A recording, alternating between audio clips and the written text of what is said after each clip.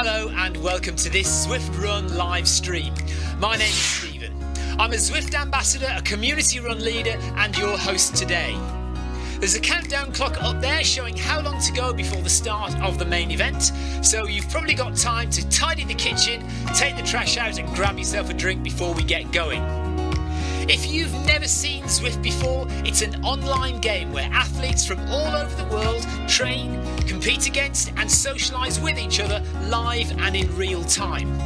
All you need to take part is a footpod, an internet connection, access to a treadmill and a device on which to run the Zwift app.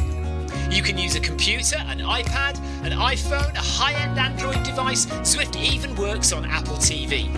If you have a smart treadmill, you don't even need a footpod, as your treadmill will send your speed direct to Zwift. Once you've logged in and made sure your equipment is connected, you can join others live for structured group workouts or social runs. You could do a solo workout or take part in one of the many in-game challenges. You could also pit yourself against people from all over the world in a race. There are various Zwift worlds. Some are based on existing places like London, New York, Innsbruck, Richmond, Virginia and Harrogate in the UK. But the biggest world is the fictional Watopia, where you can run in glass tunnels underwater, through the middle of a volcano, in a jungle, up to the top of a snow-capped mountain and on country trails. Watopia is where the Zwift developers let their imagination fly. Like any computer game, the more you run, the higher up the levels you climb and the more virtual goodies you require. If you're a regular treadmill runner, Zwift is going to transform your training. If you're a hater, Zwift is going to change the way you think about indoor running. Before we go any further, if you're watching on YouTube, please click that subscribe button and the bell icon so you're notified every time we go live on this channel. If you're watching on Facebook, please click the like button on the Film My Run page. Film My Run is also my other YouTube channel where I post real world runs, so if you're interested in marathons, ultra running, 10Ks or triathlons, you'll find product reviews, interviews and races over on that channel. I've been running all my life. I started running long distance races in 2011 when I ran my first half marathon, and that was followed a year later by my first marathon in Paris. I've run the Paris Marathon every year since and have now run well over 100 marathons and ultras. I started using Zwift at the beginning of 2015 when indoor cycling and smart trainers really took off. In the early days, I held the long distance record for cycling of 500 kilometres on Zwift for about 48 hours. And when running started in 2016, I was the first person to run a marathon on Zwift. So if you have any questions about Zwift, if I don't know the answer, I probably know somebody who does. Okay, so now you can go and take the trash out and get that drink. And make sure you keep an eye on that countdown and be back in time for the start proper.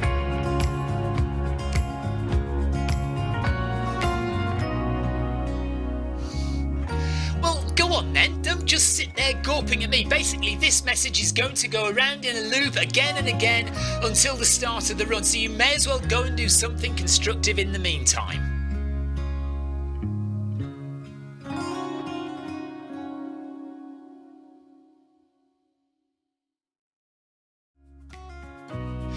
Hello and welcome to this Zwift Run live stream. My name is Stephen. I'm a Zwift ambassador, a community run leader and your host today. There's a countdown clock up there showing how long to go before the start of the main event, so you've probably got time to tidy the kitchen, take the trash out and grab yourself a drink before we get going. If you've never seen Zwift before, it's an online game where athletes from all over the world train, compete against and socialise with each other live and in real time. All you need to take part is a footpod, an internet connection, access to a treadmill and a device on which to run the Zwift app. You can use a computer, an iPad, an iPhone, a high-end Android device. Zwift even works on Apple TV. If you have a smart treadmill, you don't even need a footpod, as your treadmill will send your speed direct to Zwift. Once you've logged in and made sure your equipment is connected, you can join others live for structured group workouts or social runs. You could do a solo workout or take part in one of the many in-game challenges. You could also pit yourself against people from all over the world in a race. There are various Zwift worlds. Some are based on existing places like London, New York, Innsbruck, Richmond, Virginia and Harrogate in the UK. But the biggest world is the fictional Watopia, where you can run in glass tunnels underwater, through the middle of a volcano, in a jungle, up to the top of a snow-capped mountain and on country trails. Watopia is where the Zwift developers let their imagination fly. Like any computer game, the more you run, the higher up the levels you climb and the more virtual goodies you require. If you're a regular treadmill runner, Zwift is going to transform your training. If you're a hater, Zwift is going to change the way you think about indoor running. Before we go any further, if you're watching on YouTube, please click that subscribe button and the bell icon so you're notified every time we go live on this channel. If you're watching on Facebook, please click the like button on the Film My Run page. Film My Run is also my other YouTube channel where I post real world runs, so if you're interested in marathons, ultra running, 10Ks or triathlons, you'll find product reviews, interviews and races over on that channel. I've been running all my life. I started running long distance races in 2011 when I ran my first half marathon, and that was followed a year later by my first marathon in Paris. I've run the Paris Marathon every year since and have now run well over 100 marathons and ultras. I started using Zwift at the beginning of 2015 when indoor cycling and smart trainers really took off. In the early days, I held the long distance record for cycling of 500 kilometres on Zwift for about 48 hours. And when running started in 2016, I was the first person to run a marathon on Zwift. So if you have any questions about Zwift, if I don't know the answer, I probably know somebody who does. Okay, so now you can go and take the trash out and get that drink. And make sure you keep an eye on that countdown and be back in time for the start proper.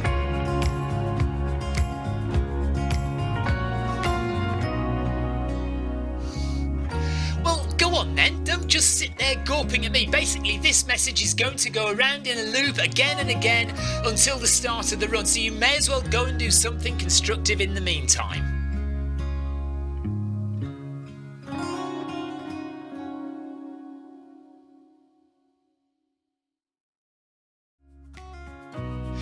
Hello and welcome to this Zwift Run live stream.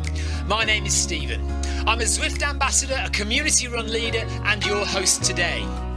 There's a countdown clock up there showing how long to go before the start of the main event, so you've probably got time to tidy the kitchen, take the trash out and grab yourself a drink before we get going. If you've never seen Zwift before, it's an online game where athletes from all over the world train, compete against and socialise with each other live and in real time. All you need to take part is a foot pod, an internet connection, access to a treadmill and a device on which to run the Zwift app. You can use a computer, an iPad, an iPhone, a high-end Android device. Zwift even works on Apple TV. If you have a smart treadmill, you don't even need a foot pod, as your treadmill will send your speed direct to Zwift. Once you've logged in and made sure your equipment is connected, you can join others live for structured group workouts or social runs. You could do a solo workout or take part in one of the many in-game challenges. You could also pit yourself against people from all over the world in a race. There are various Zwift worlds. Some are based on existing places like London, New York, Innsbruck, Richmond, Virginia and Harrogate in the UK. But the biggest world is the fictional Watopia, where you can run in glass tunnels underwater, through the middle of a volcano, in a jungle, up to the top of a snow-capped mountain and on country trails. Watopia is where the Zwift developers let their imagination fly. Like any computer game, the more you run, the higher up the levels you climb and the more virtual goodies you require. If you're a regular treadmill runner, Zwift is going to transform your training. If you're a hater, Zwift is going to change the way you think about indoor running. Before we go any further, if you're watching on YouTube, please click that subscribe button and the bell icon so you're notified every time we go live on this channel. If you're watching on Facebook, please click the like button on the Film My Run page. Film My Run is also my other YouTube channel where I post real world runs, so if you're interested in marathons, ultra running, 10Ks or triathlons, you'll find product reviews, interviews and races over on that channel. I've been running all my life. I started running long distance races in 2011 when I ran my first half marathon, and that was followed a year later by my first marathon in Paris. I've run the Paris Marathon every year since and have now run well over 100 marathons and ultras. I started using Zwift at the beginning of 2015 when indoor cycling and smart trainers really took off. In the early days, I held the long distance record for cycling of 500 kilometres on Zwift for about 48 hours. And when running started in 2016, I was the first person to run a marathon on Zwift. So if you have any questions about Zwift, if I don't know the answer, I probably know somebody who does. Okay, so now you can go and take the trash out and get that drink. And make sure you keep an eye on that countdown and be back in time for the start proper.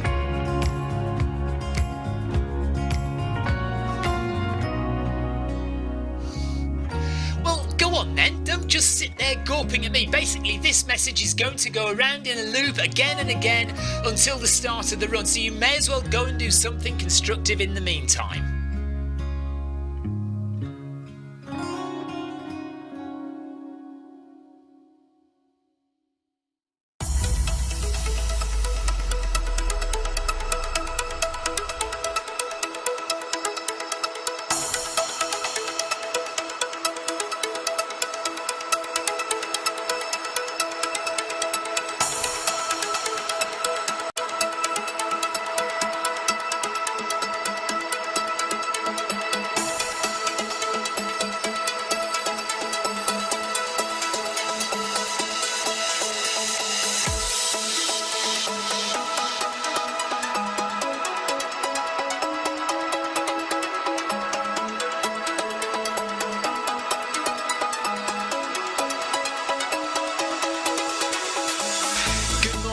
Good afternoon, good evening, wherever you are in the world. This is Film My Run on Zwift. My name is Stephen Cousins and we are broadcasting live on Facebook and on YouTube. While we're getting everything ready, it would be absolutely awesome if you could go and subscribe to the Film My Run YouTube channel and also the Zwift Live YouTube channel. You can also find us on Facebook at facebook.com/filmmyrun and also Twitter at filmmyrun, and the website is www.filmmyrun.com. It's very nearly time, so sit back, relax, don't forget to drop me a ride on and watch me do all the hard work.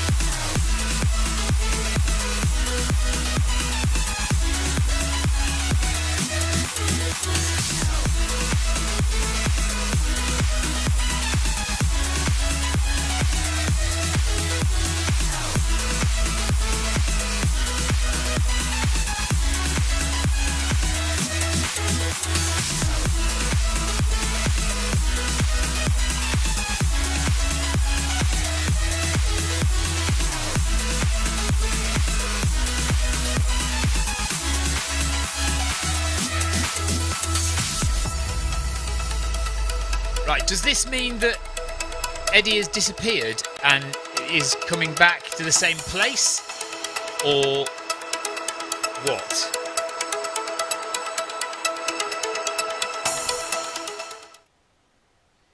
Right, so Eddie is doing his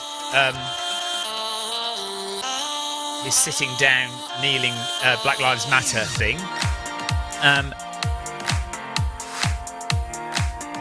But Eddie should be online there. Where's Eddie gone? I joined Eddie earlier. Okay. Maybe we'll have to log off and log back on again. Let's just get chat up and running on Facebook. And I'll get heart rate going as well. So welcome along. We're doing the full marathon with Eddie today. But it may be that we have to log off and log back on again because I don't know where Eddie is.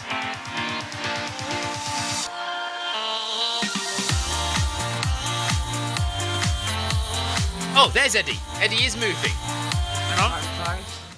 Yeah. And We're going. welcome. We're running Stockholm in Sweden today, capital of Sweden.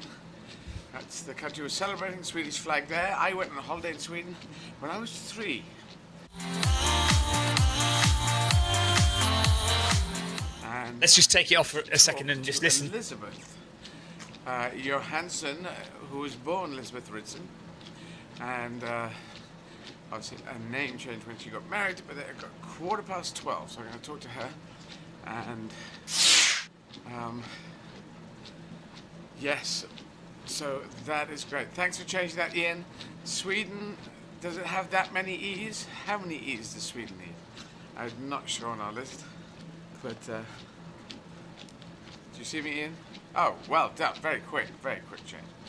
Thanks. I was just going to be OCD on that. Let's get Sarah up on the screen. You correcting spelling? Richard Mellick has joined us. Jason Mitchell has joined us. Amanda Moore.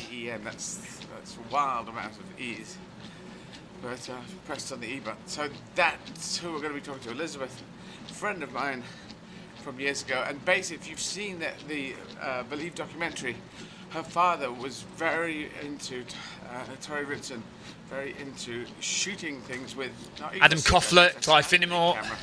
And he knew my dad and her mum, knew my mum well, Stina, knew Dorothy well. They came over and visited in Northern Ireland and shot a lot of footage from there, which is in the Good day to everybody. So that's how that worked. And yeah, it was amazing to me. I did a gig in Göteborg, which is Gothenburg. I'm actually going to stop because my laces are First time Adam's joined us at the start. not quite tight enough. I need to get my laces right. Stopping. And then I'll be okay. So, there we go. So, Tying shoelaces. Let's just watch Eddie for a few minutes while we get going. getting a little bit of walking, a little bit of running, just acclimatizing in to the beginning. So at 12:30 I'll be talking to Andrew Usher, who's a Zwift runner from the app, the Zwift app that we're using. Good morning, all people on Zwift. Clive Finnemore, Jason Mitchell, Stephen Cousins, Adam Koffler, Richard Mellick, Amanda Moore. Hi everyone, MHG people, all running along. Thank you for being with it. Well, we're walking at the moment, aren't we? Just trying to get myself in a good place. I'll be talking to Hannes Berg. Hannes Berg at 1 o'clock London time, who is someone who's a fan who's donated. We're going to have a chat with them. They're originally from Sweden. So Andrew Usher is on later. Somewhere else at the moment. 1:30, James Golding, an endurance cyclist. Right, so knows the endurance thing from the cycling point of view.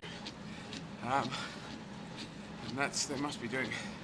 Who else have we got on? After miles after miles. That's at 1:30. 2 o'clock, Karen Pudner, who is a fan from Manchester, also will have donated at eddieizzard.com. That's where you can go to donate.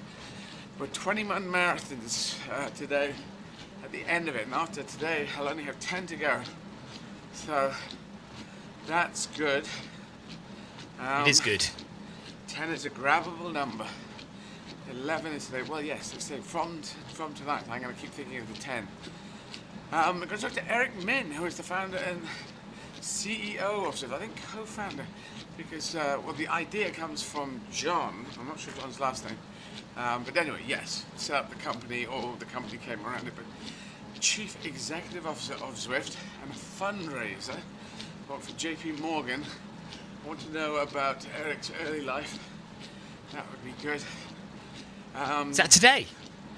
Shape of Stories podcast, 3 o'clock. The Shape of Stories podcast. That's what So it sounds like Eric I'm going to Min. be doing at 3 o'clock. 3:30, as usual. Social media questions from Twitter, from Facebook, and from YouTube. That will be happening at 3:30. 4 o'clock. Dan Snow.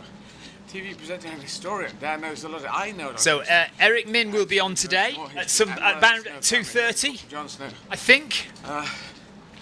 Earlier in the call, but yes. So that'll be interesting to listen to. Has a very broad knowledge of history, so we can talk. Andrew Usher also on today. Davina McCall, with 8:30. And Davina McCall today. In this country also, whose mother is French, so elle est couramment français. Elle parle couramment le français, and I will be doing my show in French on the 28th. We're doing a marathon, Richard, a virtual marathon for what time is Eric Paris. on? Do you know? So that's on the 28th. Question mark. So if you a French speaker, French teacher from France, do buy tickets for the 7 p.m. show. Go to eddieizzard.com. Again, that's the first port of call, and everything is there. You can buy hats, Make Humanity Great Again hats, masks, t-shirts, all there. All the profits go to charity. You can buy tickets for the shows, 7 p.m. every night. They go to charity. The profits, the profits, because there's a little bit of cost there. Or you can just hit the donate button with any credit card in the world. Morning Leo, morning Ace Ventura, morning Tina, morning Jason Mitchell. The charities that we are highlighting, and hopefully some more besides, depending on. Jason, it shows that you've been at the start a lot more often than I have. Yes. So Jason says she will show when she starts running. Actually, I have seen that before, but I've not often logged on and kind of joined Eddie very early before the run starts. Deutsch, I'll be running a virtual marathon for Berlin. 2 p.m.-ish. Okay, yeah, 2 p.m. And I did my practice today with Sigrun, and hopefully we'll be talking to Sigrun. Have we set up talking to Sigrun? I think they get washed, Ace. Yeah. I think Eddie has a number of different sets of clothes, and they also get washed. Can make it, yeah. So we can, I don't think she smells that bad. She's volunteered to be in on that and be the voice, the Stimme Gottes. The Stimme Gott, the voice of God. So we're starting off with a bit of walking. On that one, but anyway, she's a wonderful person. Then Tom Williams, the COO, Chief Operating Officer of Parkrun, will be on with Tim. Parkrun's a big success. 5K Wow, runs. okay, so they've also got Tom Williams from Parkrun on as well later. UK, hopefully around the world, from couch to 5K, which just encourages you to get off your backside and get out there. And if you say you can't be bothered and you just want to stay on the couch, you will have a shorter life. It will wipe these things. If you don't use them, you will lose them. That's it. And you might think this is really pulling me apart, but in fact I'm getting stronger. That's the odd thing. You sort of get stronger. And then Joe Wicks, fitness instructor, has become very well known during COVID. Really Lots of people on today. Interesting people. Stay fit, good for mental health. We'll be talking all about that at 5:30. And he might be with Joe me Wicks? finish. Hopefully he will. Seeing me through. Is Tim staying on into the Joe Wicks segment? I'll check. I'll check. He can if he wants. It seems foolish not to, seeing as it's his subject. Yes, Stephen Cousins, Tom Williams from Parkrun on later. To who else was on? Eric Min is on from Zwift is on at 2:30 p.m. London. 2:30, okay. There we go. So Eric's on at 2:30. Yeah, it's 2:30, guys, on Zwift. 2:30 p.m. London time. Eric Min is on. So there we go. I should say there was a nice Zwift thing happened earlier.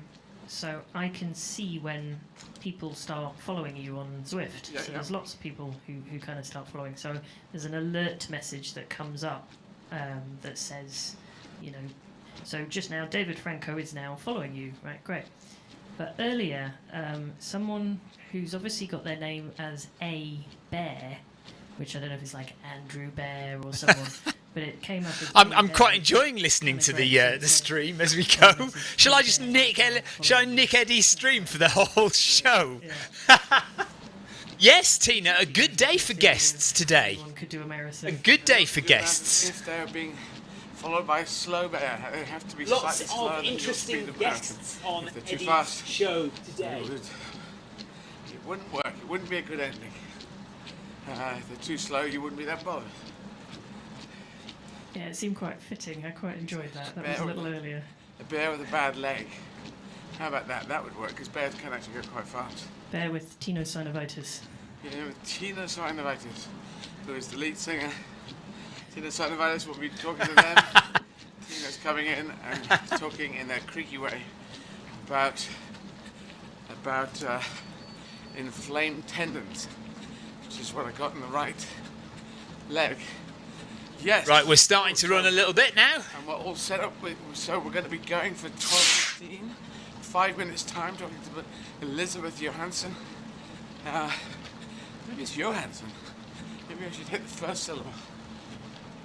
Okay, 1 kilometre in, only 41 to go. Let's get the stream going.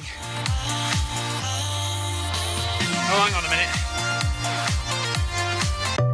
Let's do that one.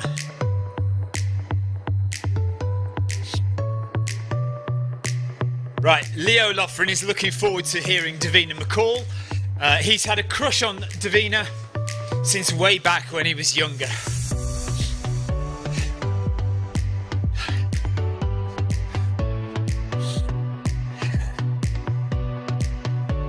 So we are running the full marathon today.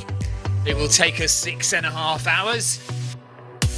But hopefully, by 6:30 this evening, we will be done.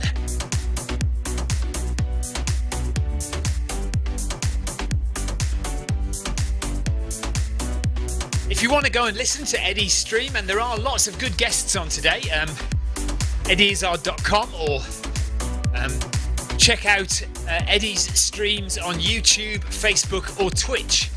So Eddie is broadcasting on all those platforms, YouTube, Facebook and Twitch. So when I press my button here, that one, that's coming from Twitch. And you'll often find that the Twitch stream is better quality, certainly for me as well. Twitch seems to be better quality. Right, we're speeding up now. That's just there for nobody. Tina, I don't have snacks yet. No snacks for the first 10k. Actually, tell a lie, I've got a cold cup of coffee. Like, the remainder of my morning coffee is sitting just to my left. I don't have any food yet. Coffee and snacks will come after 10k, so we'll get 10k done and then we'll think about some food. Slowing down a bit again.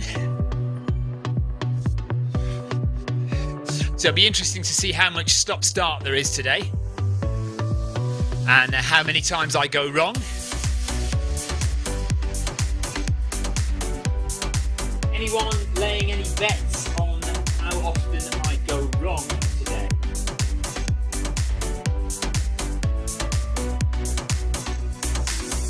Second turn, actually, Adam. Second turn. Second turn of the day, Adam.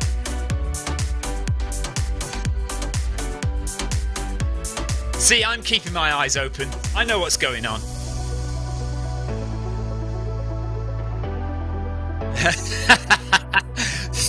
A tenner on 3 times. Okay.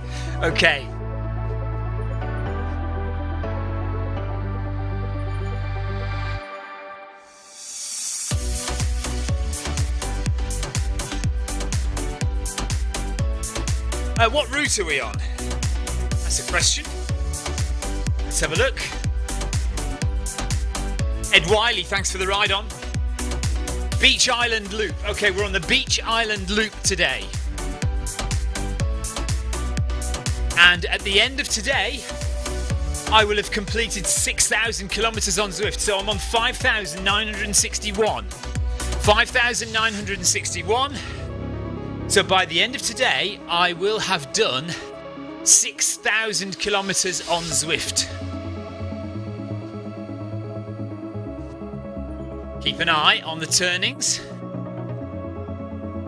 I mean, it would be easy to just to just turn camera angles off, wouldn't it? And I wouldn't have any of that to worry about. Jason Mitchell, yeah, there's a sweepstake going. If you lose money on the sweepstake, you have to donate it. It gets donated to Eddie's cause. Right, we are up to running speed again.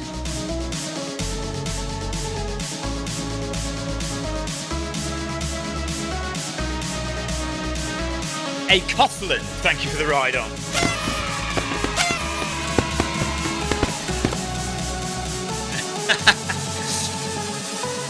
Andrew Cutmore says you never go the wrong way.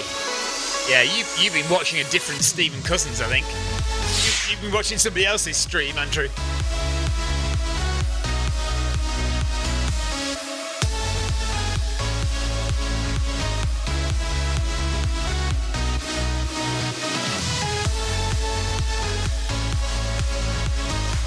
Of course, I could just turn my auto camera angles off to make it really boring. Then I wouldn't go the wrong way at all.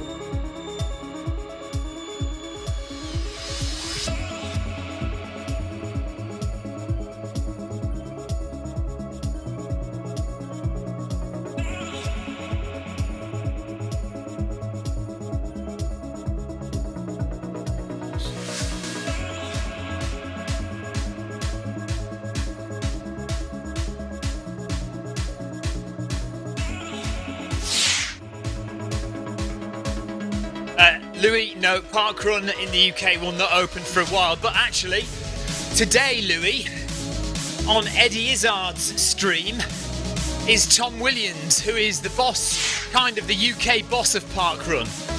So it's worth tuning into that and seeing if Tom says anything about what's happening with parkrun. But it's certainly not going to be coming back in the next couple of months, that's for sure. We're still in lockdown here in the UK, so nothing is going to happen yet. But hopefully you'll get your treadmill soon. I quite often get lost using sat-nav, Leo. Don't say anything.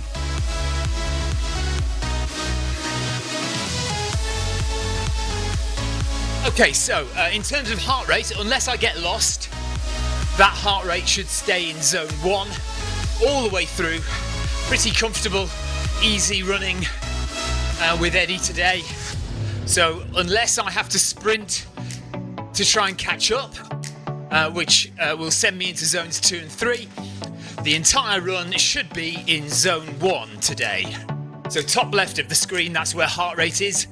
The coloured boxes are your heart rate zones. Zones 1, 2, 3, 4 and 5. Blue, green, yellow, orange and red.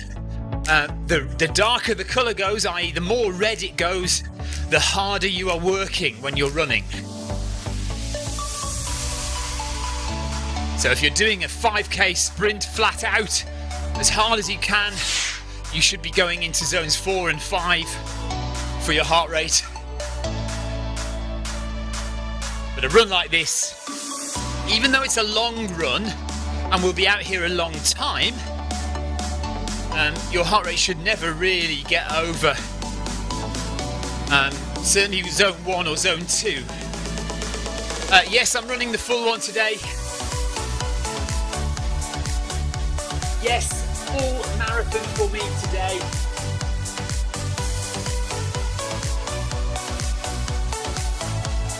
And only 40k to go in a minute.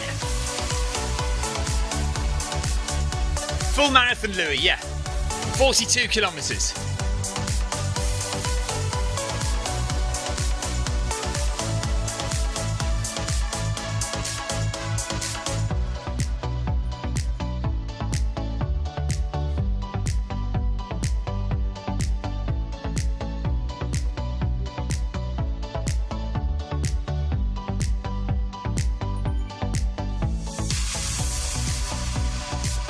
I imagine Jason Mitchell's doing the full as well.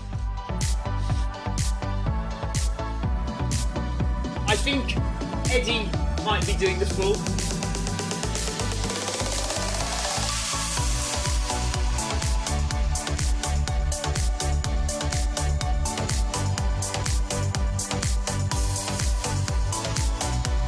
Okay, work for Jason. So Jason can't do the full. He's got work on.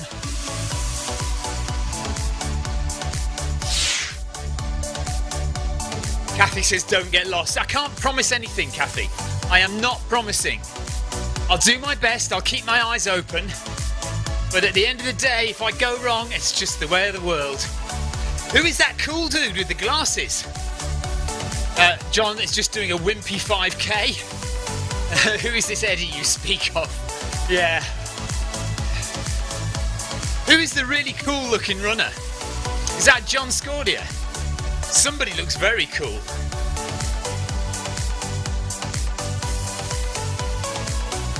Wow.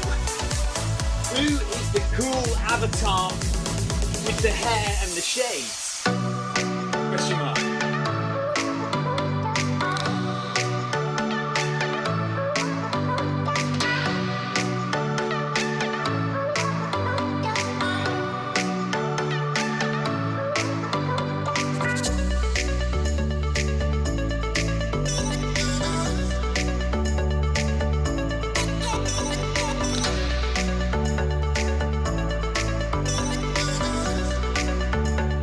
Find that avatar again. There he is, just that one there, look.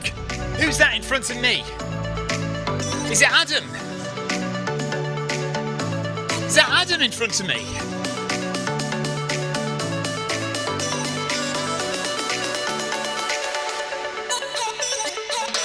Right, we're going a bit quicker. I think it is Adam.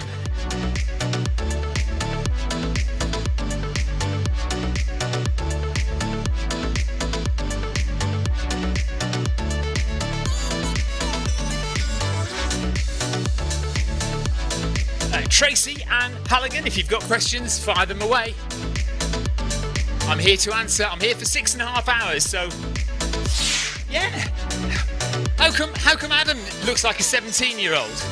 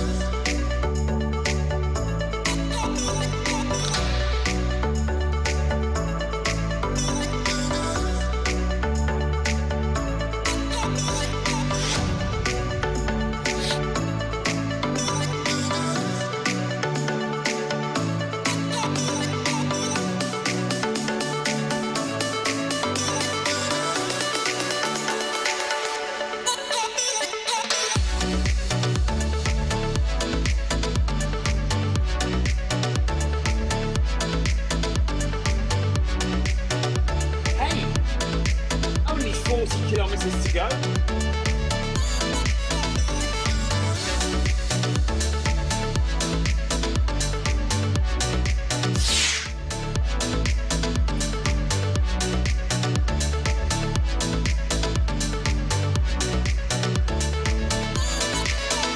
Right, cold coffee.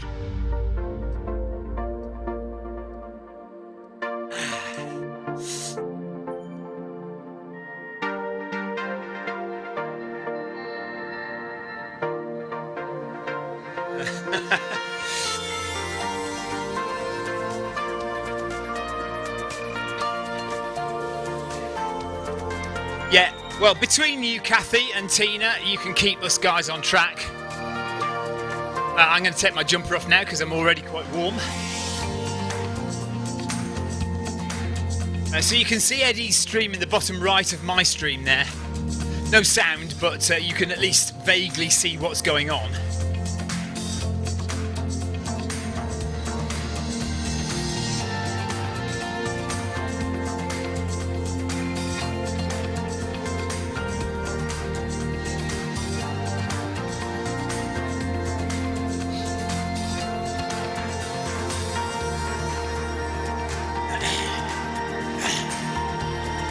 Okay, let's see how long we can go like this for before we have to open a door. I've got the doors closed today, so far.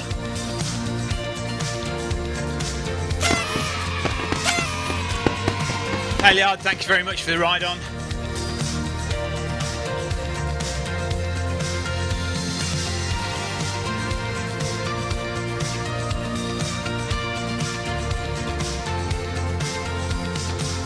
Right, there's all the ride-ons dropping.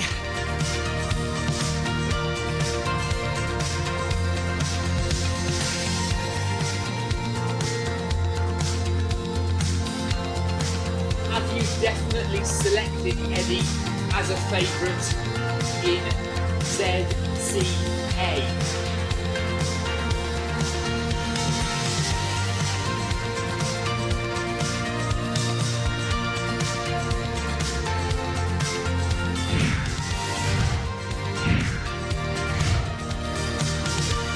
Sonnenberg, thank you very much.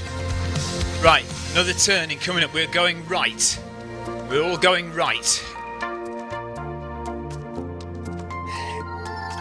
Okay, sometimes you do need to scroll down quite a long way.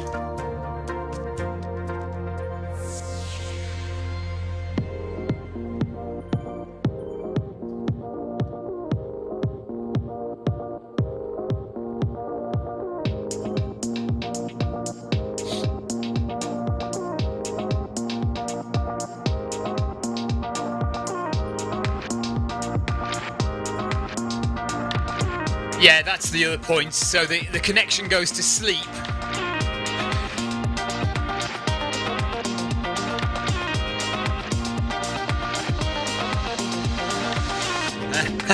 It's not happening. I'm on it. I am right on it. I am right on it.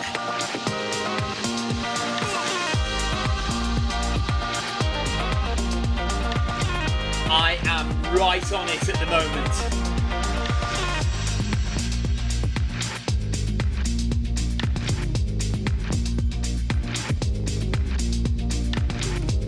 So either select Eddie very early, as soon as he logs on, or wait until she starts running at 12, then she will appear.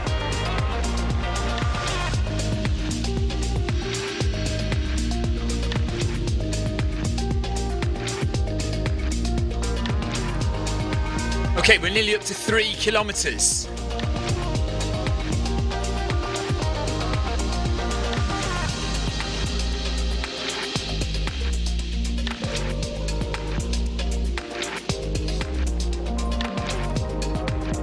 Richard, why?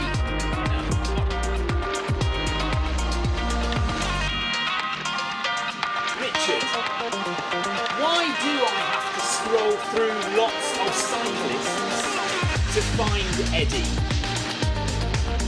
Question mark.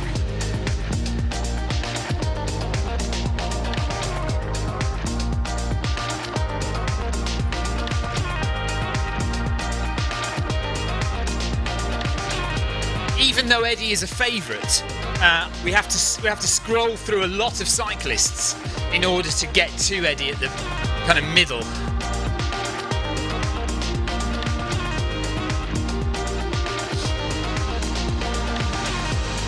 Good to know, thanks.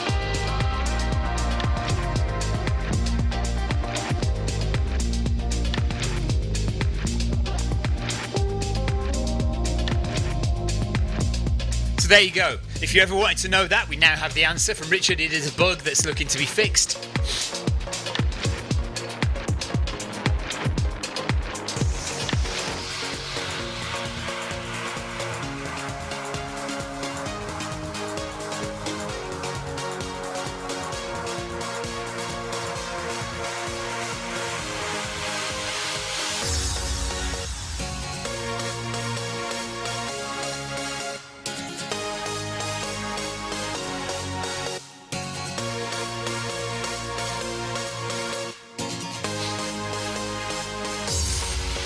Richard has promised us all free Woodway treadmills as compensation.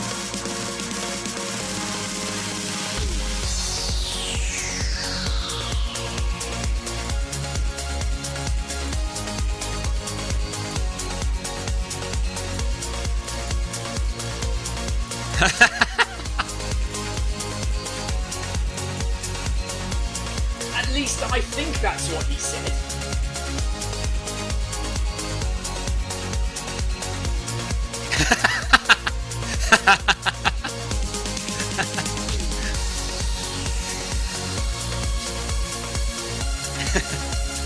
Alright, Eddie's just slowed down a bit more. The comedy has started. See? The fun has started already! Exclamation mark.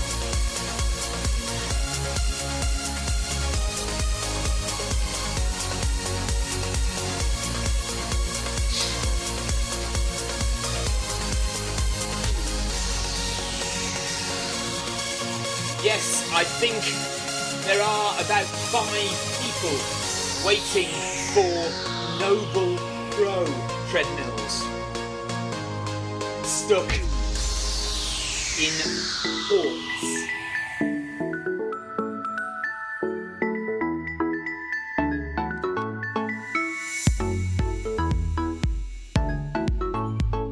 I am watching Facebook chat, YouTube chat, and Twitch chat. If you are watching on the stream, hello to you. Hello, camera 2 over there. I am watching the stream. I am watching your chat popping up there. So, although I am engaging a lot with the chat on the game itself, I am also watching chat on the left-hand side on my screen here. So I will hopefully make sure that I keep up with that.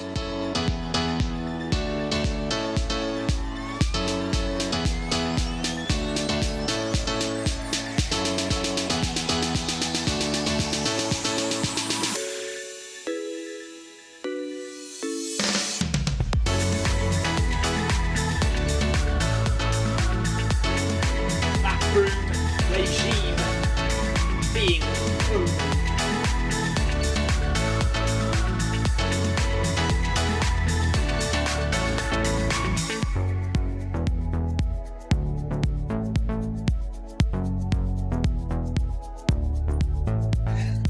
So quite often Eddie will start the run and then need to go to the bathroom about 20 minutes into the run. So we haven't had that today, which Richard has just pointed out.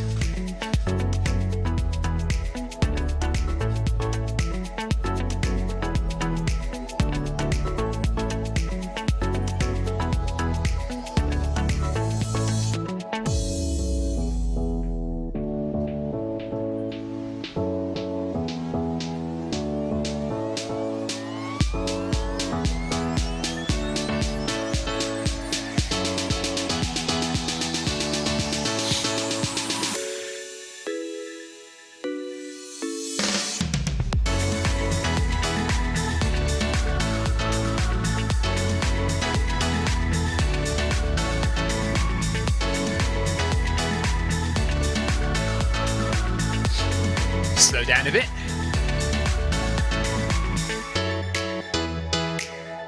Adam, your avatar looks like an 18-year-old pop star.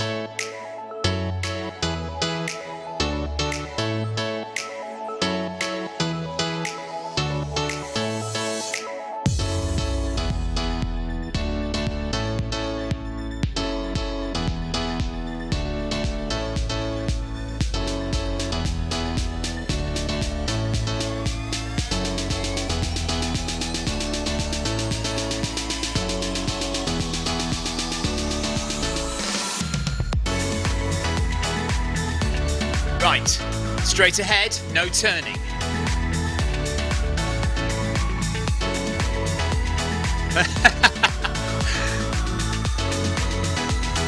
I said Adam's avatar looks like an 18-year-old pop star. He says, that's how I feel. Fortunately, real life isn't so kind. Welcome along to Film My Run, welcome along to the Zwift Run live channel, where we are following Eddie Izzard on 31 marathons in 31 days, and this is marathon number 21. This will be my 4th marathon with Eddie. I've done some half marathons, some 10Ks, and 4 actual marathons.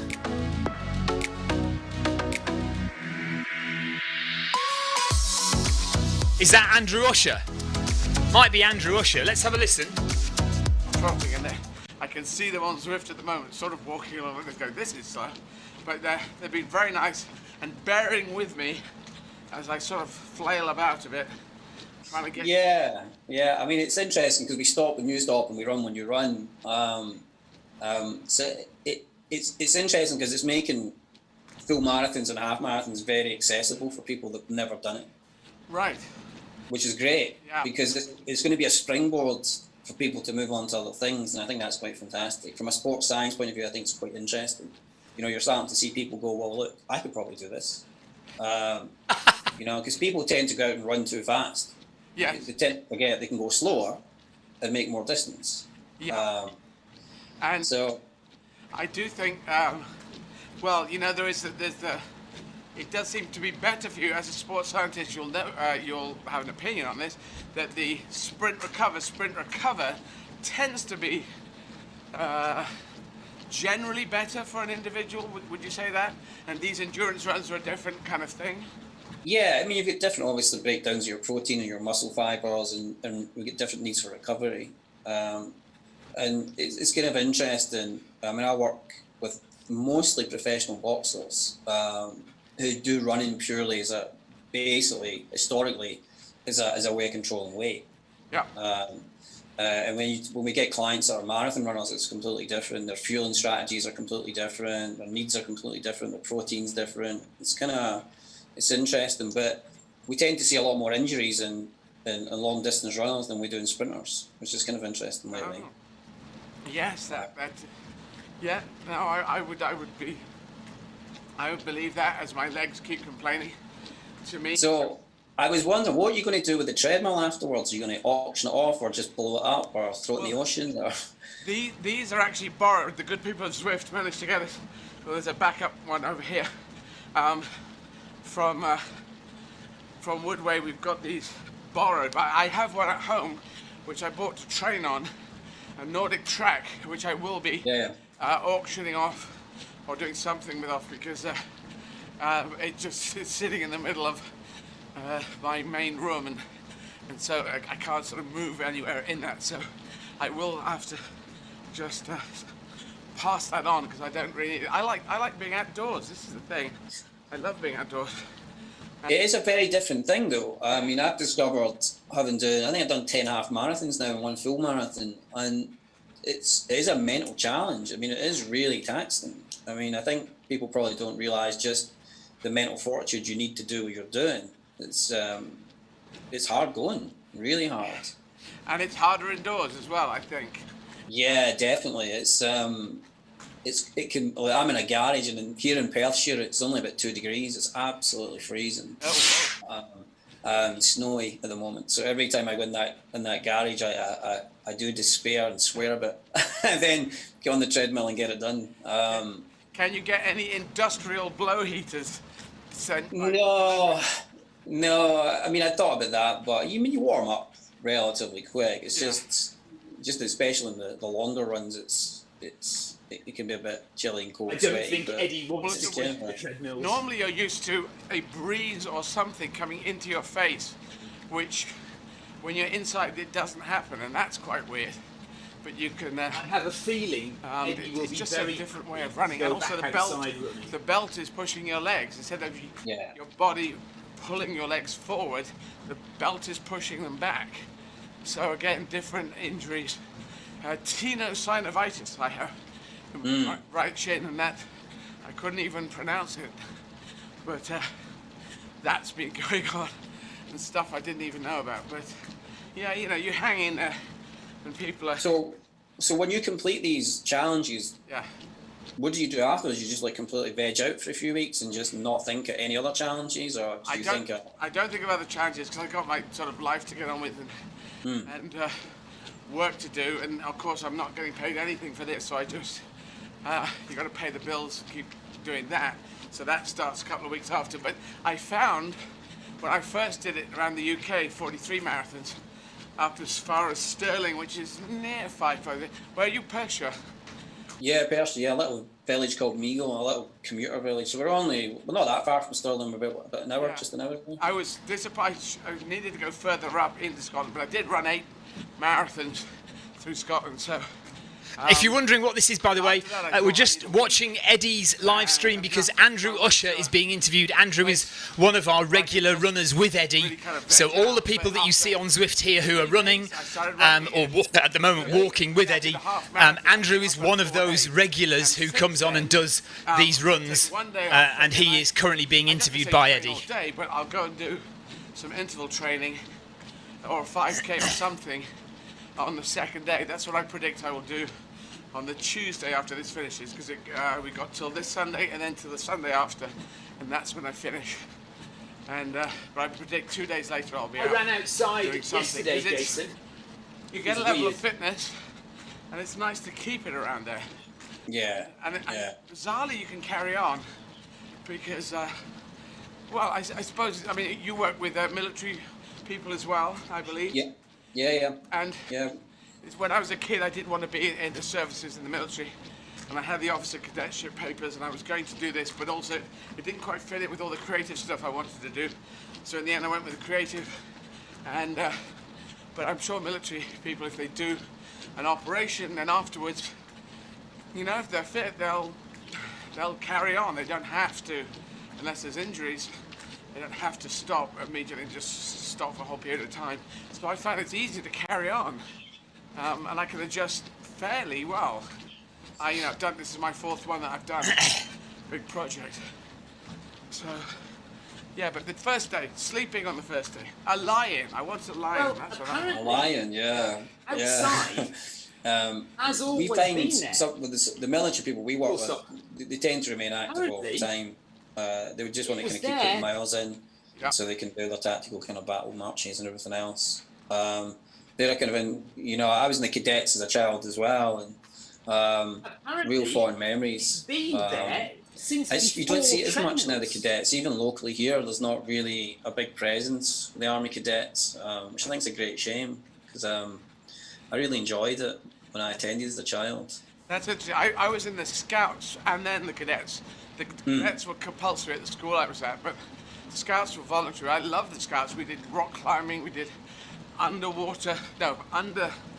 potholing, but down water mines, and we did canoeing down rapids. Make humanity great again, Gardner. 1 year of my life I did amazing things: camping, building fires, cooking food on the fire, bivouacs, hikes, treks, all this stuff, and then it stopped.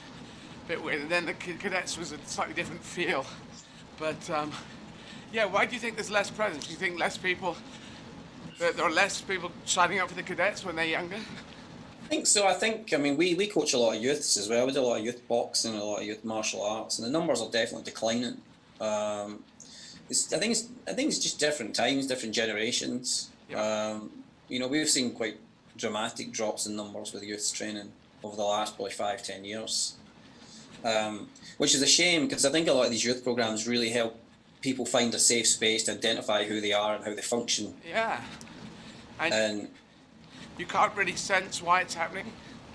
I don't know. I mean, I've got a 15-year-old teenage son who was really sporty up until about 12, 13 years old, and now he's like a zombie. You know, long hair, mopes around, typical teenage things. So I don't know. I think it's just a cultural change, maybe a society change. I probably think there's probably less funding as well for a lot of sports. I think volunteers are probably stretched a lot more than before as well. Yeah. There's a lot more red tape as a volunteer as well. Oh, yes. That's true. You know, which is, a lot of them don't want to do. But it can be really rewarding taking youths and, you know, helping them turn their lives around in the kind of And it's, I mean, boxing's a very polarized sport. Some people like it, some people don't. But for young kids, it can be quite life-changing. It can teach them a good structure and discipline and respect for community and everything else, and can have really good positive outcomes. Yes, that's curious. Well done, Mark. Less people going on. I do remember, I went to a school that didn't play football, and I love football, so I ran like an idiot when I was 11 and 12 and in the first team for football. Alan. And then went to school that didn't play it, the other sports not so good at. And I just really kind of stopped all organised team sports from the age of 12. But maybe that's why I got this weird thing. Actually, you're a sports scientist. Here's the theory.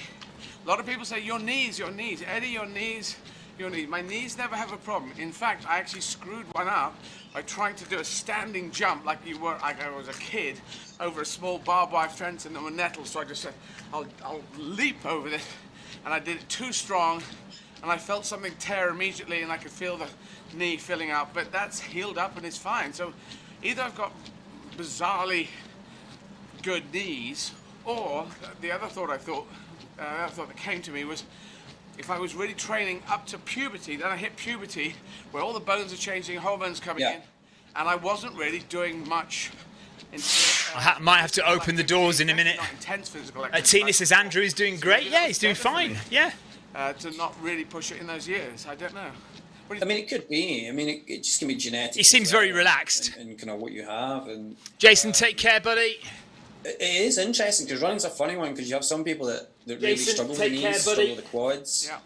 And then you have people that have never run in their life that just suddenly take up marathons and half marathons, and just in their later life, that's all they do is run. And I know loads of people in later life, and I'm in my late 40s, that have taken up squash and absolutely love it. And, I don't have any problems. And then you have, primed athletes that are getting injuries left, right and centre through overtraining. And I think that may be the key.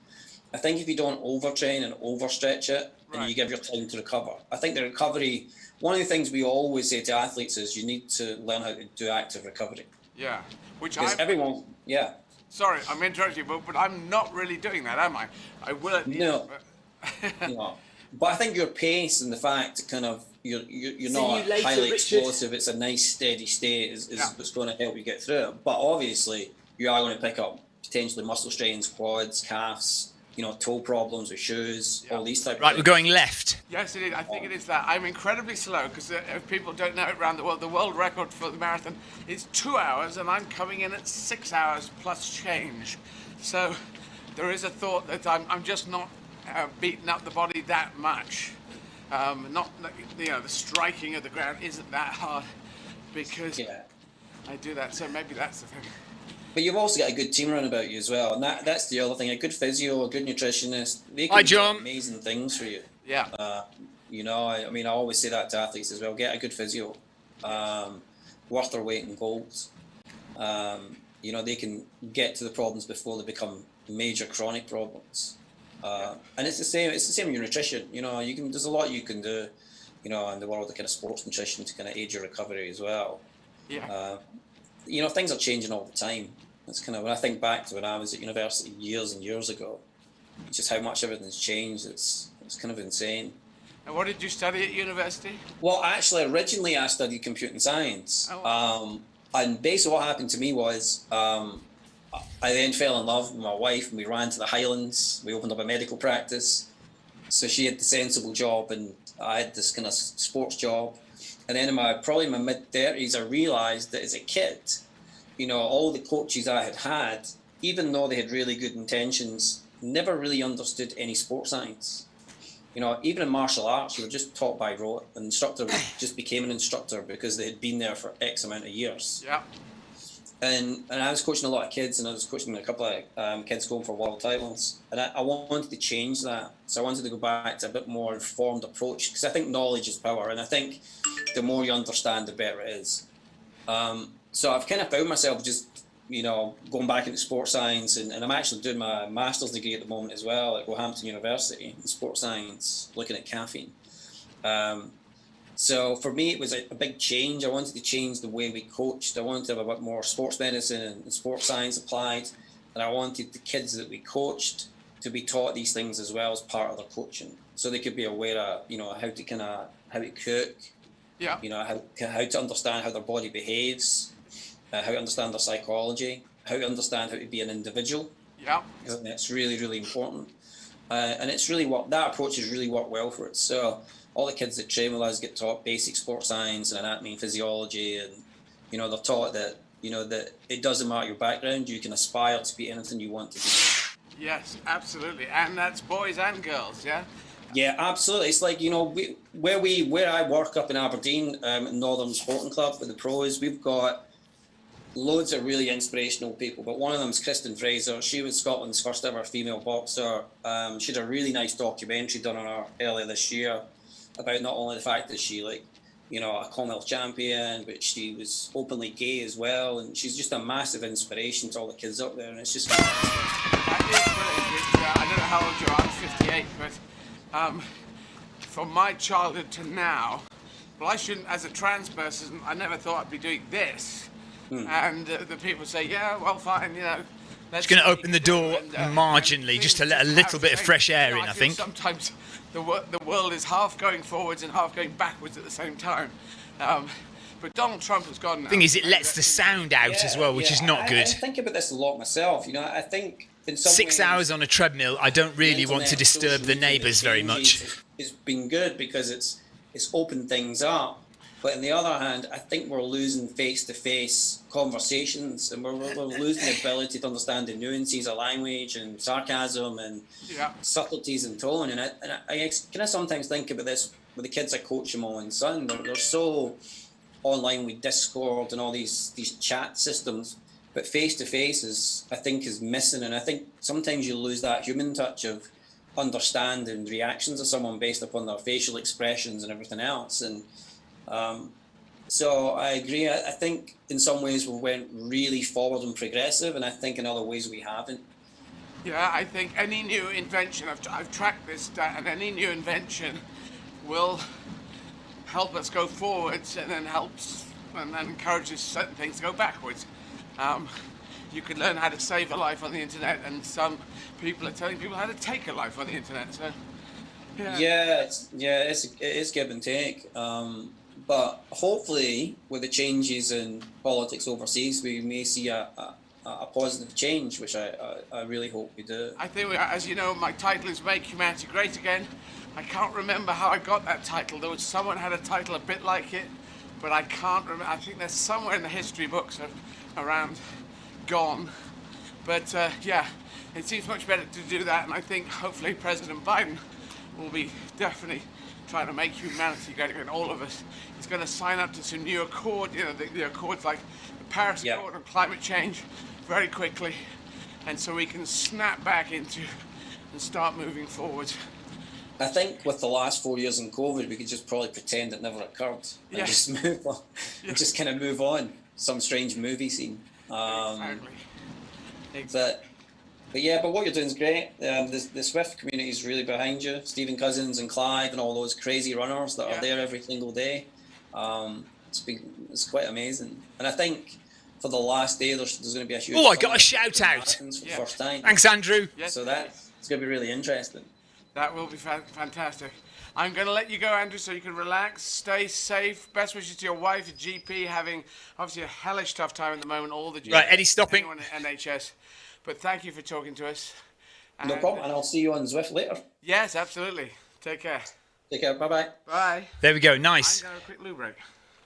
Right, toilet break for Eddie, so I'll go and make myself a cup of coffee, and I'll be back, and it's a right turn next, a right turn. Well done to Andrew. Good job.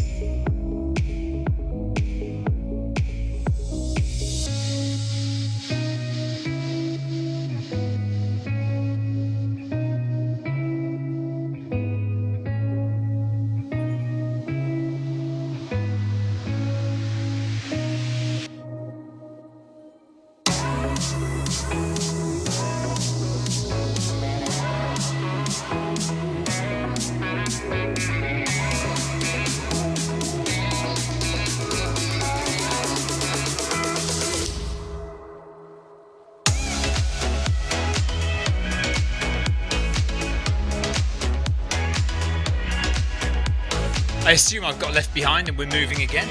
Let's get going. I've got a peanut butter sandwich to eat. And coffee. Oh, no, Eddie hasn't started yet. Okay. Tell a lie. I've got a bit of time to eat my sandwich then. Andrew, that was really good. Well done, buddy. Harvey O'Shea says, go on, you can do it. Well, yeah, we are doing it. We've got a long way to go yet. An hour on the treadmills now, just under an hour.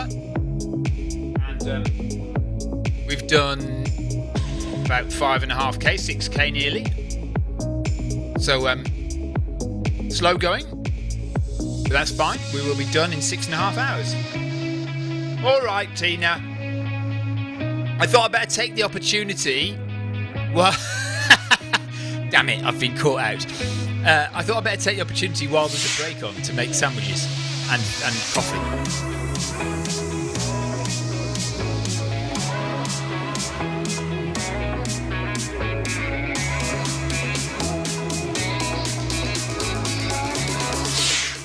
I can't do DIY, that's not my forte. Well, I can build a flat pack, I can put up a shelf, that's about it.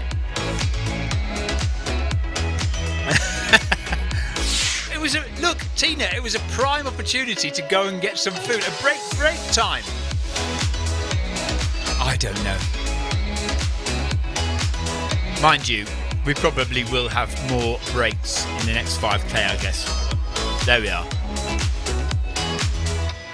I've made myself a sandwich. Clara Davis, thanks for the ride on.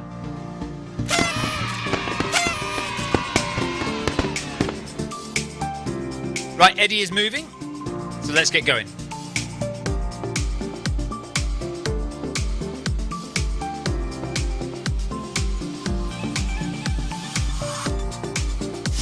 So we are turning right.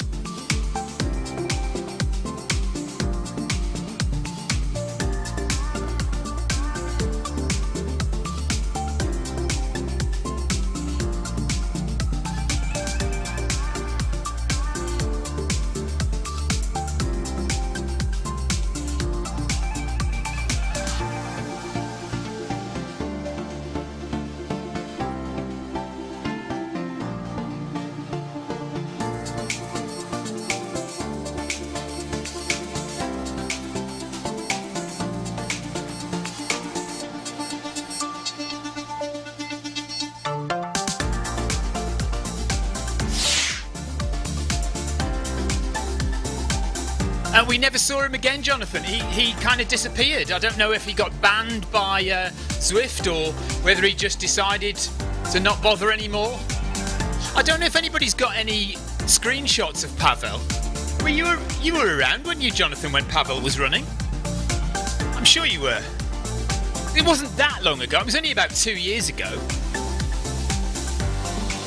I mean, in terms of Zwift running, when we talk about the old days literally is about 2 years ago.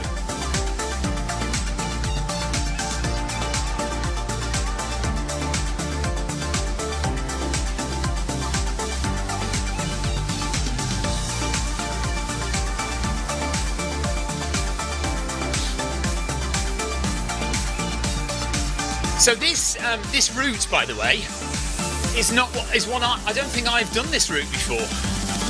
And the beach path route, not the beach path route. What's it called again? Beach Island Loop. And this is taking in. I think this takes in some of the new road. Are we on one of those new bits now? Yeah, this is a new cut across. This bit here is a new bit of cut across road. So this is actually a new route, which is why I've never done it before. The Beach Island Loop.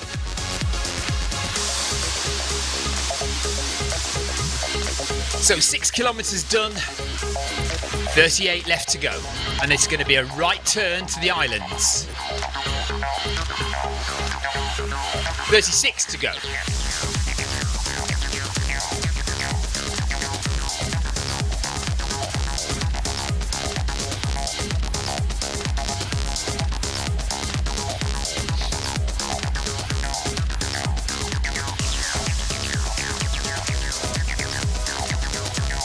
No, Alan, this is one of the new roads.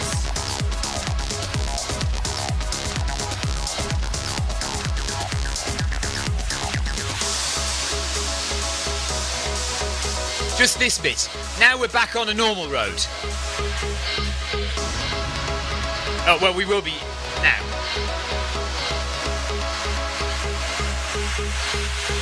And now we're back on old road again.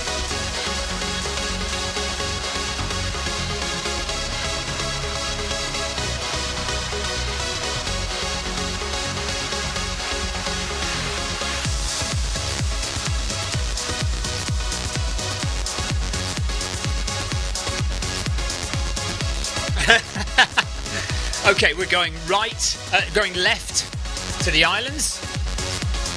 Make sure I go the right way. Yep.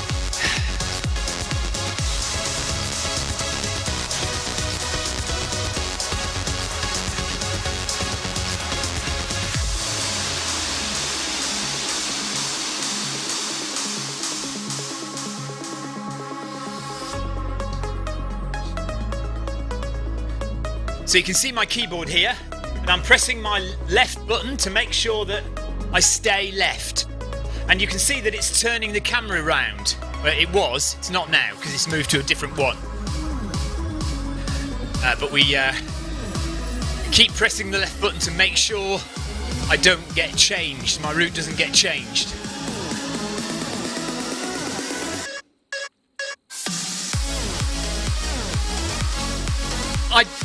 Alan, I don't think so. I'm not entirely sure.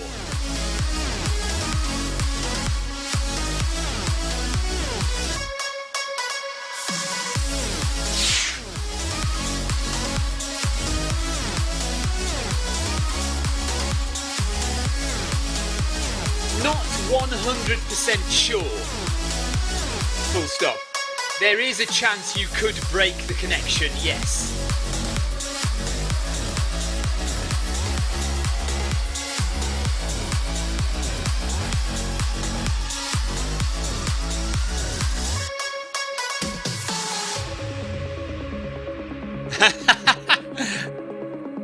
Jonathan might know. Jonathan, do you definitely break the connection if you go off? I think it depends.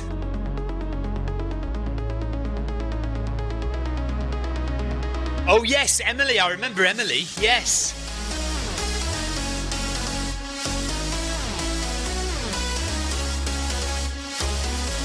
I think it probably depends how far wrong you go.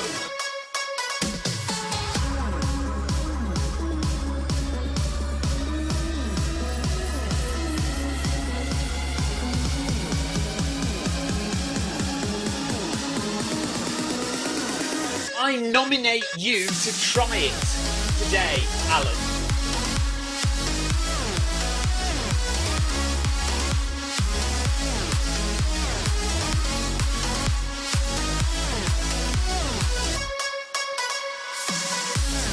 Right, sorry, Jonathan. Yes, Alan Ashford is asking if you say I click run with Eddie, but then I manually turn off and go a different direction. Will I break that connection? So if I then turn around and carry on following Eddie again, will I automatically stay following Eddie unless I make another turn, or will I break the connection and go on to a different route, or have to manually make sure that I keep following Eddie?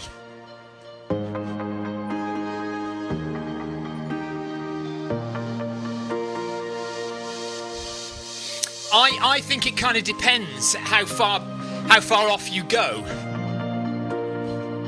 but I'm not entirely sure.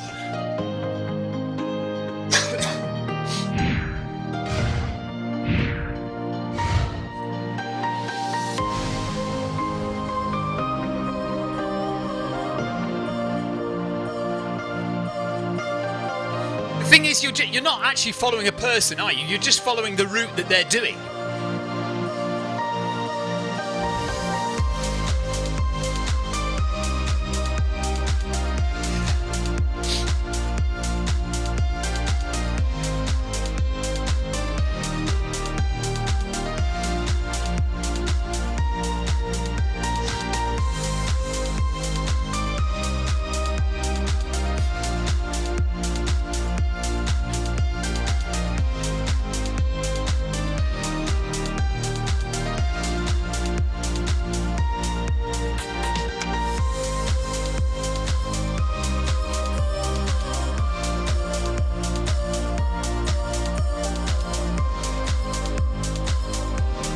Right, okay, Jonathan's saying the run with connection is only valid at the start of the run. It doesn't guarantee that you stay with them at all. Yeah, I guess that's what I'm saying really, that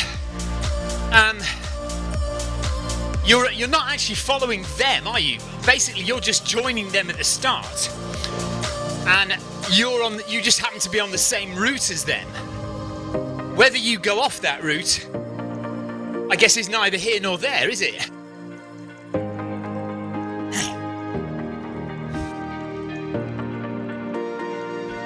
Is that you? Are you listening to the stream, guys? Adam and Alan, are you listening to what I'm saying on the stream?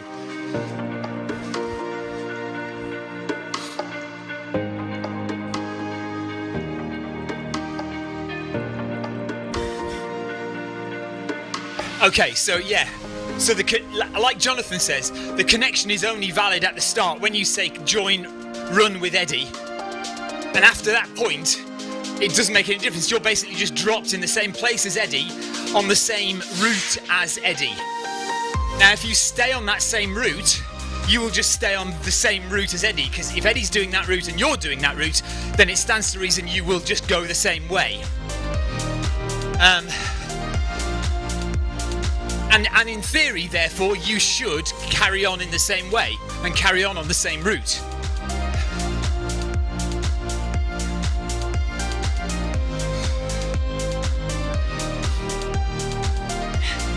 Yeah, in terms of the arrows, if you're, say we're, like right now, we're doing this beach path loop or whatever it's called. What is it called again? I've forgotten again. Oh. Beach Island, right. So we're doing this Beach Island route. And as long as I stay on the Beach Island route, I'll just continue to go around the Beach Island route constantly. Now, see, there's a difference for me because I have to keep an eye on the arrows because my camera angles will change where I'm going. But for you guys, if you just stay and don't press any buttons, you will just continue on the same route. And as long as Eddie continues on the same route, then so will you. Because Eddie, of course, could press a button and go left or right and divert off that route.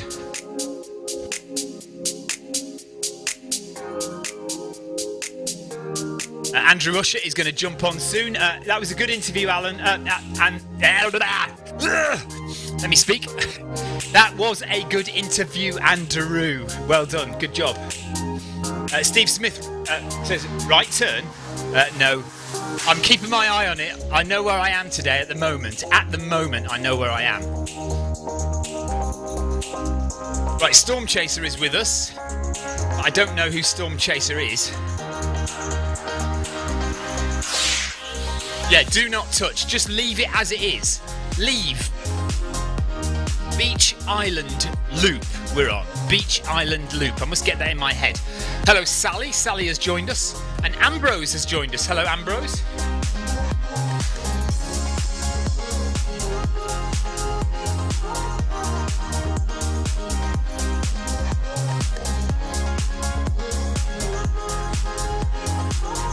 Ruth Ambrose.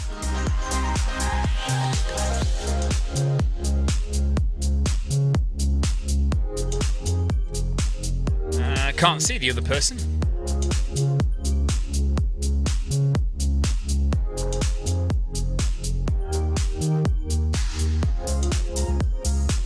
Welcome along, Ruth. Oh, come along, Ruth. Welcome along. Welcome.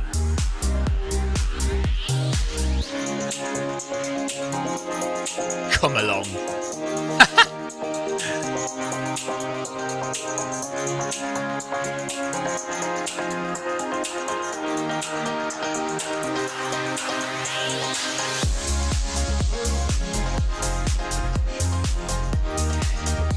No worries, Ruth. Nice to see you. And Adrian. Who's Adrian? Which one was Adrian? Oh, and there's Sally as well. Sally? Hello to Sally, who has joined us.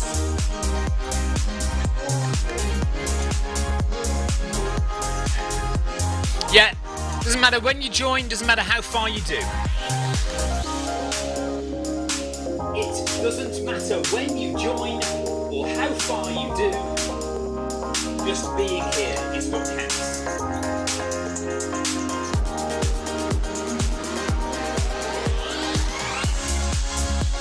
Right, Eddie's running again. So we're at 7.3 kilometres now.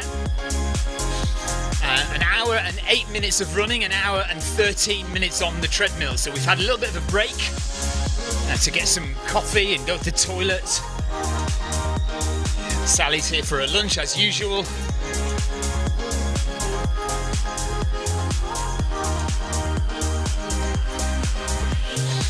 Ruth has stopped for some reason.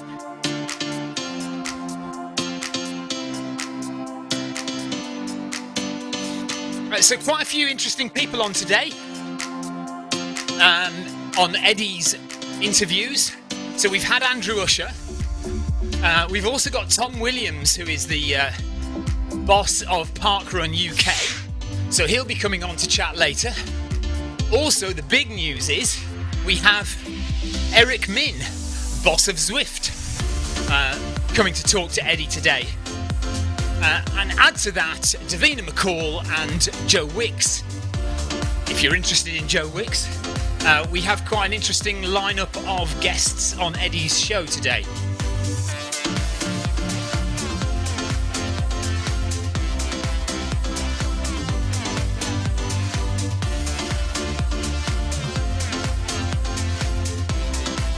Now that's not an invitation for you all to depart and go and watch Eddie's stream. I will be streaming Eddie's feed for some of those interviews. So certainly the Eric Min interview and the Tom Williams interview I will have on my stream. I don't know who that is they've got on at the moment. Davina McCall and Joe Wicks, you can go and listen to yourselves if you want to.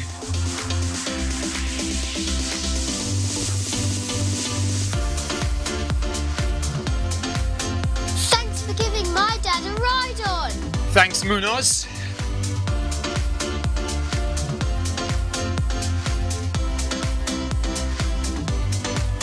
Top left, you can see heart rate.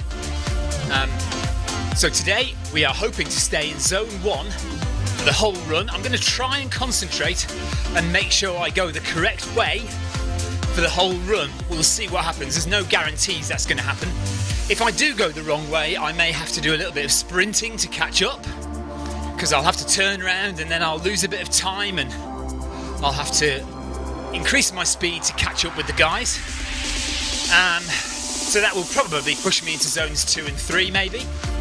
But if I manage to stay on the right route for the whole time, then we should stay in zone 1 for the whole time. Jonathan has a question about zone 2 runs. Go for it, Jonathan. Can't guarantee I'll answer, but I'll give it my best shot. Tina Beard is going to stay with the Zwift Run live stream. Thank you very much, Tina. That's very kind of you. Emily Williams, that was the name of that lady, yes. I think, and we think she changed her name before that as well, don't we? Before she was Emily Williams, she was something else, we think.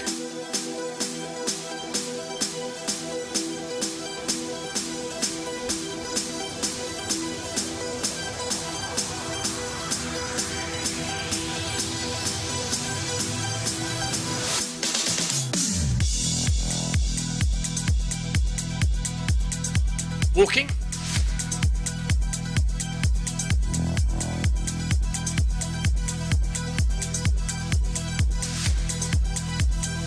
Takes a lot of work to keep your eye on Eddie.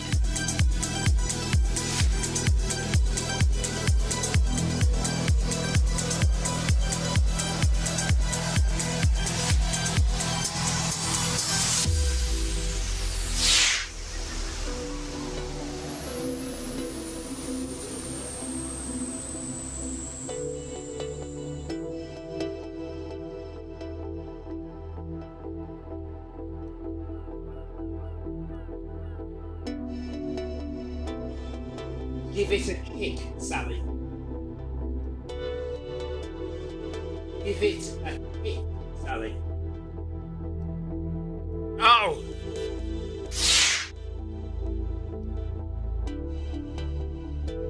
Give it a kick.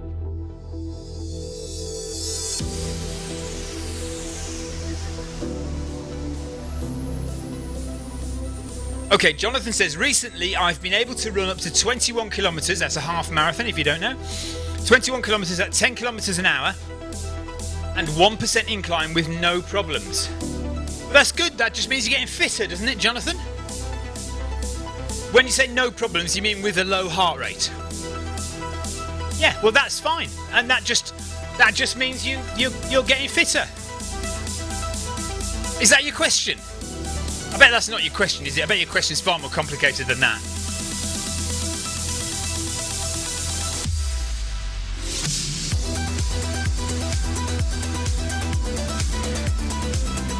Okay, if you're just joining us, if you're here, wondering what's going on, we are running 31 marathons in 31 days with Eddie Izzard. We're not actually running all the marathons, only Eddie has done all of them so far. But most of us are popping in very regularly, at least once a day.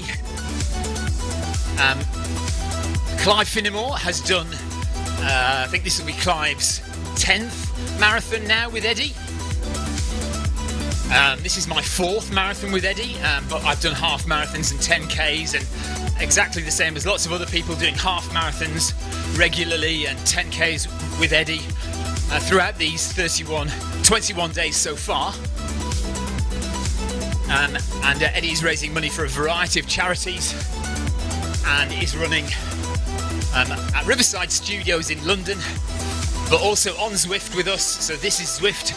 This is a virtual running game and cycling game. All the people are real people scattered all across the world. You can see flags here from Sweden. Well, that's Eddie Izzard is virtually in Sweden, Canada, the USA, the UK. We've got Thailand down there as well, or is it Malaysia? Not sure.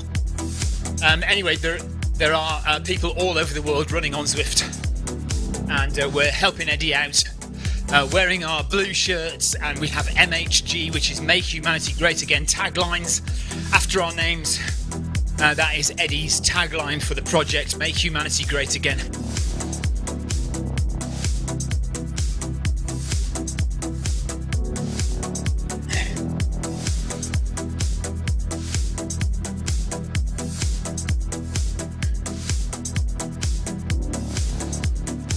Okay, right, so carrying on from what Jonathan said. Recently I've been able to run 21k at 10 kilometres an hour with no problem at 1% incline in zone 2, but yesterday my legs just didn't want to know, and after reducing the incline to 0, after only 5k my HR hit zone 3 and didn't come down. I just had to live with it. Jonathan, yeah, I mean, this is the problem with heart rate, is that especially people who use the Stride power meter, they will constantly tell you that heart rate is not a good barometer for your effort because it's affected by lots of different things. So, for example, was it, maybe it was overly warm in the room that you were running in last night, or maybe you might not have been feeling 100% well, or maybe you've just eaten. Lots of things like that can push your heart rate up beyond where it normally is. I mean, it might be a combination of all those things. So you might have just eaten some food, not feel 100% well, be fatigued from work, tired from work, and all of those things combine to make you feel fatigued, make you feel tired, make your heart rate go up, and it appears that it's higher than it normally is. And that happens from time to time. And like you say, you just have to live with it, and maybe tomorrow it will be fine again. You know, good night's sleep or whatever, and it might be fine again. So it's difficult to say without knowing what your situation was, but try and think, was the room overly warm? Had you just eaten? Are you a bit run down? Are you overly tired from work? All of those things and more can contribute to changing. And you only went up to zone, I mean, how high into zone 3 were you? It's not that bad. If you're normally running in zone 2, you might be at the top of zone 2, and you might only have just crept into the bottom of zone 3. So there you go then, Jonathan. I wouldn't worry about it.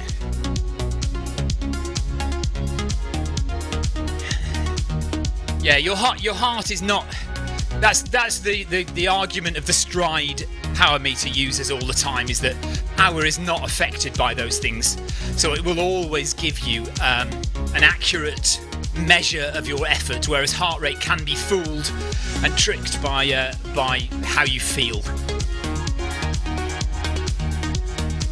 Right, so we're trying to stay going straight on, so I'm pressing my button here. Thank you very on my much. keyboard. That's really nice. Thank you. Oh, I need to take that off, don't I?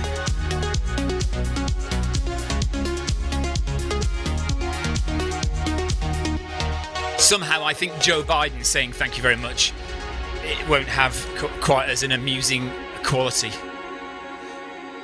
I said the other day, it's gone beyond funny now. It's not really funny anymore, Trump. At one point you could kind of make a joke, but not really. Okay, Chris has joined us. Hello, Chris. Hi, Chris. Nice to have you with us again.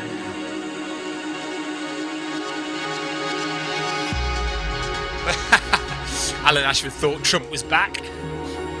Snuck onto my stream.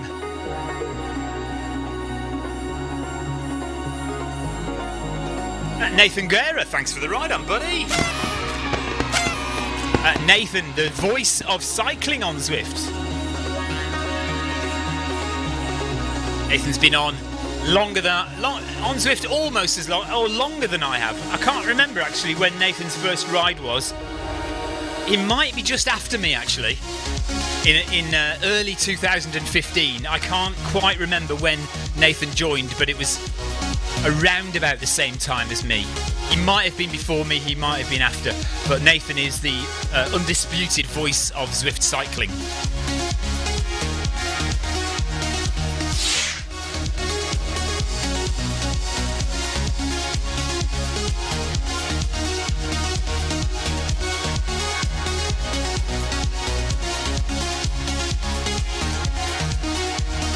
I can slow down a lot more.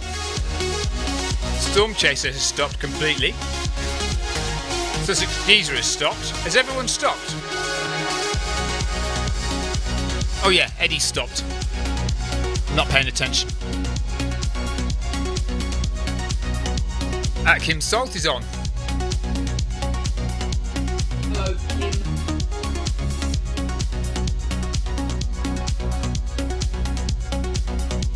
Hello, Kim.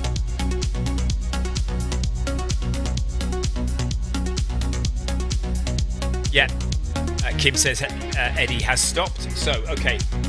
Normal, thank you for the ride on. Thanks for giving my dad a ride on. Okay, I don't need to go anywhere. I've got my sandwich, I've got my coffee. I don't think I need the loo. So I think we can manage for a little bit longer. Although I guess it never hurts to go, does it? Let me just nip to the loo quickly.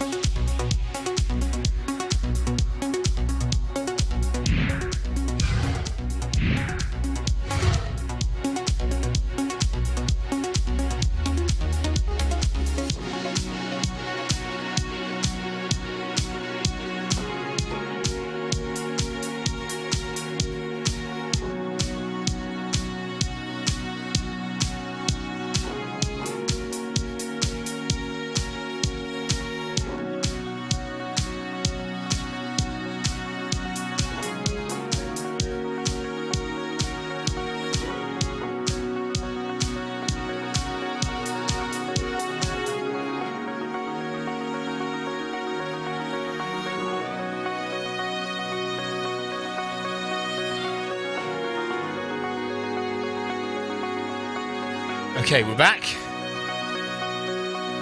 If you've just joined, lots of interesting interviews today on Eddie Izzard's stream. So we have Eric Min, the boss of Zwift, coming on to chat to us later, or chat to Eddie rather later.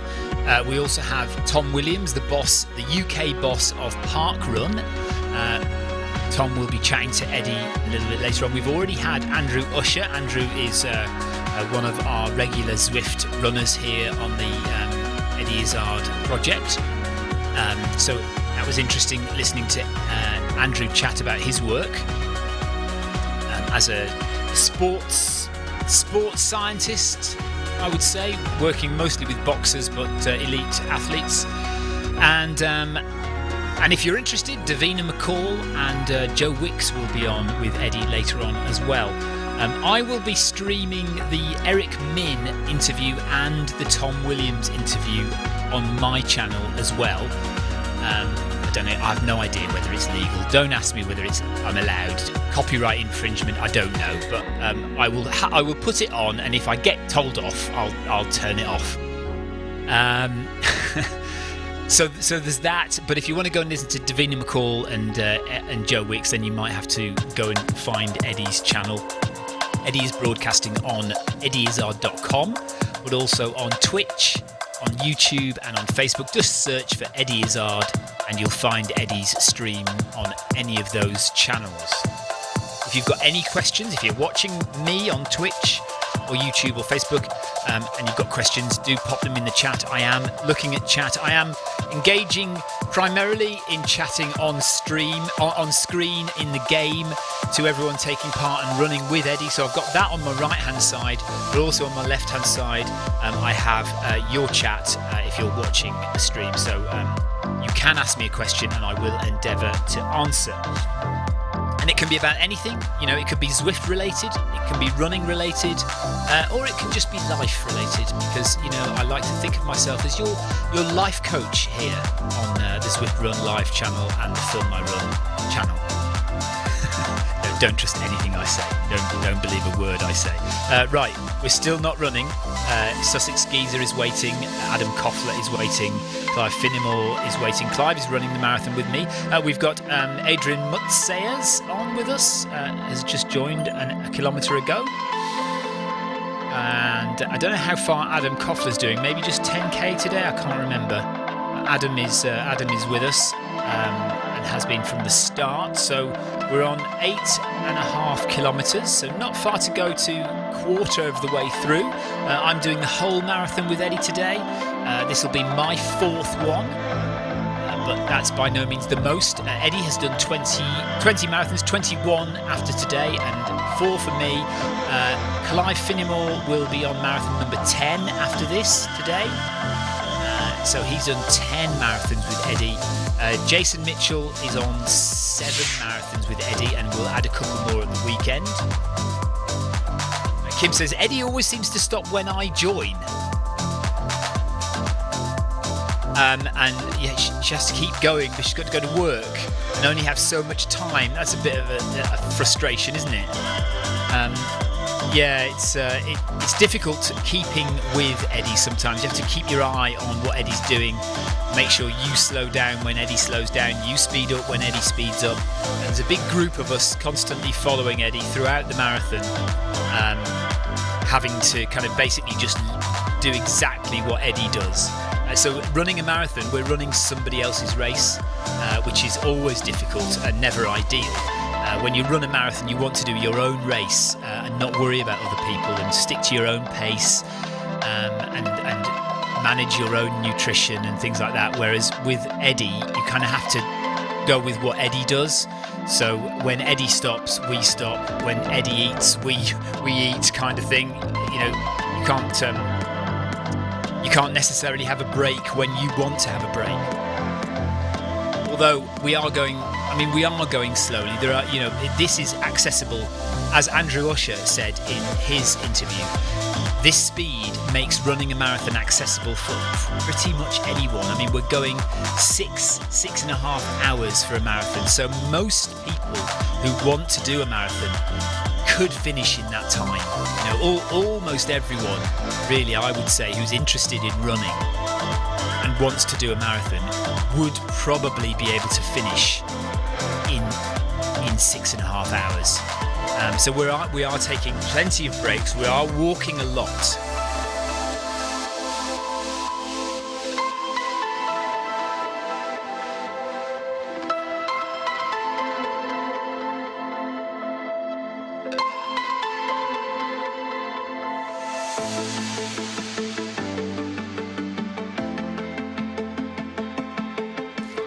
It's so easy to get set up with Zwift running. Here's what you need. Firstly, access to a treadmill. It could be at home or at the gym, but any treadmill will work with Zwift. To get you moving in game, we need a speed source. Traditionally, we use a foot pod like the Zwift pod or the Stride, but you can also use the Run Smart treadmill sensor, your Apple Watch, one of the newer Garmin watches, the TSS app, and if you have a smart treadmill, your treadmill will connect directly to Zwift without the need for another device. Now simply download the Zwift app onto a Mac, a PC, an iPhone, an iPad, an Android device. Zwift even works on Apple TV. Finally, pair your speed source in the app. Pairing heart rate from your watch or a chest strap is also a great addition to Zwift. And that's it. You're all set up for solo runs, solo or group workouts, challenges and real-time racing on Zwift with people from all over the world. Okay, we are moving again. Eddie is moving. But Eddie is 18 seconds behind me, so I just need to wait.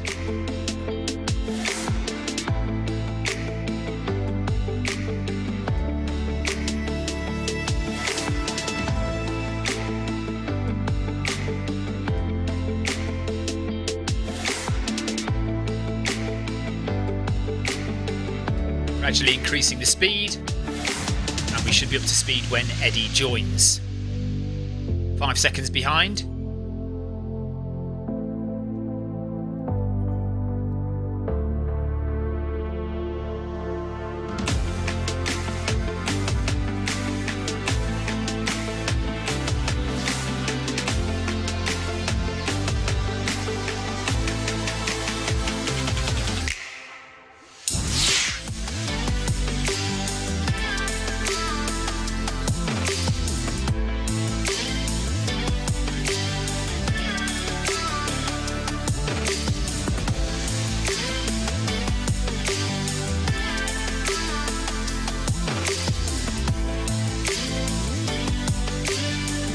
Yes, really well done, Andrew. Good job.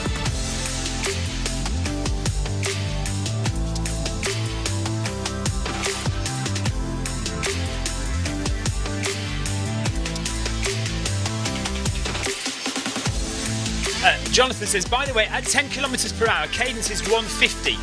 Is that the norm? I'd say that's a bit slow. Let me have a look. Hang on. We're talking about on the treadmill, aren't we? So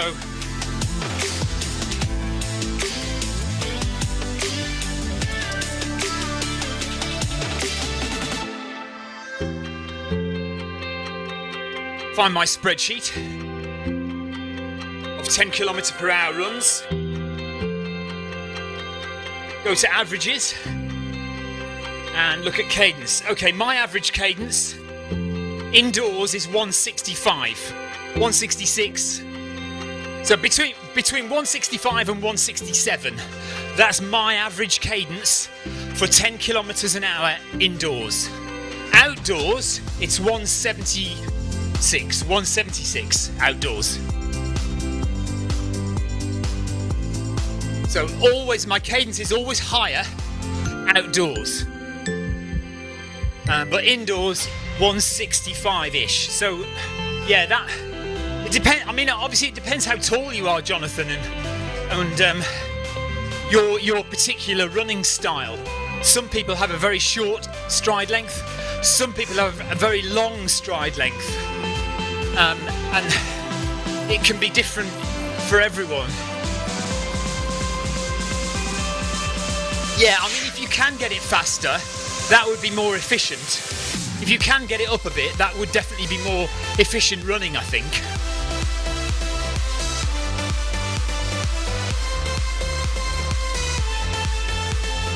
But what would be interesting is working out what your... Right, I'm 173 centimetres, so you're a bit taller than me. So maybe your legs are longer, maybe you are taking a bit longer a stride length. Might be interesting to see what Tim Gross's cadence is for that speed on a treadmill. Although Tim Gross never runs that speed on a treadmill, does he? He wouldn't be seen dead doing anything as slow as 10 kilometres an hour. But what would be worthwhile is checking out what your cadence is like outdoors at 10 kilometres an hour.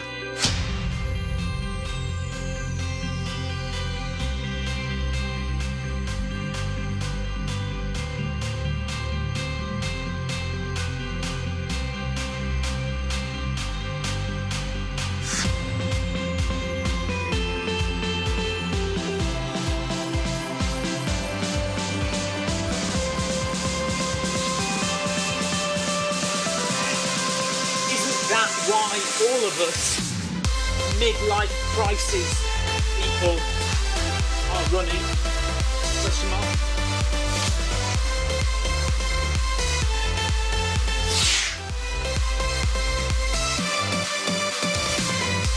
We are running off 40 years of frustration.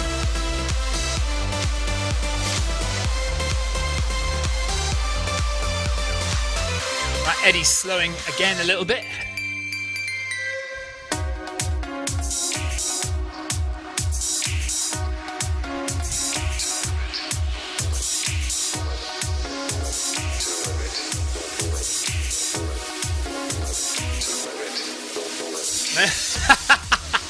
Right, Adam and Adrian have passed the midlife crisis stage. They're just in the crisis stage. Excellent, I like it.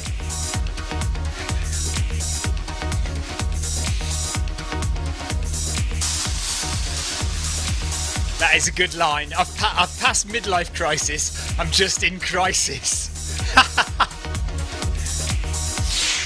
Andrew Cutmore's 10k cadence is about the same as mine. 166, 167. Yeah.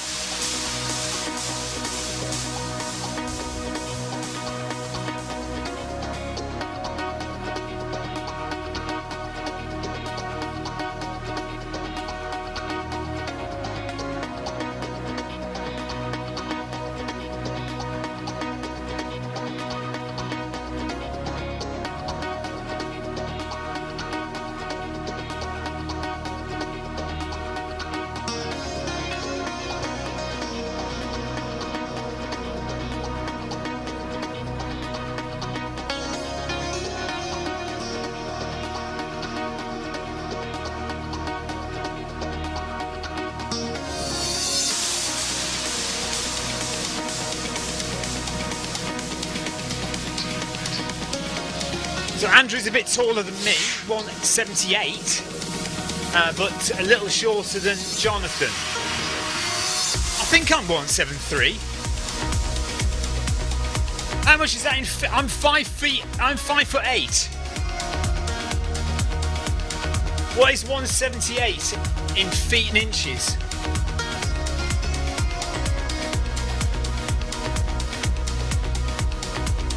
Hey Siri.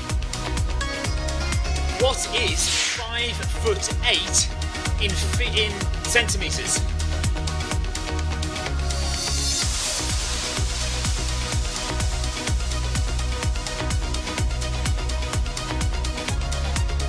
Yeah, 172.72. So yeah, I'm about 173 centimetres tall.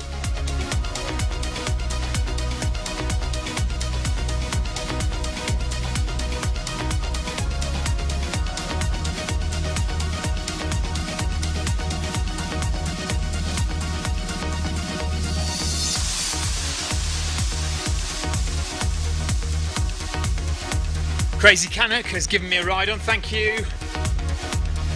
Ride on! Up to 147 ride-ons now, thank you. I think the last marathon we did, we got over 300 ride-ons, so it'd be great if we can get near 300 ride-ons. Obviously, we get more ride-ons in the early part of the run, but it'd be great if we can get up to 300 by the end of the run in about 30 kilometres time. Right, we're going straight ahead. So no right turns. Pace partner, that's interesting. That was interesting. It said pace partner then, didn't it? Did you see that?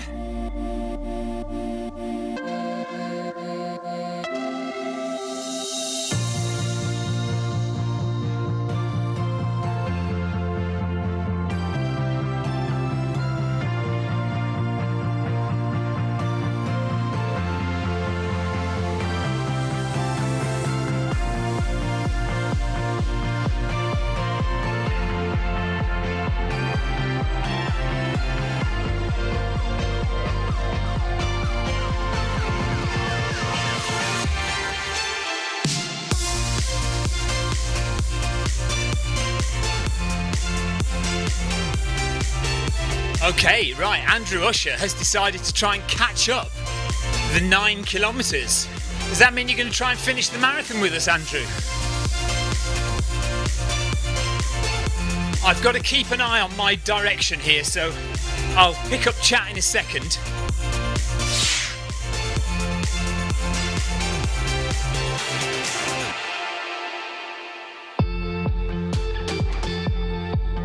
Just make sure I don't want to go the wrong way. So I'm just going to monitor my direction for a few minutes, a few seconds. Need to drop some more ride-ons as well.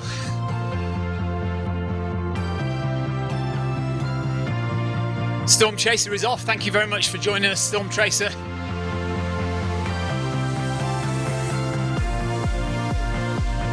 Take care, Storm Chaser.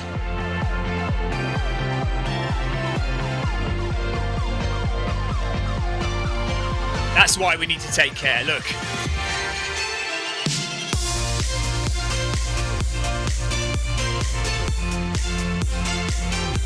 Hopefully a much better start for the USA.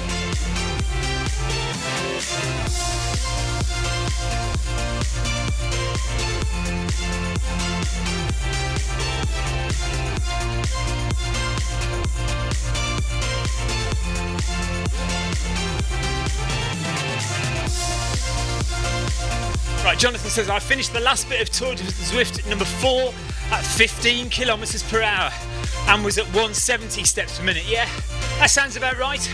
Maybe a little bit quicker.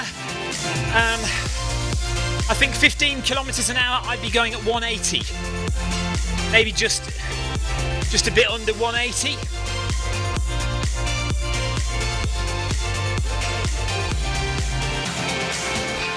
It's very difficult though, Jonathan, to balance a natural, because what you want to do is you do want to run naturally, but there are tweaks and improvements you could make.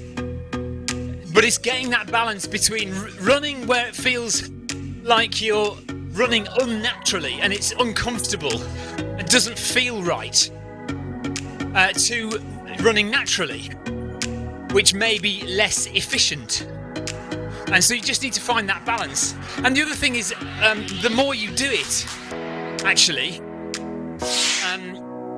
the easier it becomes sometimes. So for example, me, I used to be a definite heel striker, but I've kind of got better with my form.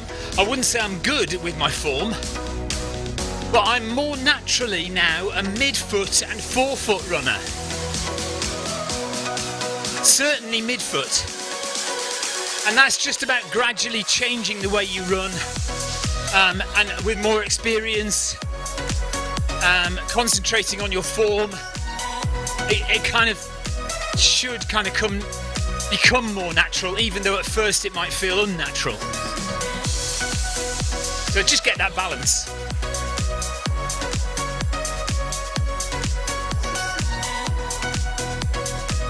Right, 10k done.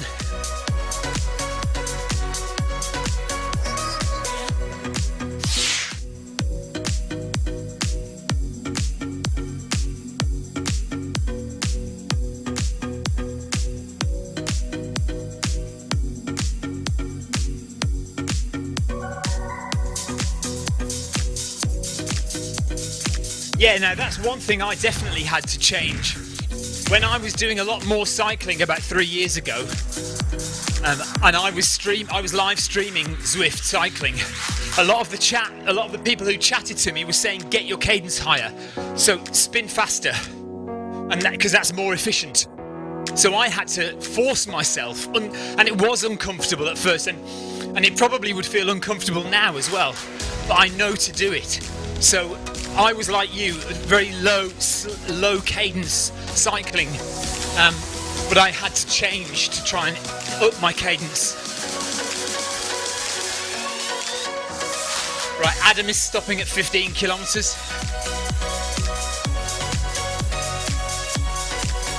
Adam, you've got to make it 16 to make it 10 miles.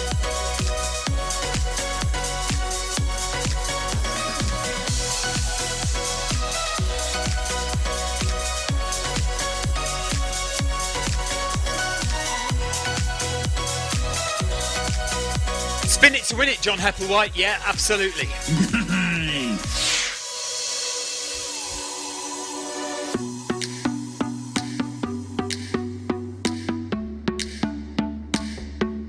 Sussex Geezer has done 2 kilometres. That's Chris Ty.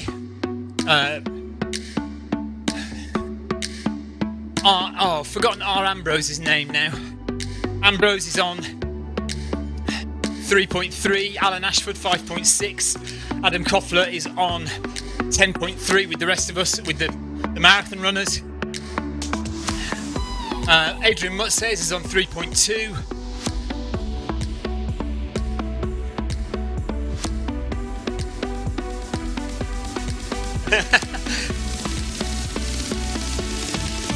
Something like that, Adam.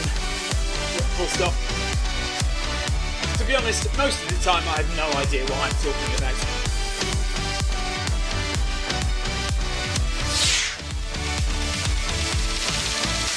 Dance like Lance. Yeah. Spajut. I remember Spajut from Sweden. Spajut from Sweden used to be on all the time.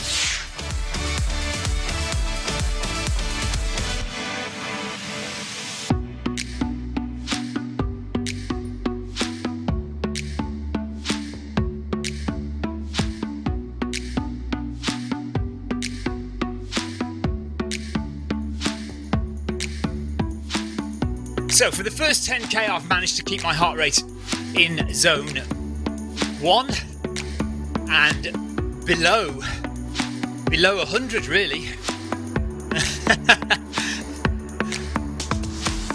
Adam set up, so I messaged to say most of the time I don't know what I'm talking about, and Adam says don't change, that's why we love you.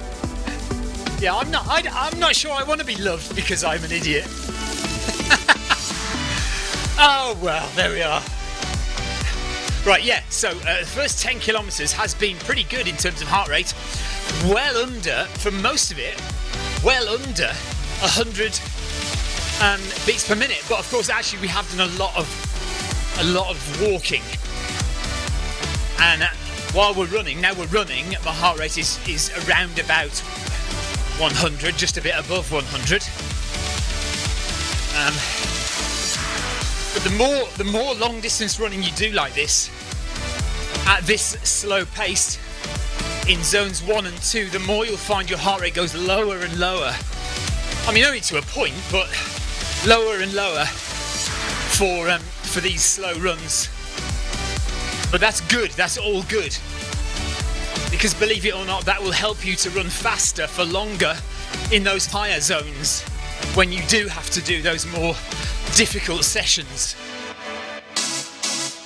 This is all about endurance building, all about stamina building for those faster runs, and also for other longer runs where you go faster.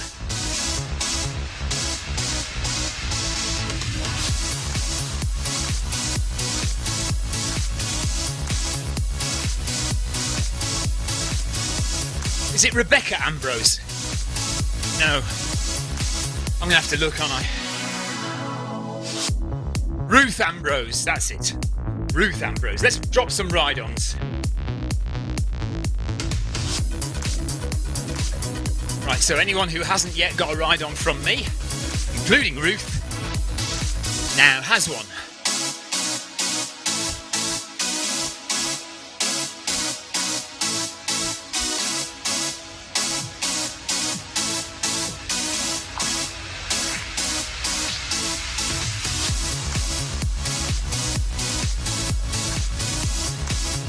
Who's that saying that? Alan. Alan says, I've just started running slower to run faster last month. Yeah, it can take a little while, Alan. I would say, you know, 3 to 6 months work will help you.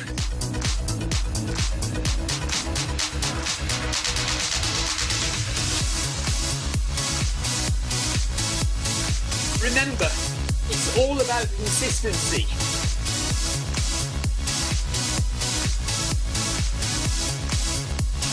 Eddie's just walking again.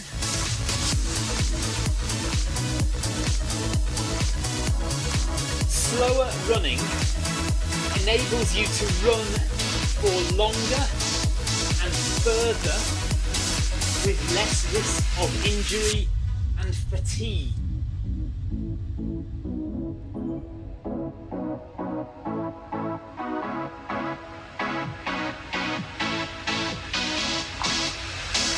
Running more miles every week is the real key to running faster.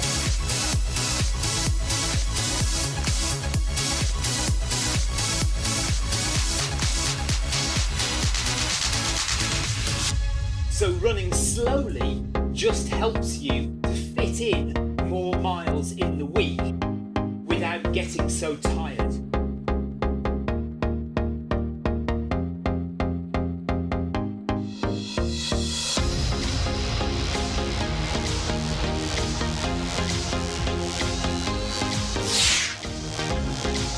Kim Sol says, that's good, I'm a natural.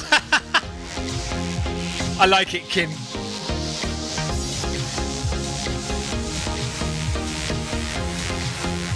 Then maybe, Kim, it depends what your heart rate is. What's your heart rate like when you run slowly? Or when, you know, your normal running pace, what is your heart rate like? That's the key. If you can get your heart rate really low, see where mine is now. I'm running pretty slowly with Eddie, and my heart rate is as low as you'd like, under 100 beats per minute, in zone 1 of my heart rate zones, and that's what you want really. If you're running slowly, what you would call slowly needs to be in zones 1 and 2 of your heart rate.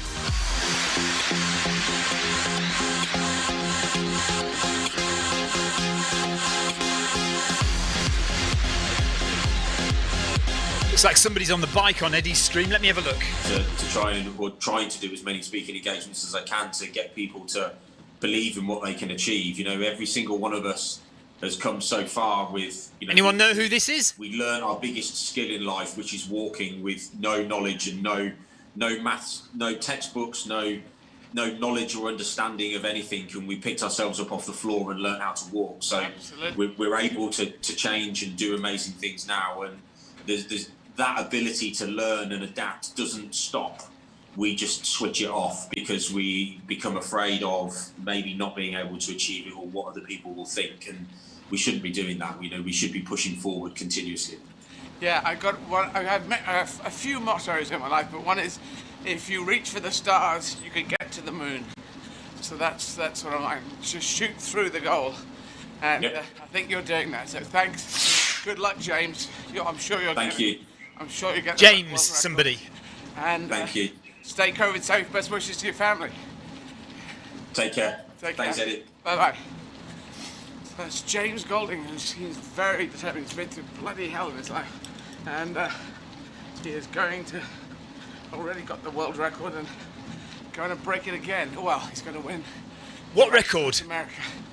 I didn't hear that. He will go back and he'll do it again. I can only just hear Eddie's stream.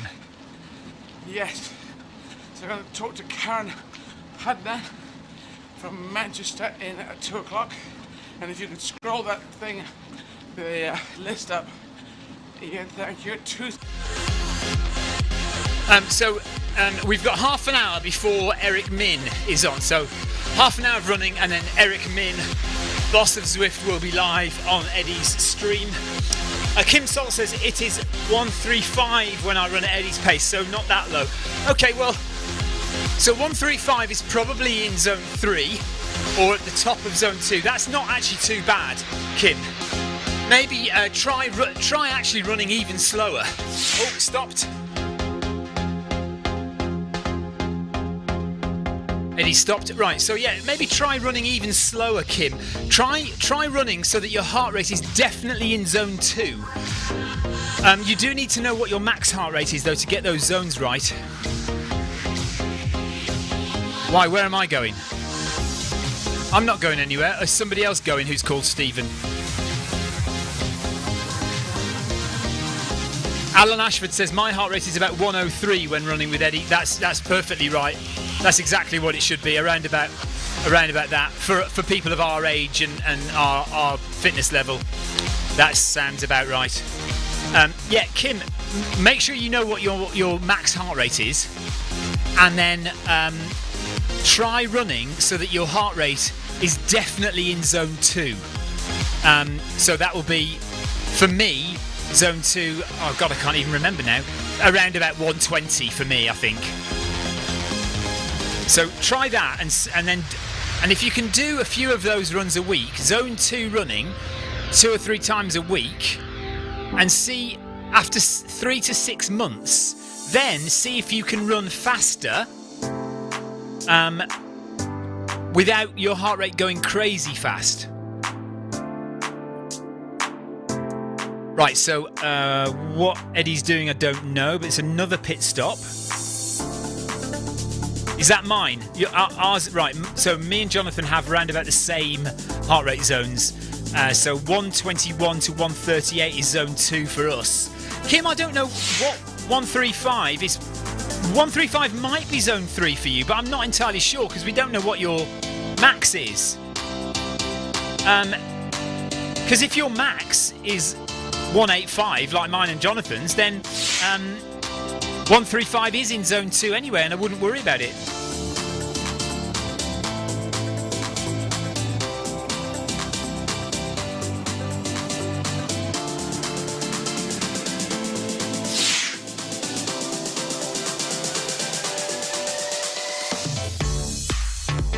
To be honest, Jonathan, I'm never quite sure what my max heart rate is.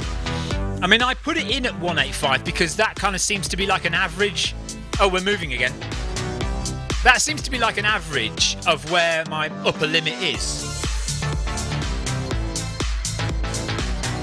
Okay, so Kim thinks that her zone 2 upper limit is 125. Okay, so try and do some running where you don't go over 125. You know, a few miles. I mean, to be honest, I try and do 80% of my runs at below zone 3. 80% of my week is below zone 3.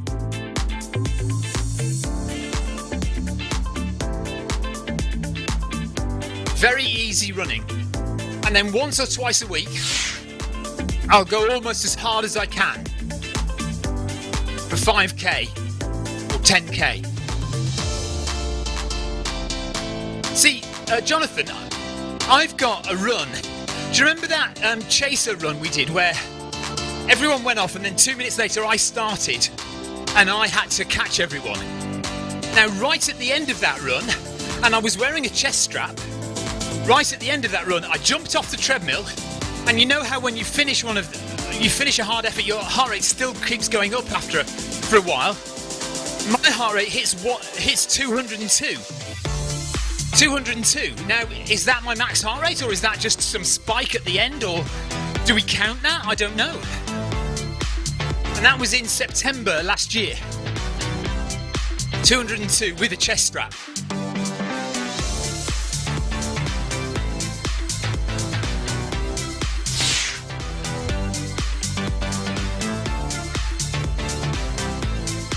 Okay, we want to keep on that downtown route. So we're going straight ahead. I'm making sure I press the left-hand button going round and round and round. And there we are, and now I can concentrate on slowing back down.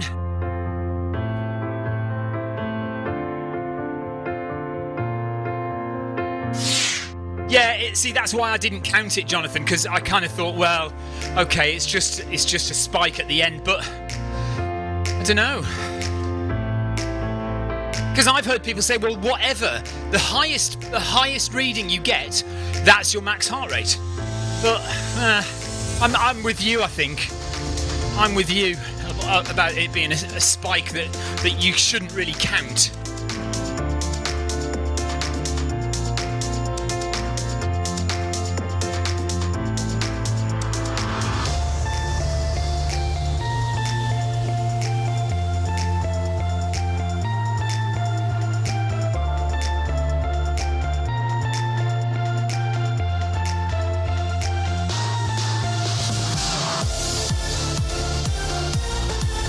Okay, where are we? Nearly 12 kilometres in. So Clive, Finnemore, myself and Eddie are going for the full marathon today. And we are 2 hours into the day. We've had about 12 minutes of break time. Well, actually a bit more than that. Maybe 15 minutes of break. Because moving time is 1 hour 48. But we've been running for 2 hours 4 minutes, or we've been on the treadmills for 2 hours and 4 minutes. Right, here's another straight ahead. We don't want to go into the track. I carry on going straight ahead. I haven't gone wrong yet. So we don't want to let it happen. Be nice to keep that heart rate really low all the way, so no catching up.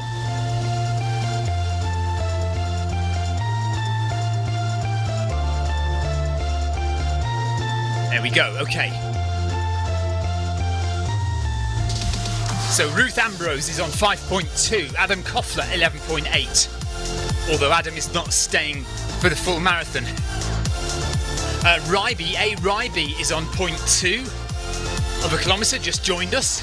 Alan Ashford 7.2. Chris Ty 3.6 kilometres.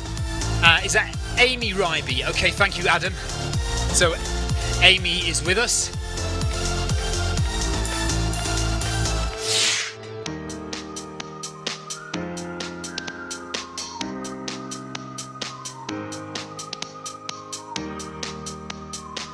Okay, on Amy, if it is Amy, I don't know, because all I've got is A Ryby and no name. Paul Deering, hello buddy. The chap Eddie just interviewed was James Golding, UK endurance cyclist and holder of the Race Across America record. Right, so we're going right now to downtown. Got to keep my eyes on this. This is going to catch me out, isn't it? Andrew Usher has lost everyone.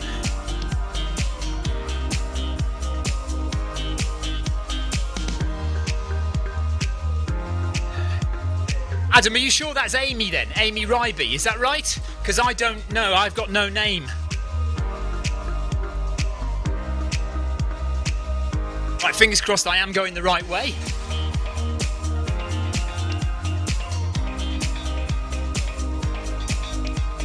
Hello.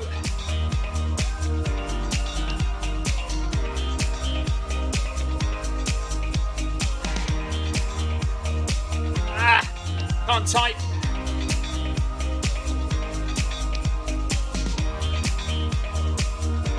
Right, straight on, I think. Yeah, straight on. So yeah, Eddie just interviewed somebody called James Golding. So James Golding holds the record for racing across America, cycling across America. UK endurance cyclist. Paul, are you and Debbie joining us for the video 5K on Friday? Be nice to see you. No worries if you can't, but just wondering.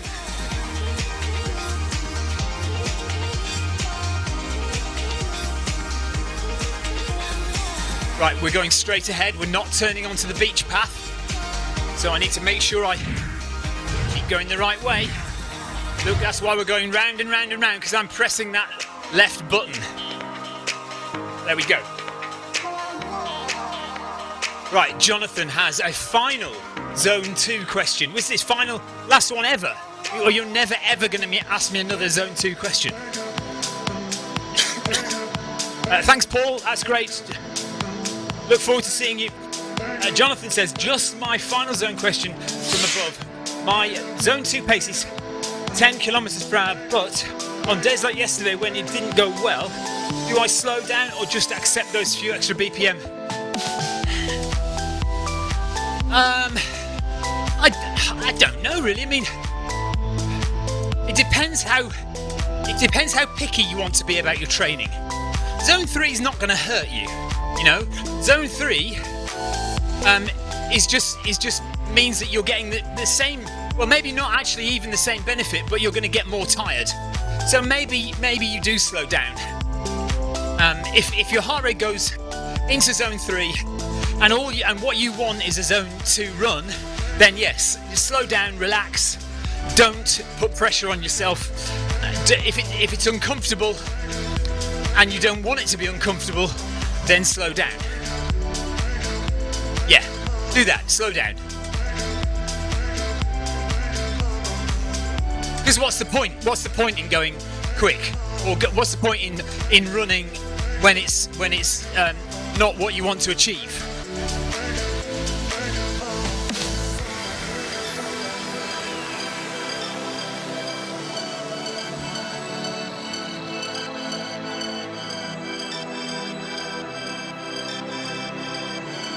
So somebody remind me when it gets to 2:30 p.m. We want to change over to Eddie's stream and listen to Eric Min. Or if Eric Min comes on before, do let me know and we'll switch over to it.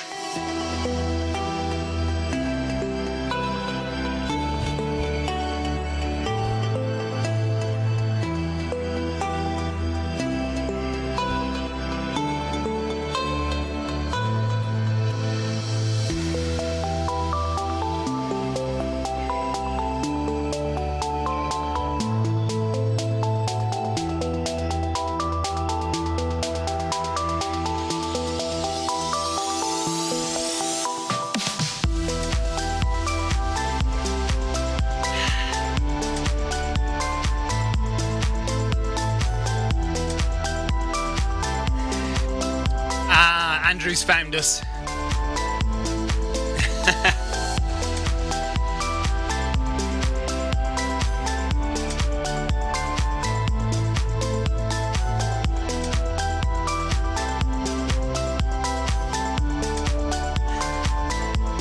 So they're just catching up.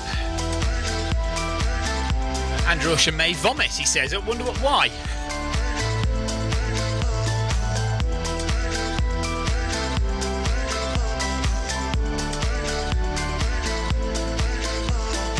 T. Watts speeding past us there. I didn't set a target today.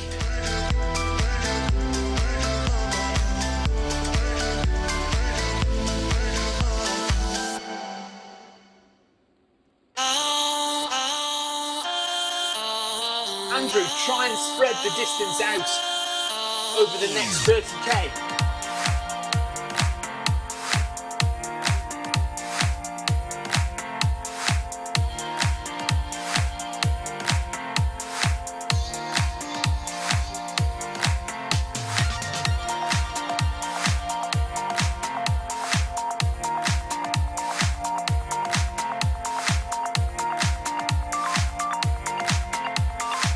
McHugh, thanks for the ride on. Thanks for giving my dad a ride on. Everyone disappeared for a second and now they're back.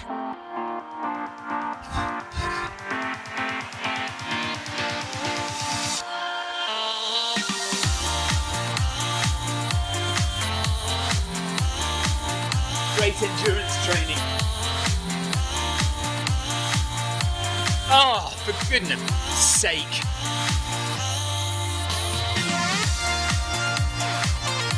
endurance.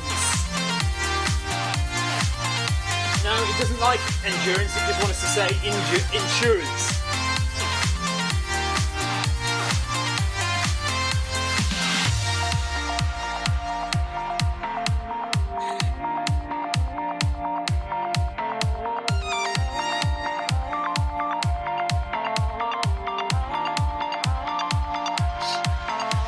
Yes, Jonathan.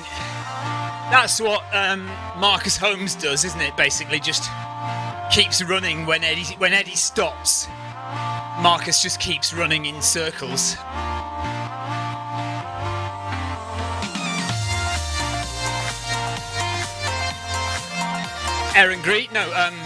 Amy Green has joined.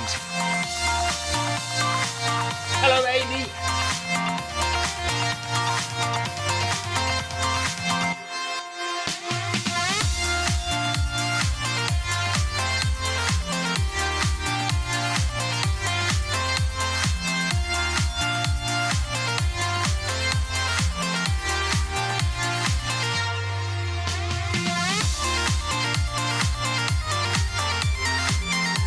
Oh wow, well done.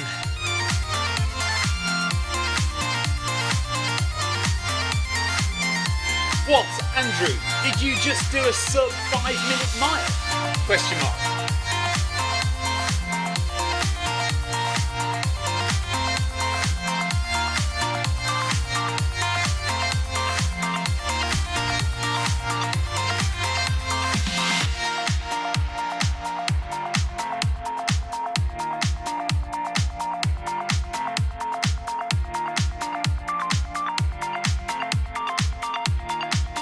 Kilometres done now.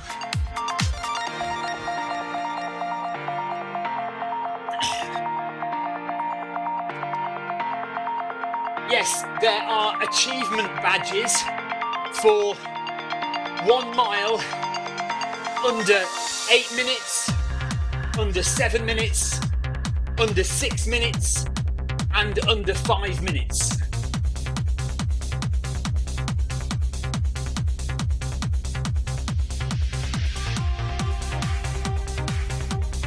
Talking of Marcus,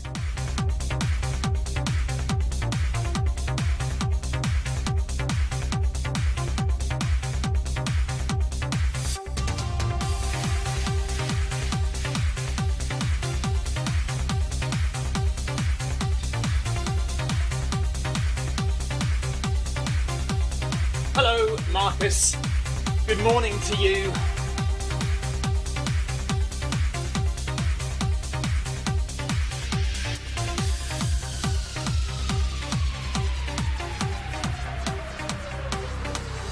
Is that Eileen Little running with us as well?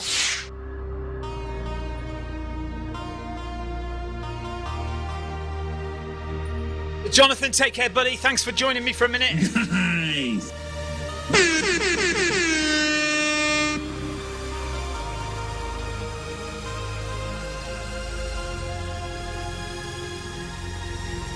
All our flights have been cancelled, by the way, Jonathan. We were going to go to Gran Canaria, and they've cancelled the flights. So we're thinking of Tenerife in June now, if we can.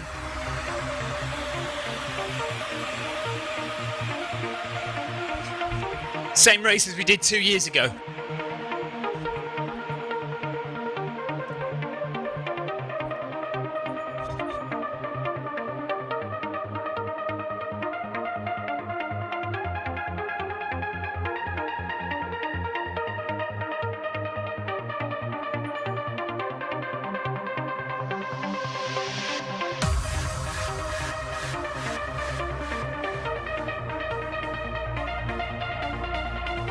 So we've been going for 2 hours and we've done 13.3 kilometres.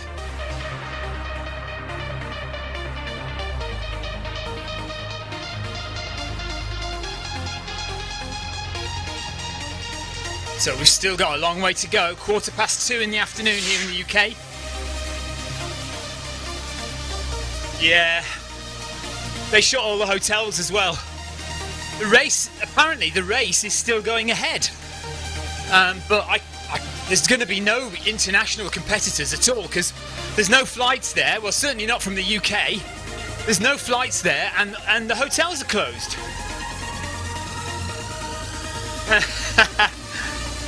Well, Jeff, Richard suggested doing a UTS. But I'd much rather go to Tenerife than go to Wales. Summer Spine might be nice. We've also got Val d'Aran in Andorra as well. Well, it's not quite Andorra, but it's in the Pyrenees.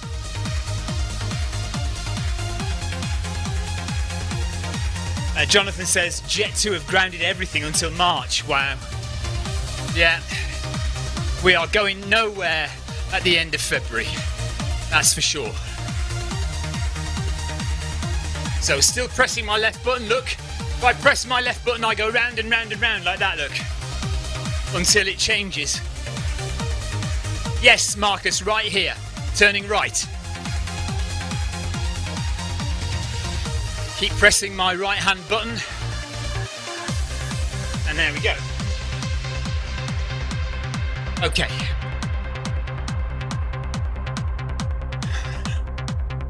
So now we go across the bridge to the volcano.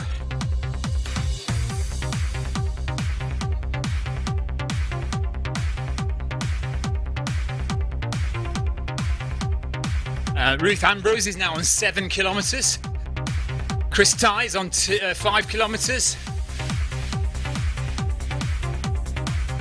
Amy Green just coming up to 1 kilometre. Marcus Holmes is just over half a kilometre in. Alan Ashford is on nearly 9 kilometres now. Kim Salt is up ahead, stopped, I think waiting for us maybe. There's Kim just stretching her leg out. UTS is tough, says Jeff. DNF the 50 in the first year, threw myself down a mountain and bent one of my poles. Oh no. Yeah, it is tough, but it'd be nice to do it one year. I don't know how many times up Snowdon it is, but quite a few I think. The 100. But if it's a choice of going to do Blue Trail in Tenerife or UTS in Wales, I blooming well know where I'd rather go, to be fair. Blue Trail is such an awesome race, and it's the highest I've ever been when climbing. 3,500 metres up. It started to feel dizzy at 3,500. And the cool thing is that you climb from the beach. So you start at sea level on the beach and you run all the way to virtually to the top of Teide Mountain, highest point in Spain. And it's a lovely run.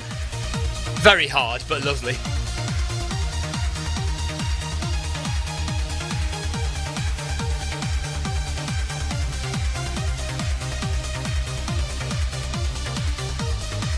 Right, Marcus has had enough. He's strolling now. He's done his 1 kilometre for the day. And he's going to lie down now and have a rest.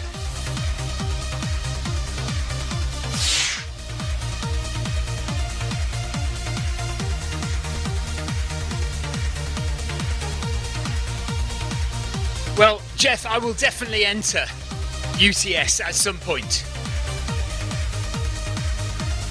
But I need a holiday. I want to go home. Home? I want to go abroad, not stay home. Marcus Holmes is suffering from a curry last night.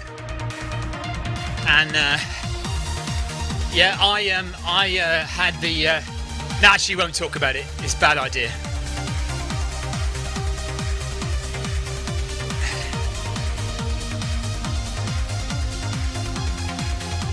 I will talk about it.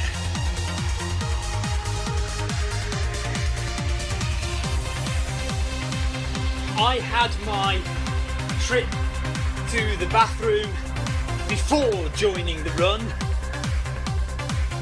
following my 3-day-old curry yesterday.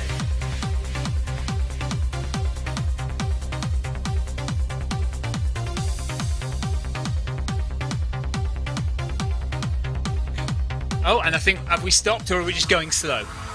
We walking?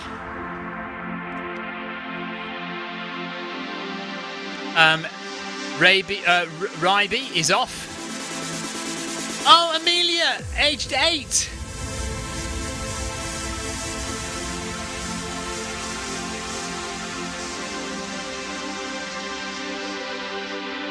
Amelia. Well, so great to have you running with us. Superb effort.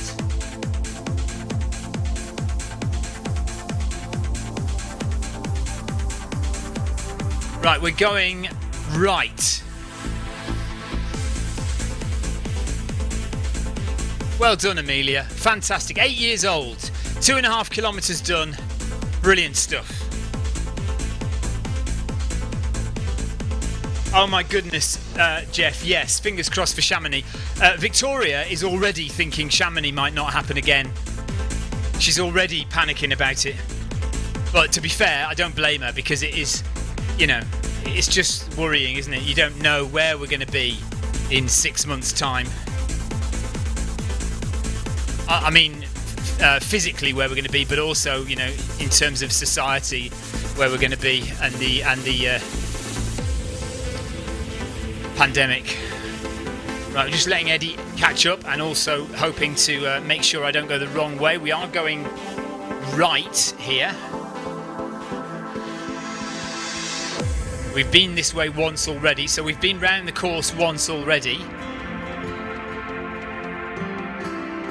Eric Lou, thanks for the ride on. Ride on!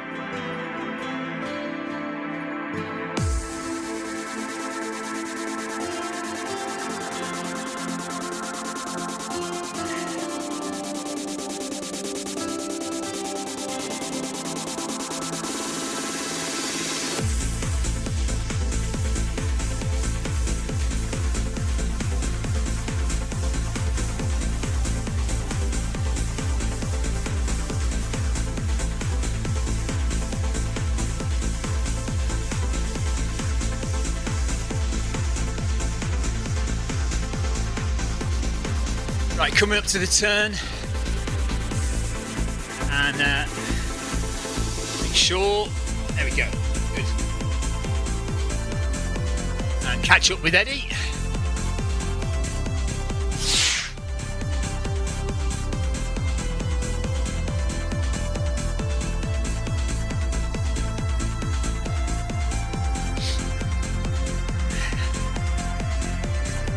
We can just hope, Jeff, just hope.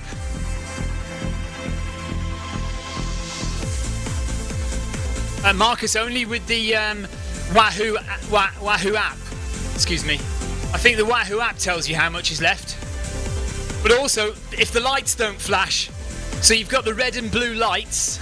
If the red and blue lights are not flashing, then you probably need a new battery. It's as well to put one in anyway, I would.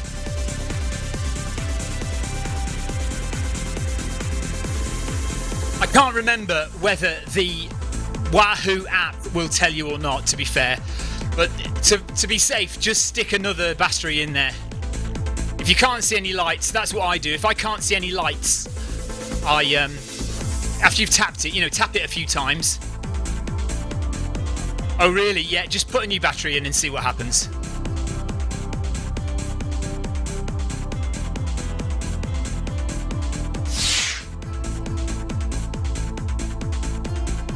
Hello, Dan.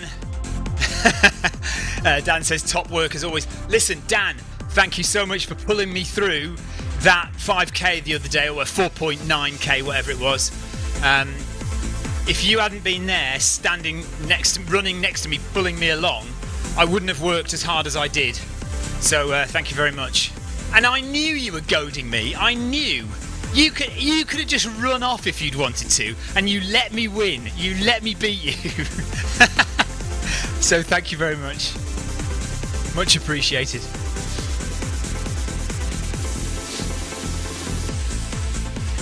We're having an easy ride today on the Eddie Izzard 21st marathon in a row. We are walking quite a lot, and we've only done, I say only, I mean, look, Eddie's done 21 marathons in a row. So, you know, It's no wonder that Eddie is feeling the fatigue a little bit, but we've done 14.5 kilometres, so around about 9 miles we've done in 2.5 hours since we started, and it may well be time in a minute for the Eric Min interview on Eddie's stream, so we'll switch over to that in a minute. Eric Min, if you don't know, is the boss of Zwift. Him and John Mayfield created Zwift based on some project that John Mayfield was working on. Eric Min came along with the financial capital to make it into a business. And so between them, John Mayfield and Eric created Zwift, and Eric Min will be interviewed on Eddie's stream any second. So I'm just watching. I can see Eddie's stream at the moment. Dan says, mate, you were flying. It was a very strong run, very impressive. Cheers, Dan. Thank you.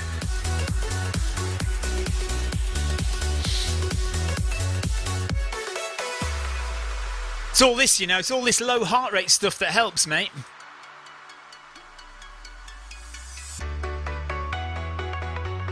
How have I not seen Rebecca Wensley running with us? Has Rebecca been there all this time? Right, Andrew has got lost again. Has Andrew got lost again?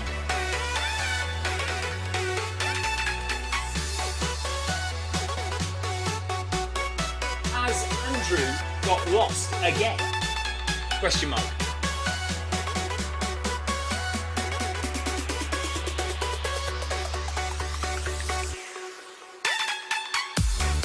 Rebecca, have you been with us the whole time? Question mark. I'm sure Rebecca wasn't there.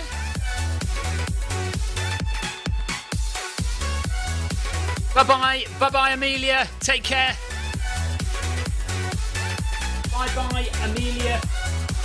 Hope you can run again with us soon. Jack it up.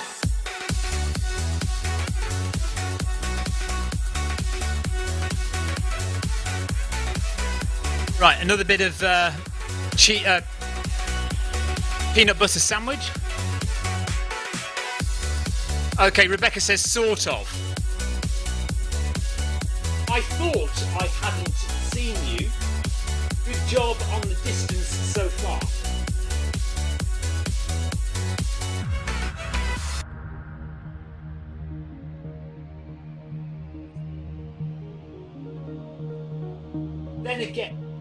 Then again, you are the 50k queen.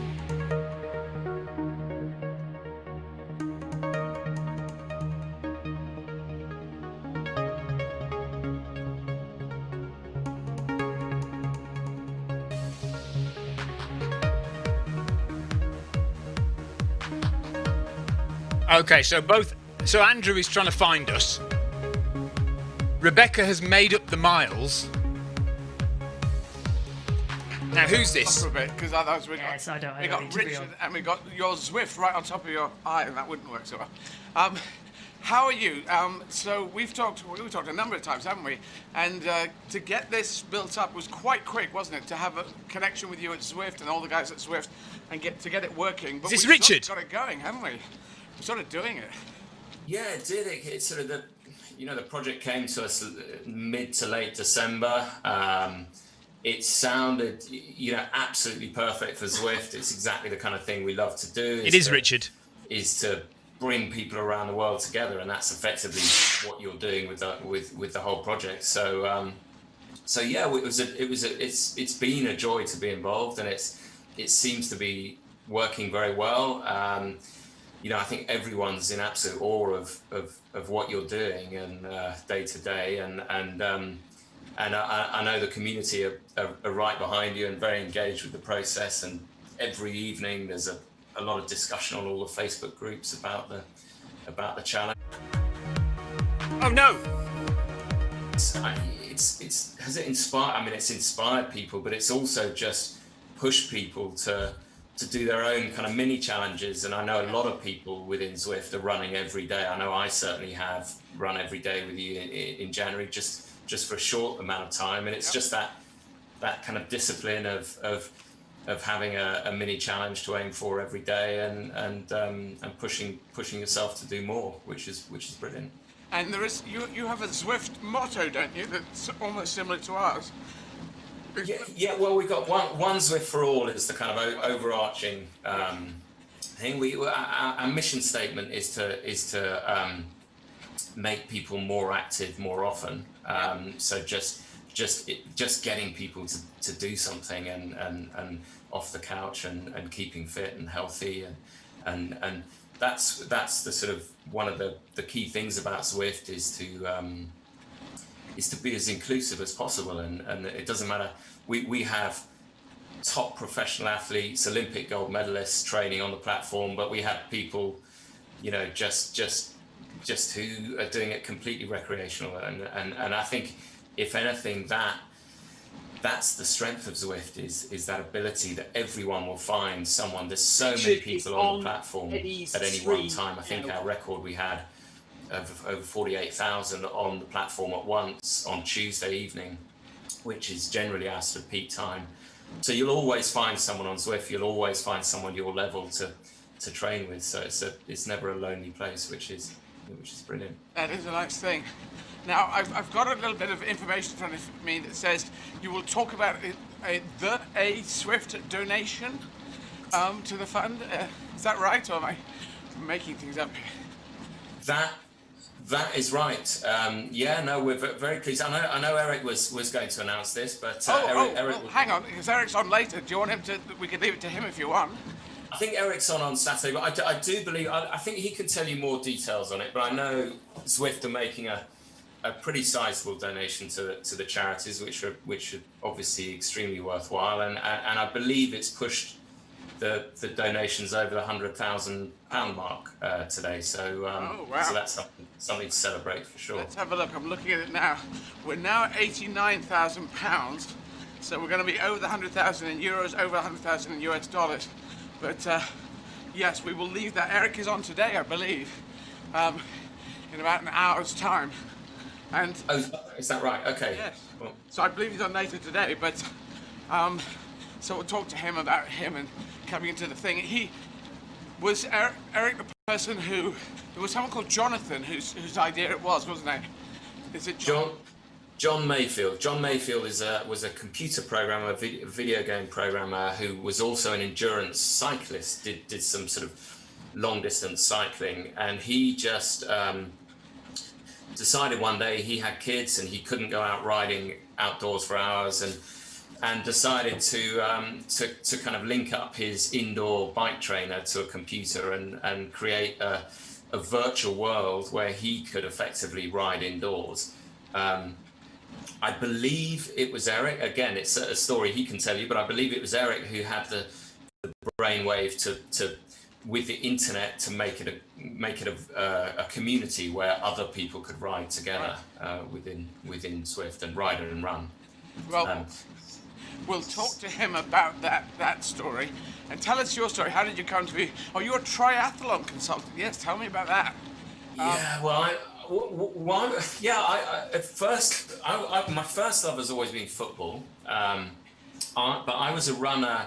I was one of those lucky people, I guess, from a very early age who could run. Not especially fast, but I could always run long distances. I had the sort of slow twitch fibers. I could just run, and I actually did my first marathon when I was. You have to be 18 to run an official marathon. Right. And in 1983, the London Marathon is always around my birthday. So in 1983, the London Marathon was the day after my 18th birthday. Right. So I ran that marathon, and then from there, ran a lot of marathons, played a lot of football, but eventually in my 30s took up triathlon, and then that was sort of later in life. My passion was long distance triathlon, Ironman distance triathlons, which obviously finish with a marathon. But How many have you done? how what? Sorry. How many Ironmans have you done then? I've done 11 Ironmans and about, I think about 30 or 40 marathons, which I thought was a lot until I started talking to you. Well, I've talked to other people. They say, yeah, I've done 1 million. I go, okay, forget it. I'm just going to compete against myself. That's the thing. Yeah, but look, I've got a prop here. I thought you'd quite enjoy this. In my first London Marathon back in '83, Yeah. at about mile, I think 16 or 17, I overtook this chap in the Docklands. That's Joe Strummer. Oh wow. Yeah, there we are. He just sort of rocked up, ran the marathon. I don't think he did any training. He actually ran, I think, 3 or 4 marathons in his life. Late great Joe Strummer. He was running it in support of the miners back in the early '80s. Yes, indeed. Yeah, there you go. And did you take that photograph, or that was a photograph someone else took and you've got? No, I've recently found that photograph. I ran past and patted him on the shoulder as I ran past, and I think I asked him, how he was feeling, and I can't really repeat his answer. But he was a decent. He would have finished in about 4 hours 15 minutes. I think. Wow! You can repeat the answer because this is HBO. This is my I think he said, "How the fuck do you think I'm feeling?" Was it? You are allowed to say that. It's because everyone comes on. Well, I was talking to someone because one of the charities we support is Covenant House, and they just do amazing work. We're talking about this woman, CB, who had been through all this hell of homelessness, drug addiction, alcohol addiction, parents that weren't caring for her, and she came through and got a first at university, and is now helping other people. So I just felt, when I heard that she got first, I had to say, for fuck's sake, fucking hell, that's just amazing. Sometimes you just have to swear. So, yeah. Brilliant. Well, look, I've got another, if you don't mind, another running sort of story, which I think you'll be interested in, is, because you've talked about it a lot, is in '97 I ran Comrades, which I have to say is my favourite ever running experience. It's such an incredible. It's not really a race; it's just an incredible event. And I did the down run. Are you familiar that every year they alternate between up and down? Yes, I know that. And down is down. Yeah, so I ran the down run, which finishes. It runs from Pietermaritzburg to Durban, and a lot of people say the down run is harder because the second half of the run is all downhill, which really trashes your quads. But it was just an incredible experience. And to top it off, when I got into the stadium in Durban, Nelson Mandela was in the stadium watching. Wow. Which was a real thrill. And a funny story, the next day, a friend of a friend that I was staying with in Durban, he said, if you go up to Nelson Mandela's house in Durban and literally sort of go up to the gate, he'll come down and say hello. And I didn't believe him. So I went up to Nelson Mandela's house, and the gatekeeper rang through to the house. Someone came down from the house and said that he had just half an hour earlier left to go to Pretoria, back to his base in Joburg, and had he been there, he definitely would have come and said hello. I've never known if that was true or not, but it felt like a very near miss. I'd love to have met. I think it would be. I'm gonna. Well, I'll just say I did meet him. I was lucky enough to meet him. I was trying to do things for him. I did something for his charity. 46664. Jeff says the downhill run of Comrades is definitely harder. Early 90s now, he's not meeting people. And then he started meeting people again. And all I can say is... 10 miles done now. As I was going in, Neil Armstrong was walking out. So I was in that queue. And that's quite a queue to be in. 10 miles done. Yeah. Oh, well, you can talk about the Zwift donation, because I've just got a message that we are over 100,000. Yes, it's just jumped. So I don't know if you know how much it is. Eric isn't coming on today. He's coming on Saturday. So that's just He's coming Saturday. Yeah, $25,000, I think. Excellent. US dollars. So that's great. So now we're at 106, It's really weird. On my phone, I'm looking at you and me on my phone. I've just gone to the crowdfunder site. So 106, Sarah, what's that in euros and dollars? Oh, let me work that out. That's fantastic. Zwift Yeah. has just... So, well, you've done the things that I haven't done. I mean, I did my salute to the comrades when I'd run 25 marathons. Has for just Nelson donated Mandela. I had a double marathon on the last day. $25,000 That was 84k plus change, and then I did the last 6k to make it up to 90k. And there's a 12-hour cutoff that you'll probably know about. Yeah. And I did it in 11 hours and 50 minutes. So I've been right there at the end. And yeah. But are you aware of? I think they still do it. They certainly did it back in 1997, where The gun? the gun and they don't let you cross the finish line. Yeah. After 12. Yeah, and actually back then it was 11 hours, but they've now made it 12. But you physically, people get sort of stopped from crossing the finish line, even if they're only 10 meters away from the finish line. Yeah, no, I've heard that. People are throwing themselves across, and the last person across gets... That is a pretty decent amount of money, isn't it? And there must be a whole bunch of Wow. people standing there right at the end. They get a special award, and then they go in... Amy, take care. Bye-bye. To the press box and that kind of stuff. But I did my own Amy, one. It take was a care, salute to that. bye-bye. Then Bruce Fordyce. I don't know if you know Bruce, great. Yeah. You know, yeah. 9 times winner of the Comrades Marathon, ran it 30 times, and he came with us when we were in South Africa in 2016 for a 5k run, and we talked to him on Zoom, which is beautiful, because I just love the story of him running with a black armband when the apartheid regime were trying to build comrades into their narrative. You know, we have a racist regime and it's doing fantastically, thank you very much, and comrades is part.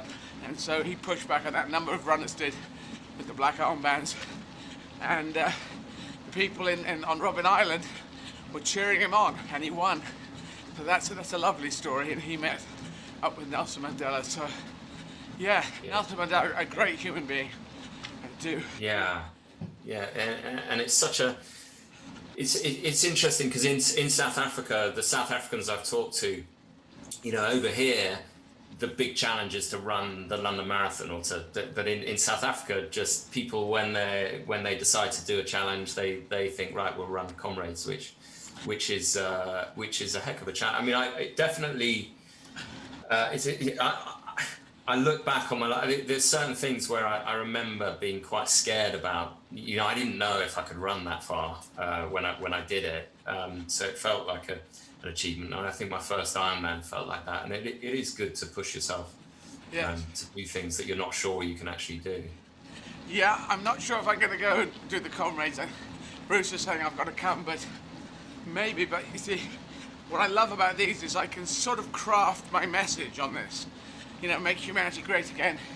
You can't really argue with that, I don't think. You can't say, well, not humanity, not all of them. I think some people should have a horrible life. Well, who are you saying that? Who is this idiot saying this? You're obviously not part of Yes, humanity. Jason. Well, hopefully that's the idea. I do like that. Basically, Having a just human political message. More and more runners encouraged to come and join I do. Zwift And as a result of this project. But we realised our team leader, Kevin Cahill, who was head of sport relief and conflict relief beforehand, he suddenly sensed way back in, you know, in the good times of the summer when we seem to be coming out of things, he said it's going to get worse and we're probably going to be on lockdown. It's going to happen. We may as well try and set it up virtually. And I saw the wisdom of that and I thought, yeah, we may as well assume, because then we can do it whatever. And we can link up, and the beautiful thing is this link up that we've got, which I don't get when running marathons normally. I don't talk to people all around the world, and so I've been very happy that this has happened, this sort of virtual link, and people are buying tickets. Over 50 countries have been buying tickets for my evening show. That hopefully by evening show it's an extra, what do you call it, the icing on the cake. Hopefully people think it's crazy. Hi, Michelle. Yeah. Yeah, and I think that the last time we looked, I haven't got today's stats to hand, but the last time we looked, there were well over sort of, I think nearly 600 people had run with you virtually at some point on Zwift, which is amazing. I mean, and everyone kind of, I love the fact that people made the effort to, okay, what's Eddie wearing? We're gonna wear the same, and went and chose the same jersey, and have got this little crew of people that meet every day at the same time, and the blue team. It's the blue team. It's amazing. It's the Team Humanity, or the blue team. Everyone's wearing blue tops. And blue team. I don't know if you picked up on it, but I think Clive I think he's run 9 or 10 of the marathons with you, and has got and I think he's doing his 5th in a row today. Clive Finnemore, yeah. Clive, yeah. It's incredible to see. And can we talk about what we might do with the kit, or should we talk about that next time? Why not? Yeah, that's something we are going to be doing. Is I know we tried and failed to get your sort of Make Humanity Great kit in game for this month. The timelines were just too tight, but it is in production and will be in the game soon. And as soon as it is, there you go. Try and put on a kind of a special celebration event to celebrate you hear that, Adam? The challenge, and bring everyone together again to do some kind of commemorative event. So I'm going to run with them on that day. It might not be the big long one, it might be a shorter one, a 5k or something, or 10k maybe, but that's what I'll do. Hopefully it'll be the first 2 weeks of Feb, but I don't know if you can get that day, because that really works for me, because I've got my training running machine is in the middle of the lounge, and Eddie's going to run a 5k with us in the kit. So, and I love running outdoors, so I'm going to have to auction it off afterwards. So I'll be waiting for your challenge, and then I can find someone who wants to be the owner of my running machine that I trained on for this. We will see. Yeah. So you've got quite a good group running there, I can see, of blue shirts. Yes, indeed. I'm alternating the cameras now, and you're choosing the routes, aren't you? Yes. Trying to give a bit of variety, and just to the people that are running regularly. So, and also one of the things, I'm not sure how much you're aware of, but the cyclists, that I love the fact that there's this sort of posse of blue runners running down the side of the road, and the cyclists definitely pay attention and wonder what's going on and see your name and comment on it. So it's quite nice to involve them in the projects as well, even if they're not actually running alongside. All right. Yeah, no, that would be nice. I see them go by. I assume they're ignoring us, but yeah, it's great if they are noticing. And we also have if you look at it now, is this the what is it called? The drone? Is this the drone camera happening here? That's the drone cam, yeah. So. Ian, are you controlling that, Ian, or is it Dave? This is the automated drone. We need to get a keyboard down here to do the full drone. Ah, right.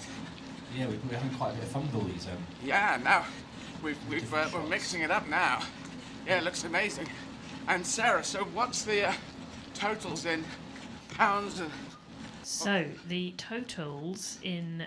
So this is based on, I think we're exactly 106,880 pounds right now, which calculates as good interview. This, isn't it? This is going well. 18 euros, and that is 146,702 US dollars, which is fantastic. So I reckon they should easily get £1,000. That was our get the target. We're going onwards and upwards, so it's great. Thank you to Zwift. Everyone is doing that, and yeah, it's going to be fun, because we're going to be able to get in with another keyboard, and we can fly the drone around and do weird things. One of our remote operators is a licensed drone pilot, I believe. Yes, Dave. I think Dave is. Yes. They like the drone cam. So well, we could have told them about drone cam ages ago, couldn't we? I'm going to try and see if I can get. I know of someone who can talk with much more authority than I can on the Second World War, which I also know is one of your sort of specialist subjects. Yep. Are you familiar with the telemark operation in Norway? I am. It was Kirk Douglas was in charge of it, it seemed, even though he was the sexiest professor ever. I think in the film you'll see him necking with his secretary, and then you go, really? That's a professor? That doesn't sound like the professors I know. But yes, I know the film very well, and they were Norwegian commanders trained by the British who went in to stop the heavy water production that the Nazis were doing to make an atomic bomb. And then they had to, they did blow it up, and then in the factory, but the Nazis got it going again. They put a lot of heavy water in a boat, and they had to sink the boat with a lot of Norwegian citizens on board, and I think they got most of them off okay. But am I giving too much information away? No, I'm extremely impressed. That's what I know. I've actually been to the factory. It's a museum now in Norway, and it's an incredible story of endurance, because the factory was in the most inhospitable part of Norway, and it's up on a plateau, and it's very hard to reach, and that's part of the appeal of having it there. Was it was very hard for the Allies to get to it, and it's it's an incredible story of bravery and how it sort of changed the war to some extent. But the reason I mention it, there's actually as if Ironman isn't extreme enough, there's an extreme Ironman in that region that finishes at the top of a mountain. So you as well as swimming and then cycling across this plateau that's very inhospitable, you end up then running a marathon, and in the second half of the marathon, you have to climb up the mountain where you effectively climb twice the height of Ben Nevis at the end of the marathon, and that's all. That whole race is based in that. This is good, isn't it, Neil? Wow. And you mentioned it because you've done it, or you just know of it, or? I have done it, but the guy. Yes, the it's guy that it's I a want really to good bring interview, on, isn't it? Lots of good information. Or try and get to chat to you has also done it, but he's an ex-Special Forces member, and he knows one of the commandos, or I think the last surviving commando. Oh wow! Why? So, you're going to contact. They're going to try and bring them on later in a thing. Yeah, we'll try and bring them on during next week. Yeah, very happy to talk about that. That'd be very cool. Well, I'm going to leave you, but I'm going to ask you one last question. Melik, your heritage. Where's Melik, the name, come from? Very good question. Very good question. My it's actually a Turkish. The name hails from Turkey, but my mother was English from Leeds, and I've always lived my whole life in England, but my father was very Mediterranean, let's say. He was born in Italy, went to school in France. His mother was Turkish, but was from Spanish origin, so very Mediterranean. But the family surname in leading up to the Second World War was Amram, which is a Hebrew name. But Saturday it is. My grandfather or great grandfather wanted to stay in Paris during the war, so changed his name to a Turkish sounding name. Oh, I see.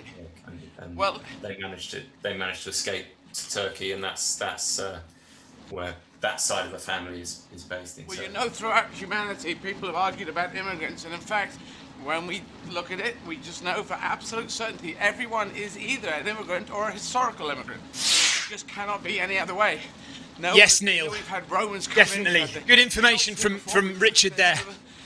About the kit as well, the donation, the kit, and for people who don't know the backstory about Eric Min and John Mayfield. Normans, and so everyone in our country and in every country in the world. And some good publicity basically for Zwift as a platform as well.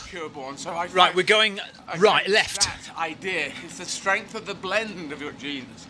So you can do all these Ironmans, I say, because you have a good blend of your genetics. And you're not purebred, because we know that's congenital diseases. It's pedigree dogs, and unfortunately royalty, previous years of royalty, they're getting... No, left, Neil, left. But we know that's a bad thing. So slightly left turn on the conversation there, but I just thought it's you have a positive heritage there with the mix that's coming in. So anyway, that's why I think you're so strong. There you go. There we go. Well, you can think on that. Keep going. We're all rooting for you at Zwift and all keeping track. So absolutely amazing what you're doing. Keep it up.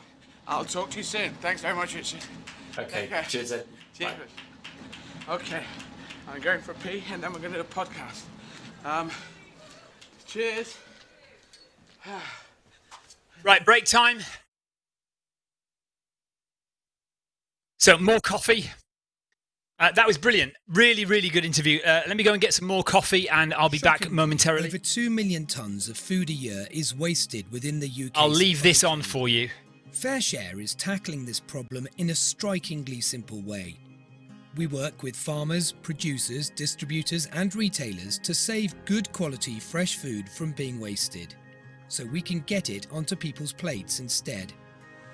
In practice, it's a huge logistical feat, involving hundreds of volunteers working tirelessly to unload the produce, unpack and sort it at any one of our network of food warehouses across the UK. The food might be surplus, but it looks and tastes just like the food you'd eat at home. Most of it arrives well before it would have hit the supermarket shelves. Food becomes surplus for all sorts of reasons. A glut of courgettes from overproduction, or a lack of demand as unpredictable weather plays its part. Incorrect packaging and labelling, wonky fruits and veg, and cancelled orders. Wherever it comes from, with the support of our team of volunteers, we prioritise the incoming food, itemising it for traceability and breaking it down into smaller quantities for redistribution. FareShare gives nearly 11,000 charities access to food, all of whom are onboarded safely and meet all food safety regulations. These charities and groups range from food banks, children's breakfast clubs and homeless centres to small local community groups. Not only does this food save charities thousands of pounds on their food bills, it means they can offer the people they support more fresh, healthy fruit and veg and a wider range of food in general. New innovations like the FareShare Go app have seen direct pickups from the supermarkets, meaning perishable goods like fresh bread and fruit can quickly be redistributed. FareShare is more than meals though. Food brings people together. It helps local organisations tackle loneliness and isolation within their communities, or help connect struggling families with the services that can support them. It's such a simple concept. Food that could have been wasted is instead used for good.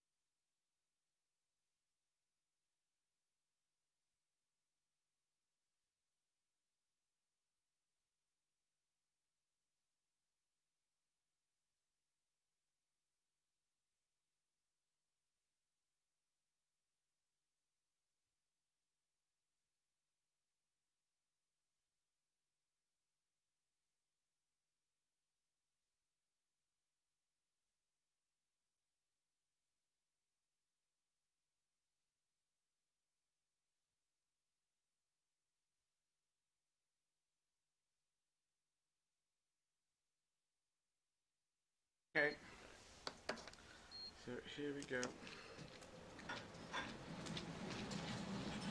Oh, so Right, we're back up and running then. to Lawrence. Just in time. Putting you through now. Hi, Lawrence. Hi Eddie, how are you doing? Okay, sorry about the delay there. Just having to strap my. Make sure I don't go the wrong way. That's absolutely fine.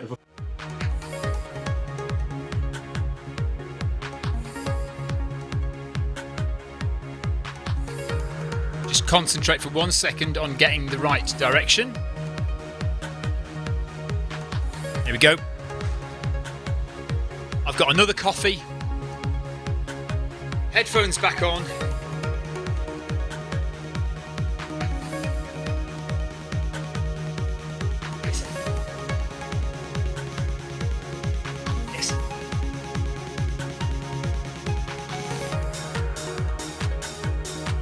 Right, 18 kilometres done. Yeah, Riverside Studios, Marcus, on the banks of the Thames in Hammersmith. Very well-known studio production centre. Ryan Downey, yes, another marathon today. This is only my 4th one though, so this will be the 4th one with Eddie. This is Clive's 10th marathon with Eddie, so.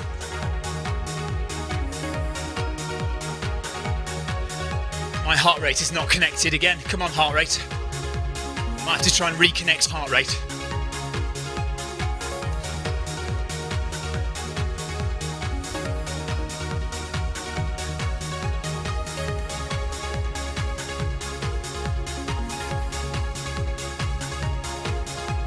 No, come on, heart rate.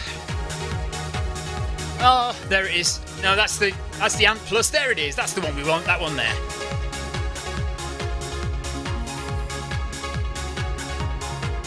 Right, a little bit of catching up to do. Jonathan Cost has just popped back to ask another question regarding cadence. Do you think the Zwift avatar reflects the correct cadence for speed? There's obviously no height factor though. I was under the impression that the Zwift cadence, if you had cadence attached, that your avatar would run the same cadence as you. But I'm not entirely sure that's true. I don't know, Jonathan, is my honest answer to that. Right, let's catch up. Fallen a bit behind. Yeah, you don't put your height into Zwift, do you? Oh no, hang on a minute, you do though, don't you? But I don't think for runners it makes a difference.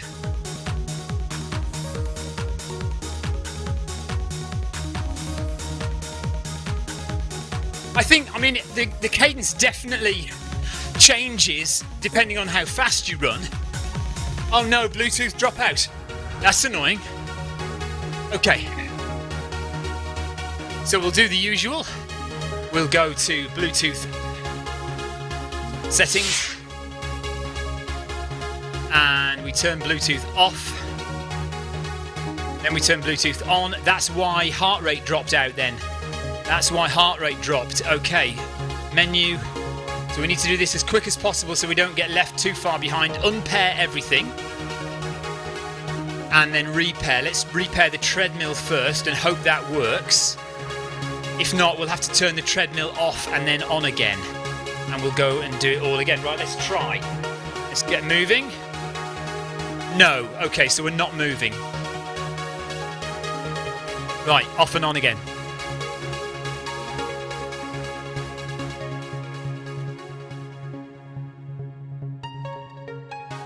So we are going to have to do some catching up, unfortunately. Never mind, that's the way the world works. So, pairing screen, unpair, repair. There it is. Okay, back. Fingers crossed we start now. Yes, okay, so let's see how far behind we are. Go on the map. Oh, we're not too far behind. Not too far behind. Do you know what? I'm going to do this nice and gently. Bluetooth drop out. We'll catch up shortly.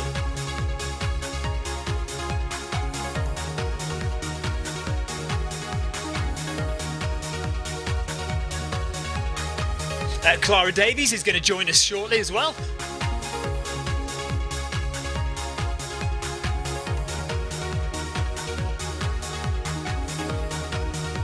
Right, let's try and keep the heart rate in zone 1. So we're not going to go too fast on the catch. The minute it goes green, I'm going to slow down. Navi Coach, greetings from Russia. Hello, Russia. Nice.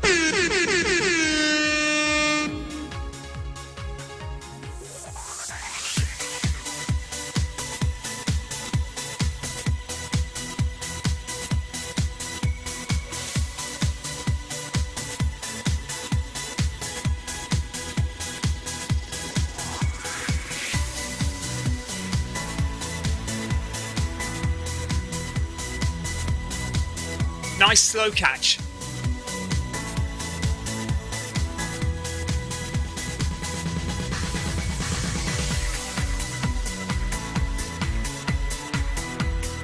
Oh dear. I think we're going right.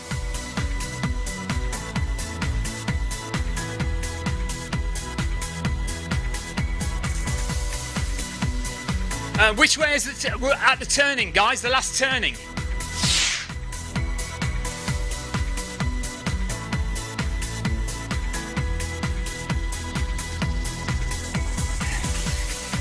I prefer Bluetooth, Jonathan.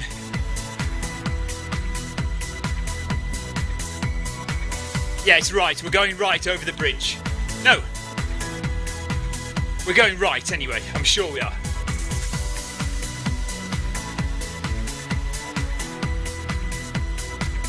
Round the cut.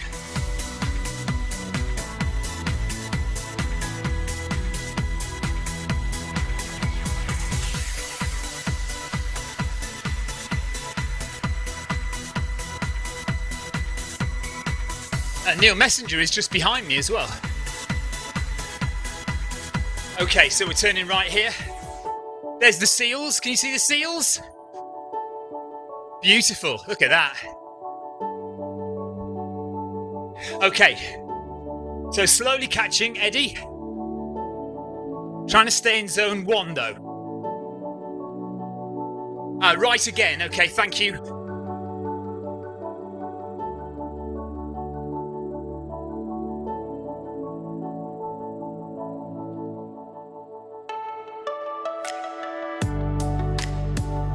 Zwift.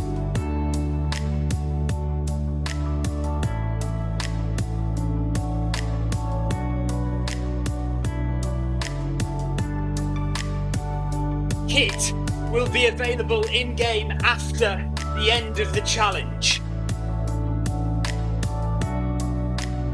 Oh no! Come on. That's it.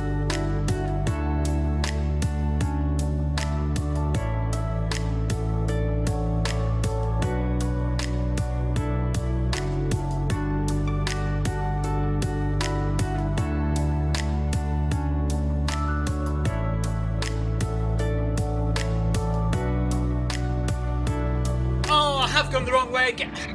That's annoying. I'm sure I took the right route then. Oh, that is annoying.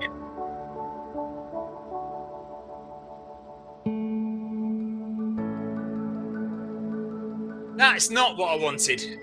I'm sure I went the right way. Oh.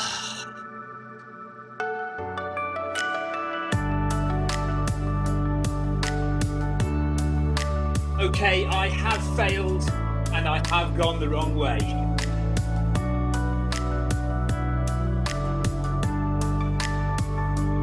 I'm sure, I'm gonna do a U-turn, but I need to make sure I'm in the right place to do a U-turn. Because there's no point in doing a U-turn if I'm gonna go back the same way. Right, here we go, look.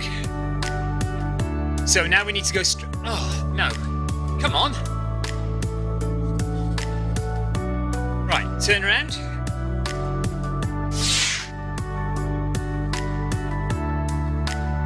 Right, we're going to the islands, straight ahead. But now we do need to catch again.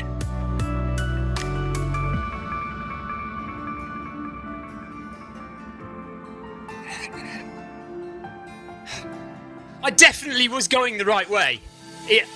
I don't know what happened there, because I was definitely going the right way.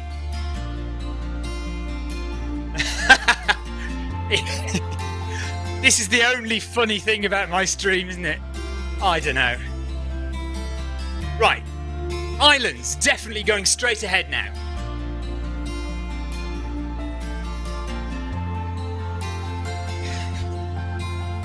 And Marcus is right behind me, speeding along like a crazy man.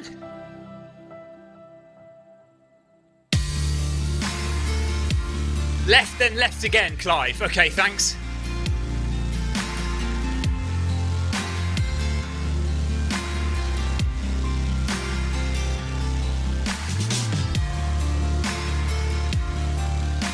Marcus is going to guide me. Yeah, we're going left now.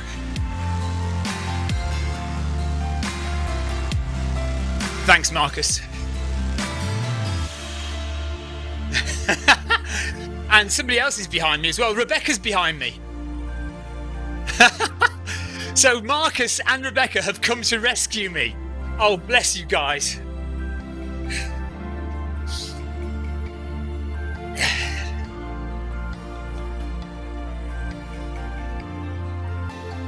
Marcus and Rebecca have come to rescue me.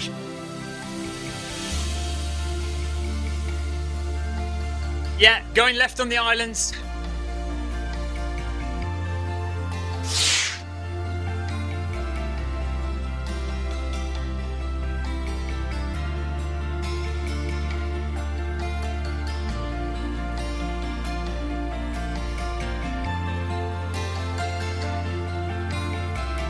Okay, nearly there.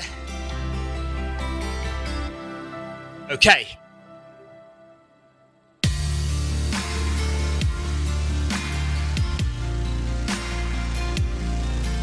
Right, so it looks like we are going to have a few minutes in zone 2. In zone 2 then, never mind.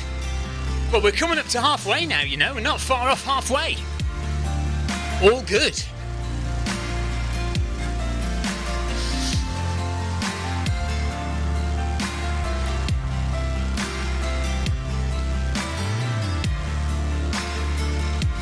So one of the goals for today was to stay in zone 1 for the whole way. So we have failed. 2 minutes now in zone 2. I suppose I could slow down and make the catch really slow.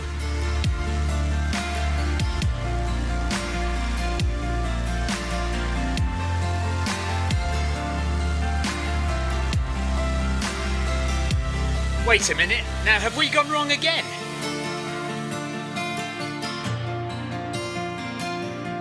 Right, hang on a minute.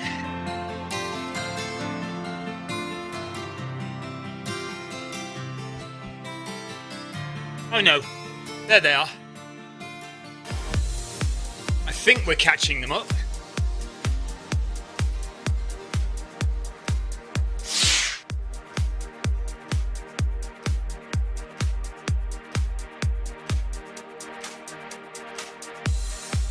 Mark Samuels, do not do that. Do not click on run with Stephen, that's a bad idea. Ryan Downey says, these catches probably feel good since you can stretch the legs. I guess so, a little bit, yeah. Yeah, it's quite nice to be able to stretch out the legs. Neil is walking. Why is Neil walking now?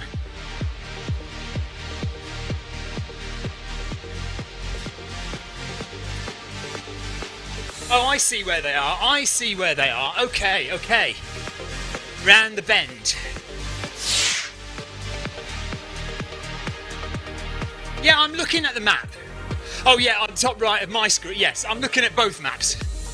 But I'm mainly looking at that one, yeah. I've got you.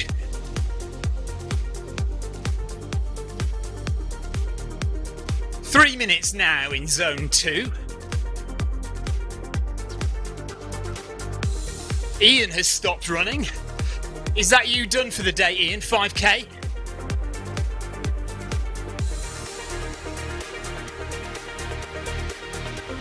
Yeah, actually, Jonathan is quite correct. Rather than... I've always got a map up in the top right corner, haven't I? Rather than... I don't necessarily need to look at the companion map, because there is a map up there.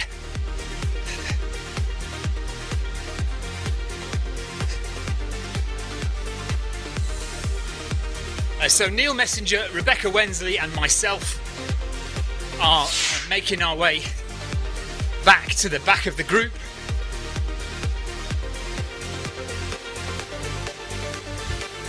The whole thing is round the bend and it's now raining in Watopia.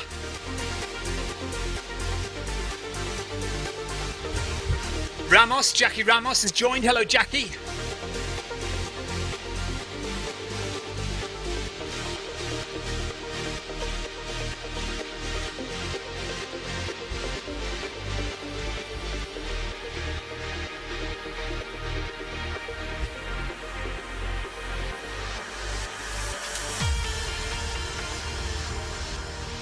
Yes, Neil, I see you.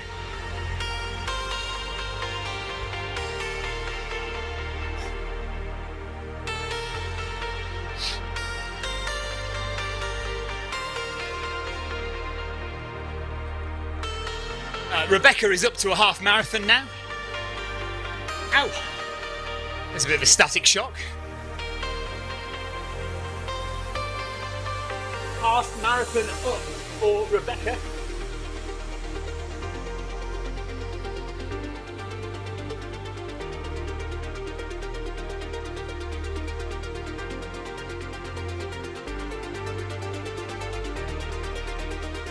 Lundgren, thanks for the ride-on. Now up to 231 ride-ons, which is great.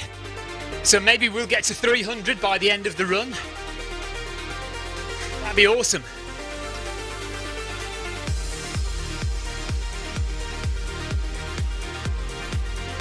And we are slowly catching, getting there.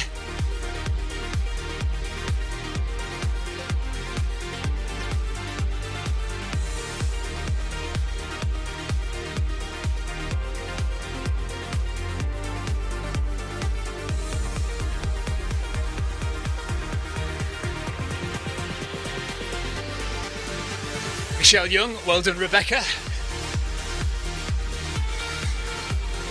Chris Ty is nearly on 12k. Our Walker has joined, he's on 0.1k, so who's our Walker? Let's find out.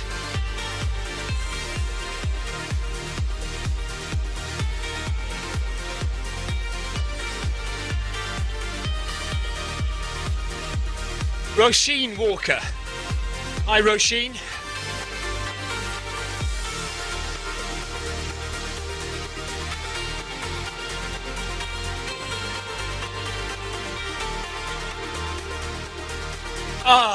Doesn't.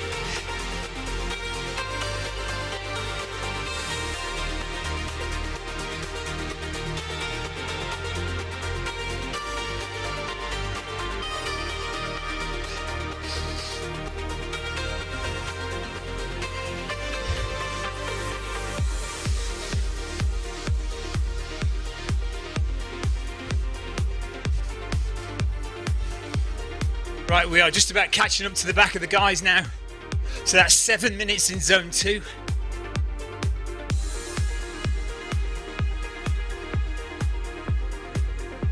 There's Roisin Walker just up ahead. Just joined the group.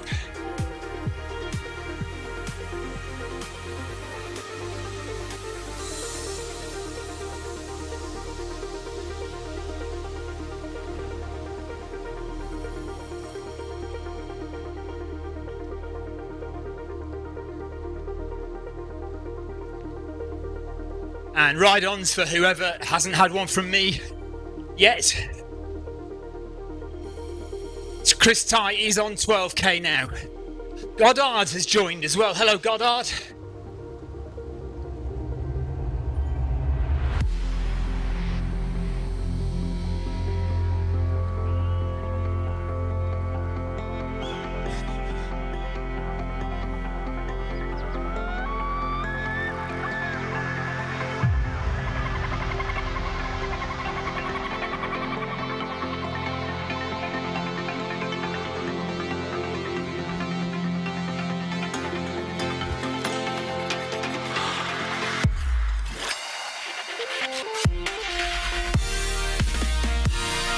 I might come and say hello.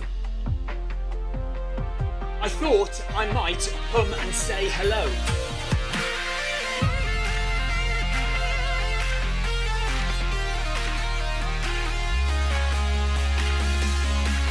Right, we are approaching halfway.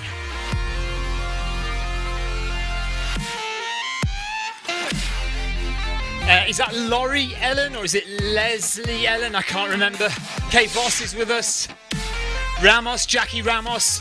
Clara Davies, hello Clara.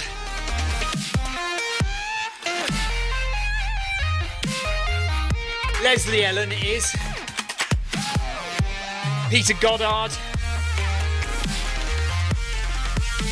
Welcome along, Clara and Peter.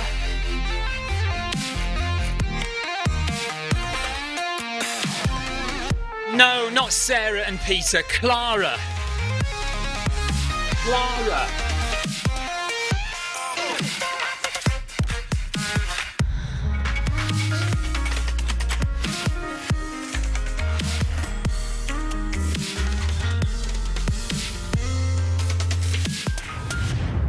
Yes, Tina, you did. I just took a detour.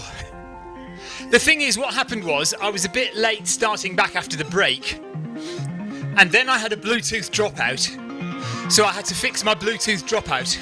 So then I was quite a long way behind. So then I was catching up, and then I swear to you, my button was going the right way, and I went left instead of right. Couldn't believe it. So then Neil Messenger, Marcus Holmes, and Rebecca Wensley came to find me and helped me get back to the group, which is very kind of them. And we are nearly at half marathon now, so 20.7 for Eddie.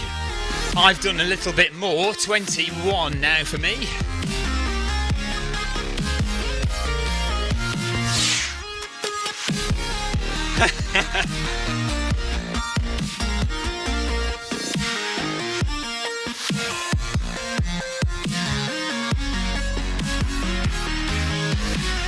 I wonder how many people are still working, doing emails, Zoom calls, etc. whilst running.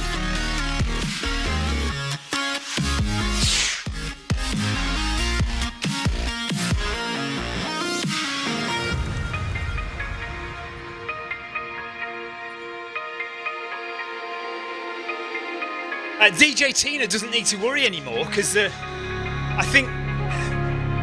Oh, actually, now, having said that, I did get a warning from Facebook, interestingly enough, about a different track. So I might have to have another look.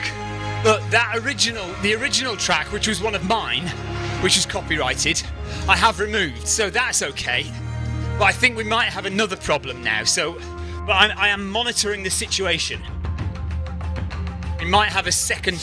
I love these close-up shots. I love those shots. Kind of telephoto lens shots. Eddie has sped up.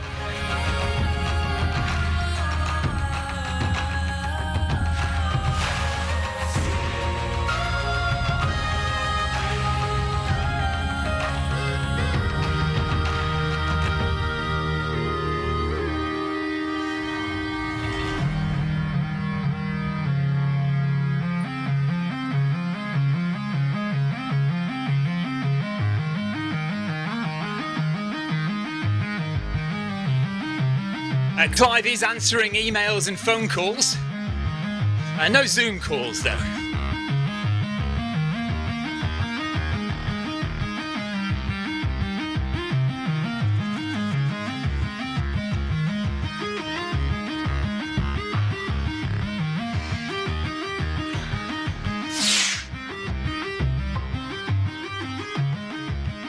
Neil's got to disappear at 4 o'clock to pick up his wife.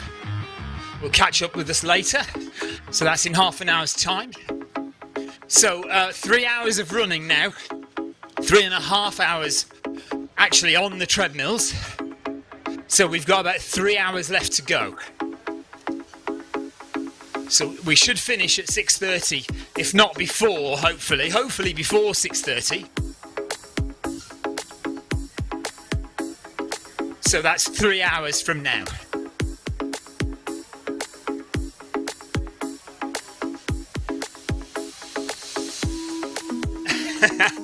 I'm not going to run and sing.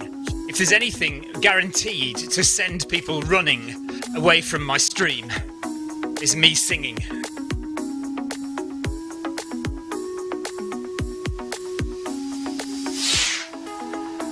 Right, half marathon done. We are halfway there, everyone.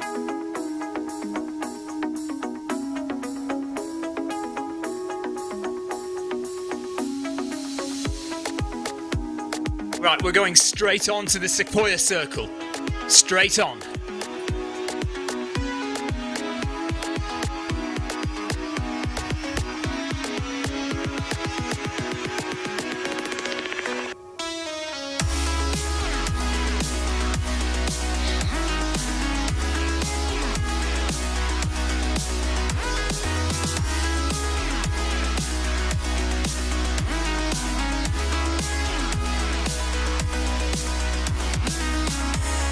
over the boardwalks.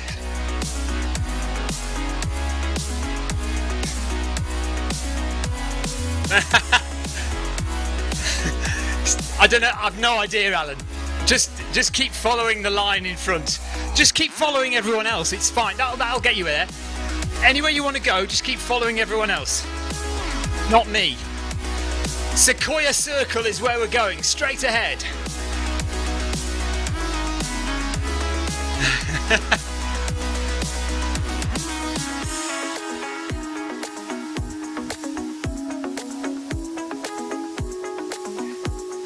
Hey, look, you lot.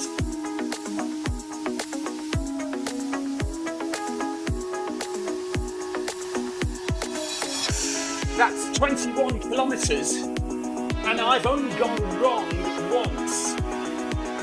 Exclamation mark.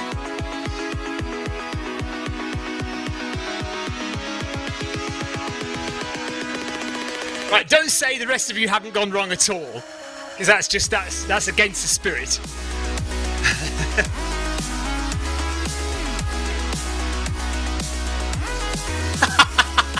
Today, says Clara, yeah. And Alan, there is plenty of time. Oh yes, there is plenty of time.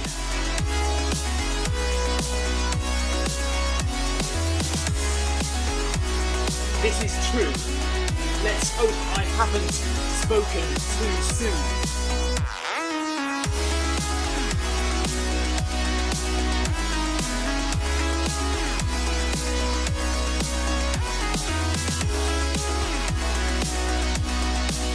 Right, look at kilometre 21 there is green. That's just terrible.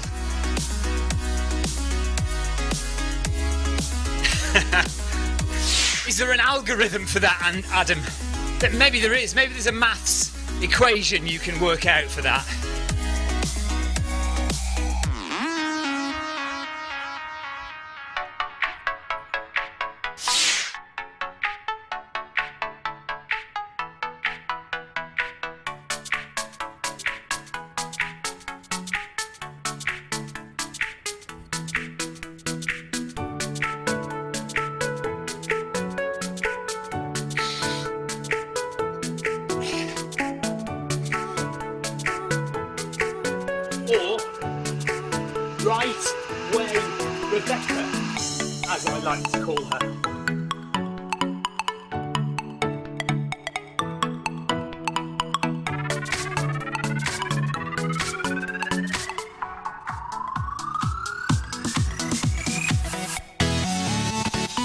Satnav Bex or Right Way Rebecca?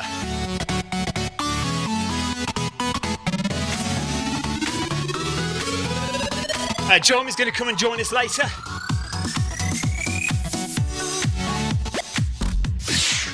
I know, absolute rubbish, isn't it?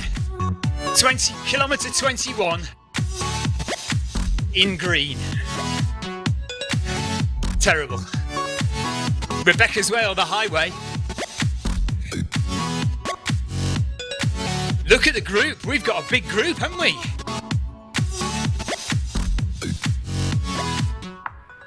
This is a big group.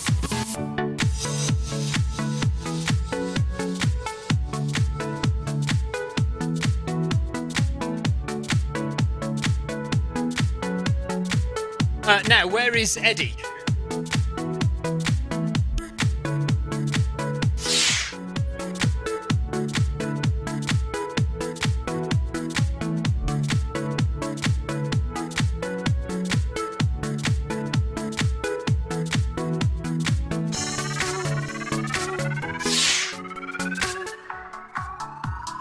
I'm going to have a bit of coffee.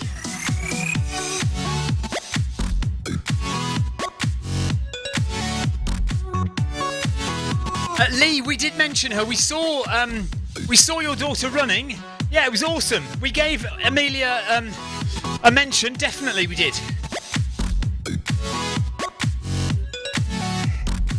But yes, absolutely, fantastically well done, Amelia, for running with us a little bit. I think she did 2.5 kilometres. So fantastic running, Amelia. Good job. And we did give you a mention on the screen as well during the game. Right, just waiting for Eddie to catch up, just a second or so behind. We're now at 22 kilometres, 20k to go. No problem, Lee. Right on.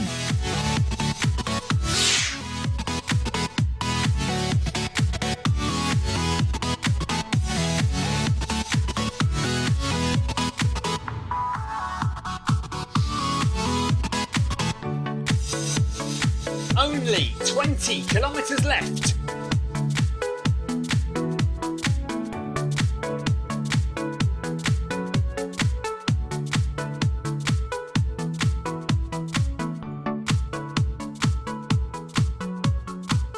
Squeaky treadmill time again.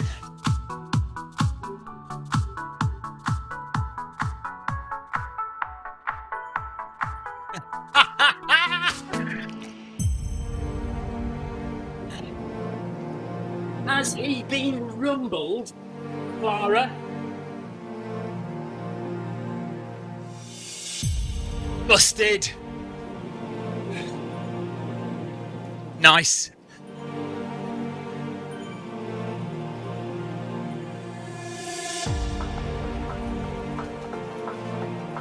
Okay, so remember on Eddie Izzard's stream later we have Davina McCall is joining Eddie, and so is Joe Wicks.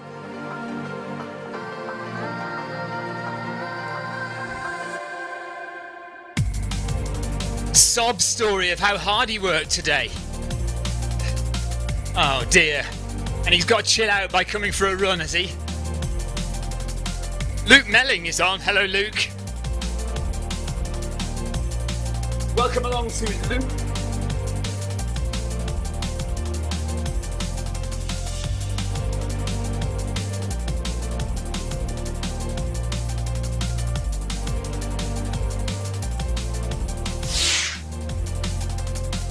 Luke Melling from Nuneaton Harriers. Hello, Luke. And Dooley, L. Dooley. Who is L. Dooley from the States?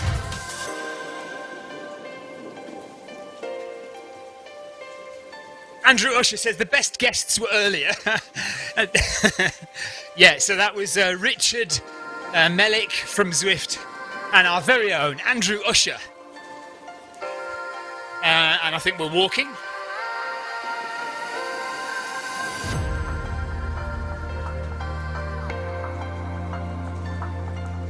Just stop for a minute and have a drink. I do like a latte.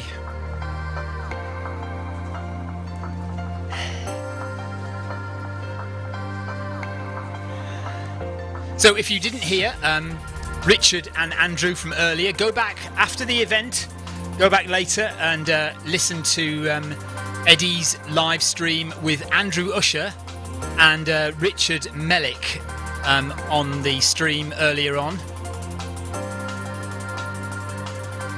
Right, here comes Eddie now.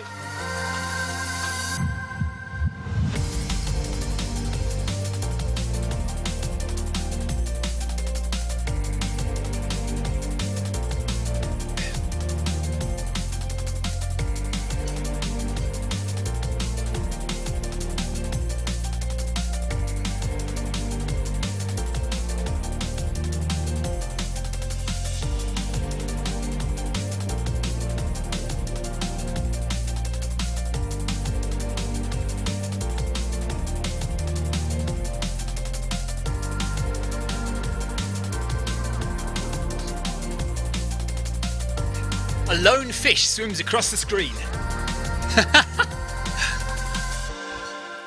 3 hours, 15 minutes of running time. We've been on for 3 hours, 37 minutes now. And we're going straight ahead towards downtown.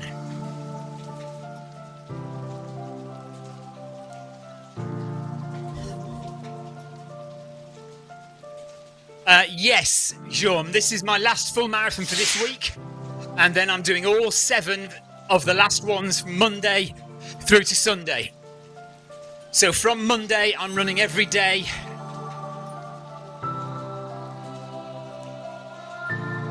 And I'm going to attempt to do all 7 in a row.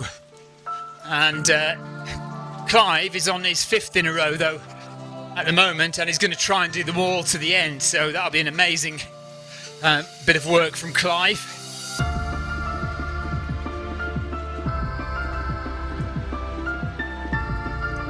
Right, interesting bit of information from Jonathan Cost. Innocent smoothies are really bad. So a few months ago, my wife introduced us all to an app called Yuka, Y-U-K-A. And it's an app that you can scan the barcode of any food item. It actually doesn't have to be a food item, but barcode of any food item, and it will give you a breakdown of the nutrients, the good and bad things in the food, and also it'll give you an overall score, a percentage score of how good that food is. And we have discovered that pot noodles are actually quite healthy in comparison to a lot of things.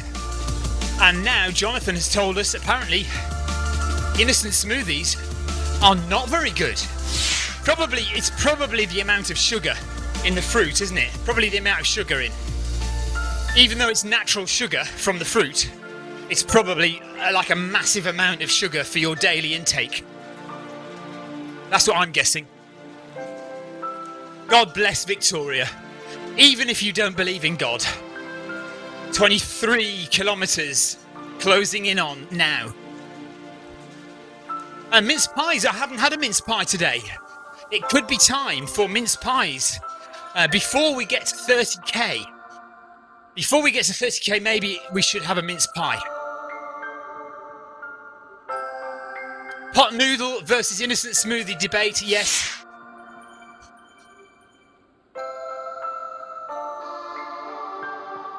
Has anyone else tried the...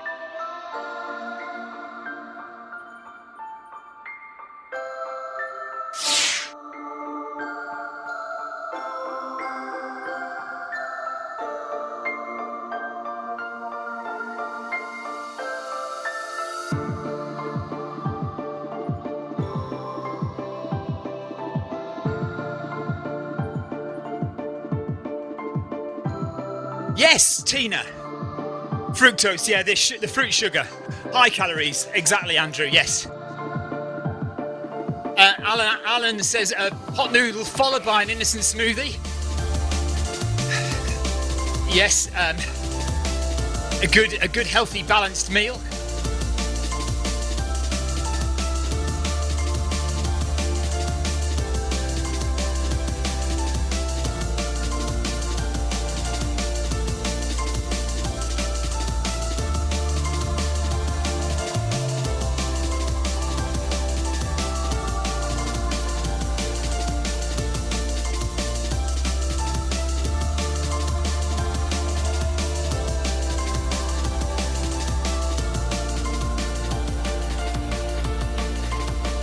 Get a percentage score telling you how healthy the food is.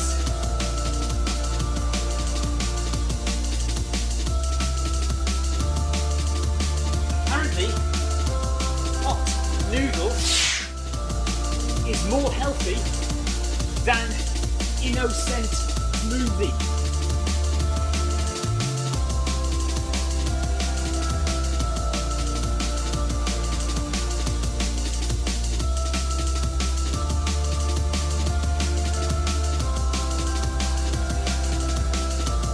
Jean, yes, if you go on the...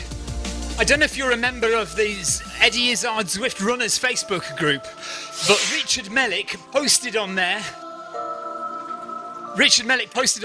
the all the worlds that Eddie is running in until the end of the month. Now, basically, every world is Watopia until the 28th.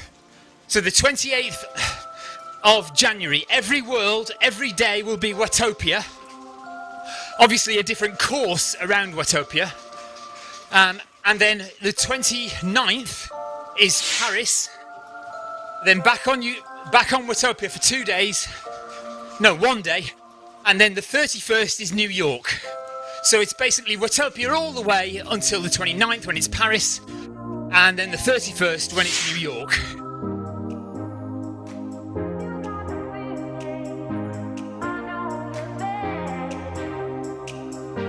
Yeah, Tina says there is a schedule on the Make Humanity Great group page. Andrew Usher, yes, saying healthy is a very debatable term.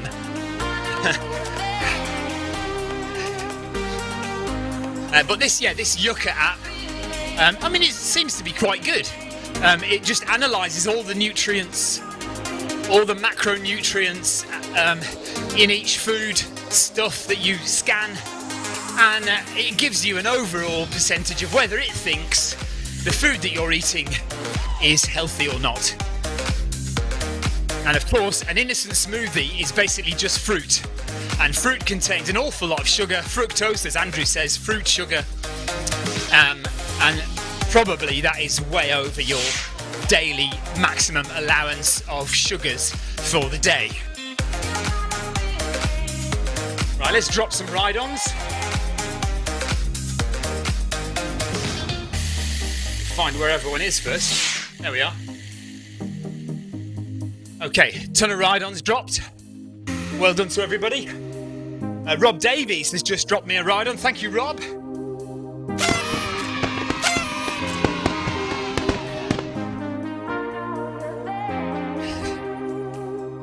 Really good group. Big group.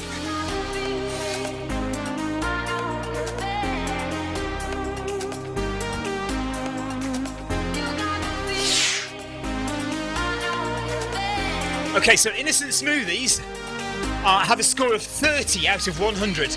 Jonathan, if you look inside the app, does it tell you that is it sugar that's the overriding factor that makes it bad? And of course, everything in moderation as well. Right, Dan Mapp has joined us. Hello, Dan.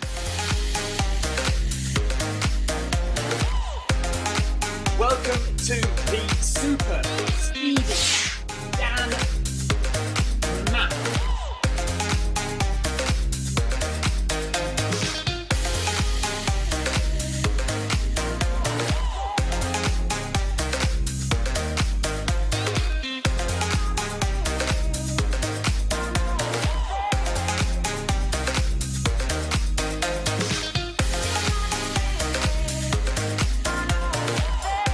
"11 grams of sugar," says Jonathan. Okay, yeah, that's quite a lot, I would have thought.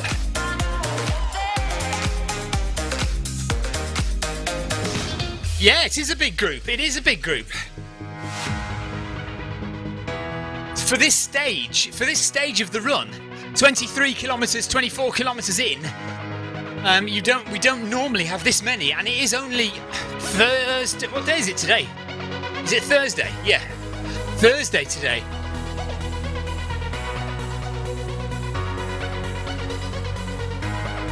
How is everyone feeling? Question mark. Are we all okay? Question mark. Are we enjoying ourselves yet? Question mark.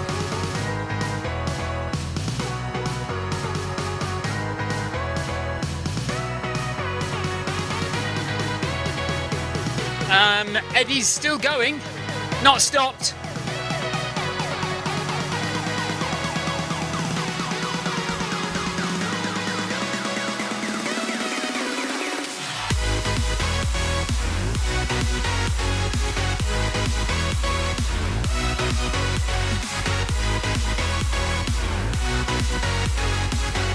Adam, nobody is going to employ you if you keep running 24 hours a day.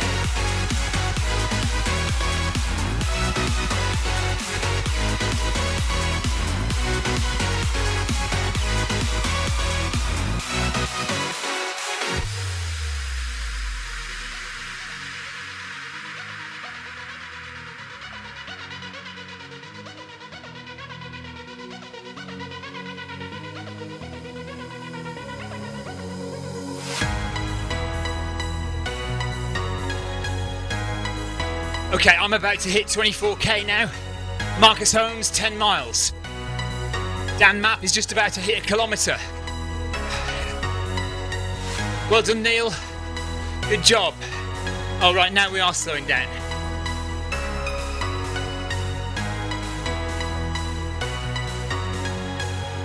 On my stream, Eddie still seems to be walking though, so not stopped.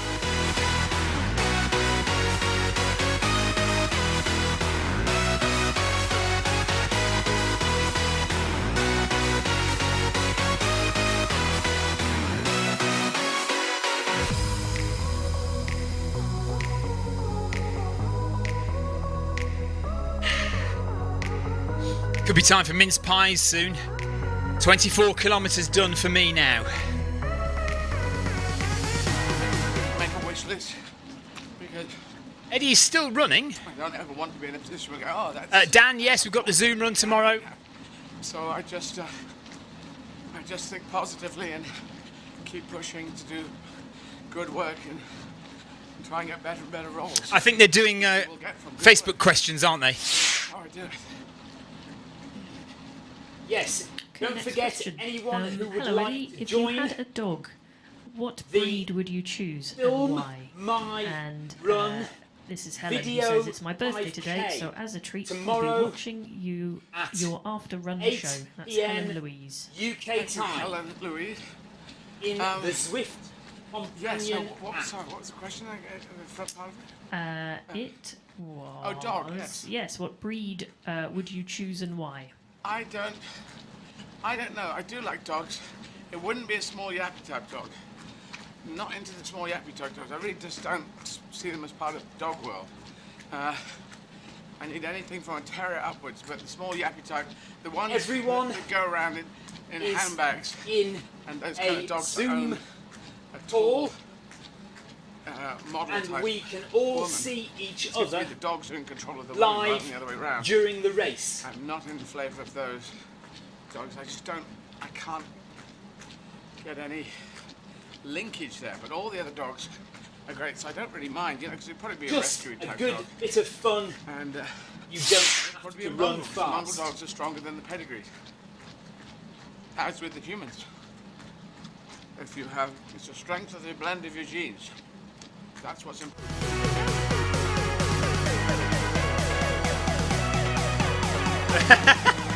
All right, Jonathan says, how the heck are you still getting mince pies? Co-op and Greggs have stopped selling them. I think we have some left over still. I think we still have about 1 or 2 left in the back. I'm going to have to check, actually. So at the next stop, when the next time Eddie stops for a pit stop, I will go and find out how many we have left. I'm sure we've still got 1 or 2. I think Marcus is leaving us. Cheers, Marcus. Take care, buddy. And mince pies never go stale. It's a miracle. Marcus, I'm expecting good things from you next Christmas on the mince pie front. Mince pies all round next Christmas, Marcus.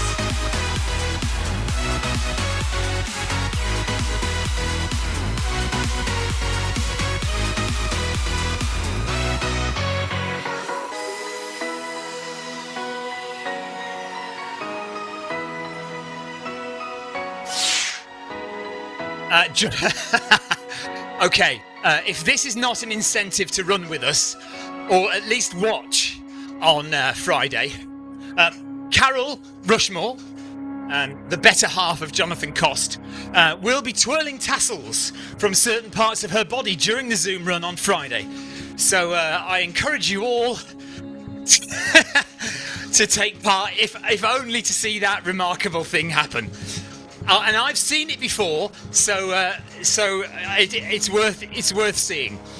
Believe you me.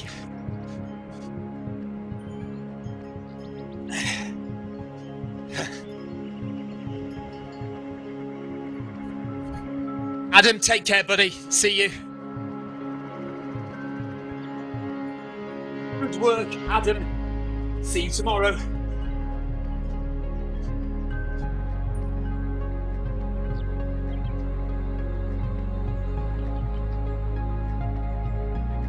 So we are tight. We're a tight team today. Saying hello to new people coming in, saying goodbye to people leaving. Jay Anderson is with us, 0.8 kilometres. Who is Jay Anderson? Let's find out.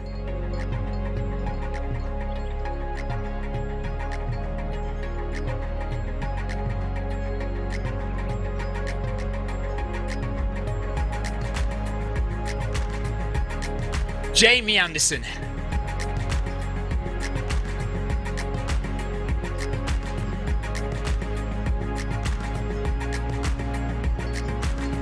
Hello to Jamie and Julia, who have recently joined us. Straight on to downtown. Jamie and Julia. Julia, not Julian.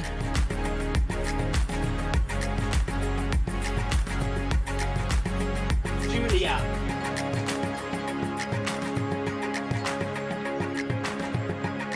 Right, Eddie is stopping, I think.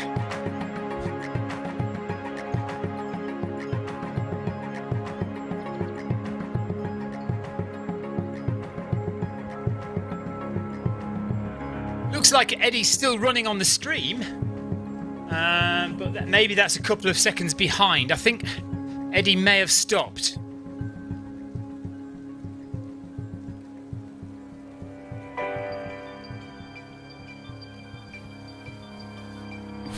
Right, I'm just going to stop a sec, see if we can see. There's Rob Davies, there's Clara Davies' other half, look.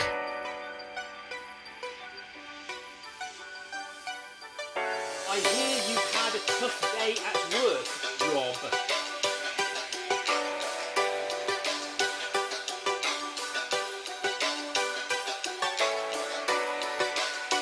Yes, so Eddie has gone. Right, what was I going to do? I was going to go and see if I could find some mince pies, wasn't I?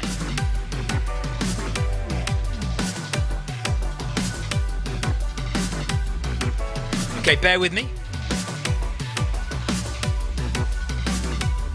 Oh yes, Victoria in full nerd mode is also a special sight. Definitely.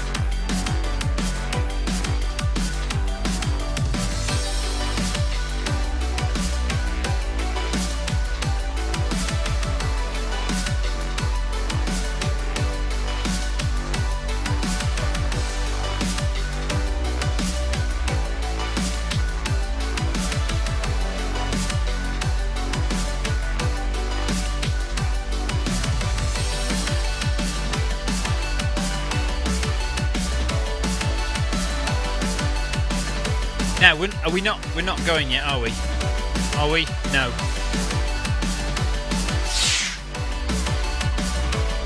Every day is a tough day, says Rob Davies. At least that's what I tell Clara. I like it. Nice one. Right, Jonathan, it seems that we do not have a mince pie. Right, Eddie's treadmill is not pairing correctly, apparently. Surprise, surprise. Treadmill and computer problems. Eddie is having technical issues. Okay, interesting. All right then. Right, so that means we can download. We can do the Yucca app.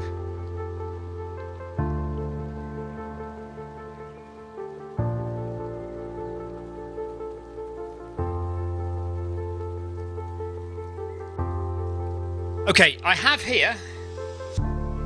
It's not an innocent smoothie, but it's a naked bar. Naked blue machine. It's empty and is about to go back into recycling, but we're going to scan the back.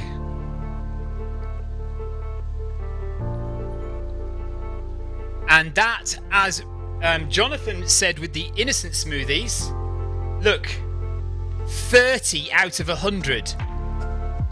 30 out of 100. 10 grams of sugar is basically the thing.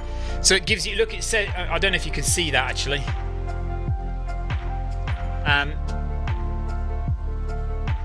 It shows it's got 0 saturates, 0 salt, no risk in terms of additives, but the sugar calorie, 49 calories, kilocalories, 10 grams of sugar makes it bad.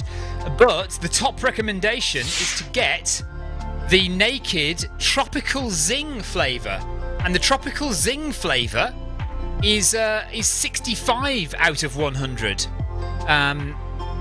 because it's got excellent fruit quality, 85% excellent fruit quality, even though it has 9.8 grams of sugar. So there you go. It does, yeah, it offers an alternative, yeah.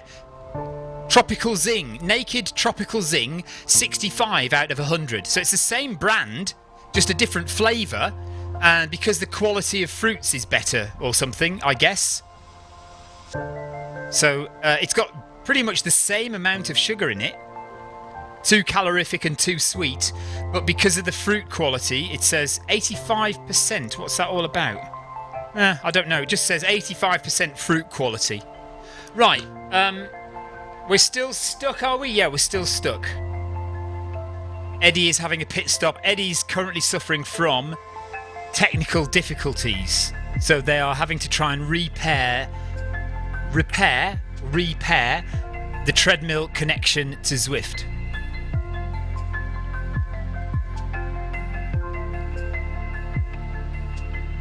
So we're just waiting, basically.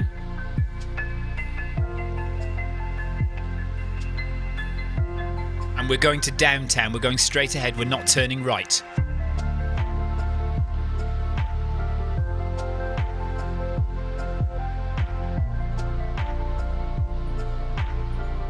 Andrew Usher. Andrew Usher says, the sports nutritionist in me dies with some of these apps. Yeah, but Andrew, as long as hang on a minute, what am I saying? Isn't nutritionist the dodgy term for, like, the accepted scientific qualification is a dietitian, isn't it? Because isn't it like anyone can call themselves a nutritionist? Like, could I call myself a nutritionist? You don't have to have any official kind of qualification, do you? I'm only pulling your leg, but that, I remember who was it who said, it might have been Eddie Izzard or it might have been Stuart Lee talking about, no it wasn't, it was Dara O'Brien talking about the fact that a nutritionist, anyone can be a nutritionist, dietitian is the legally accepted term for somebody trained in food nutrition.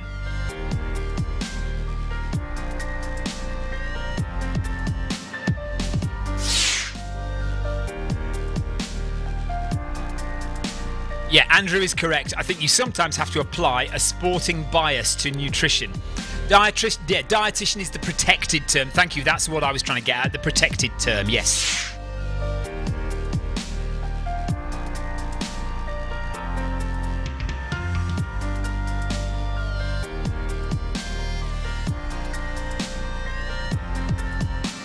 Ryan says maybe Eddie will follow you, so walk a bit to keep your avatar active. What do you mean? Eddie will follow us. Oh, I see what you mean. Yeah, keep the avatar off from disappearing off the screen.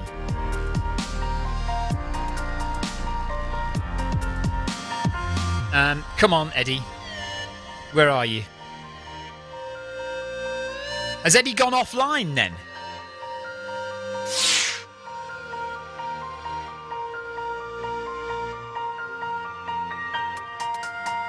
Have they actually disconnected Eddie and then going to repair Eddie so that we're at 24.7? Yeah, so maybe Eddie will have to come back and join one of us, me or Clive, to be back in the same position. Yeah. Interesting. Okay. Oh, here we go. Do you mean in Bluetooth? Yeah, because it's a Bluetooth. You mean where the Bluetooth can see the machine, the running machine? Yeah. Okay. You didn't say that, did you? Everyone watching, Dan Snow, I'm so sorry, we're just being a bit... Is Dan there patiently waiting, or is he tearing his hair out? Am I okay to take this? Yes, oh yes. I can see him on Zoom. He's being kept entertained by Miranda. Sorry, Dan. Sorry, Miranda. We are... Caution, squirrels ahead. Yes, I know, we're in squirrel hell. I hope it will see it now. If it doesn't, we're going to have to put another measuring device on. Sorry? Oh, yeah. I think the squirrels ate through the cables. Okay, doing a quick search.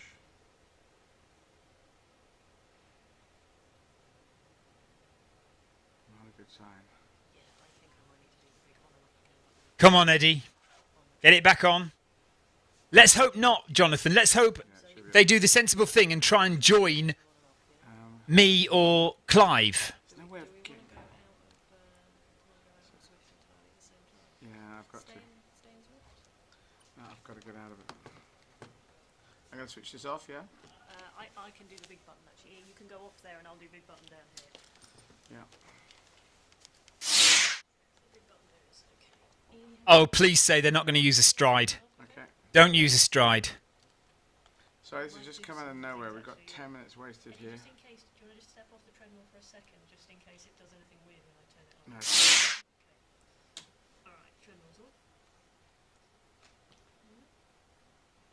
Yes, Andrew. So That'll be terrible, won't it? We've had a power down situation or a dislocation. The run machine gets linked up to the Zwift app and... Eddie, stand by. I'm going to turn it back on.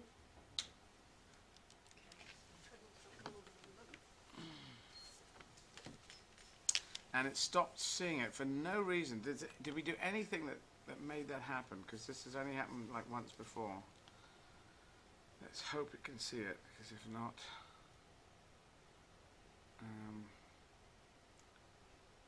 can you calculate how many...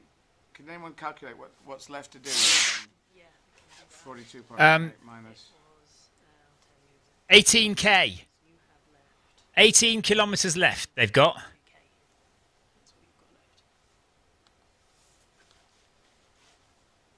17.72. Let's see. They should have called Richard or Jim or somebody. Right, let me message them. Why aren't you there? Where have you gone? It's just load it so Ian, you can see what we can see, can't you? See if it takes on to the next one. Yes, I can see zeros. No, that's a good question. We can see zeros on the top. The computer that we've got down here, is that the next thing we will try and turn off and on again? Would that do anything?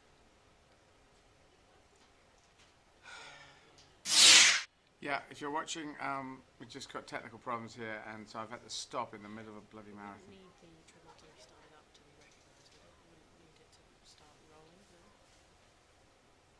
No, well, because they're in a bubble, because they're in a COVID bubble, they can't have anyone else in the room. So it's only Sarah and Eddie, and they're not the best technically minded. They need one of the tech people to get it set up, to get it sorted.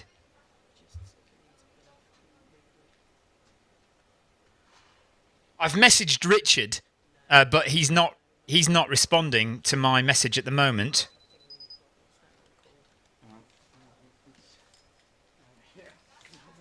But they should be phoning. They've got contacts at Zwift. They should be phoning them. Yeah, turn it off and on again. Turn the treadmill off. Turn it on again. Good idea.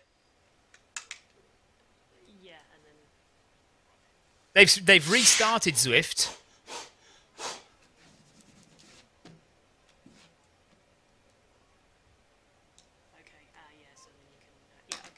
Sarah, why aren't you calling? Call Jim. Call Jim.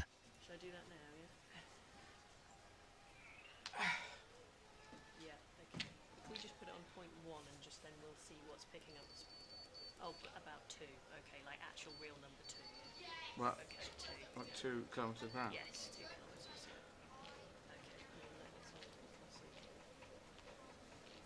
Okay. Vidar, thanks for the ride on, by the way. Ride on! Vidar Sorensen there. 273 ride on, so we're getting close to 300 if we ever finish this marathon. Ian's just checking to see what is showing speed. Right, now let's hope they've got the sense, if they can get connected, to log on to Clive or me and run with Clive or run with Stephen. Okay, we can't...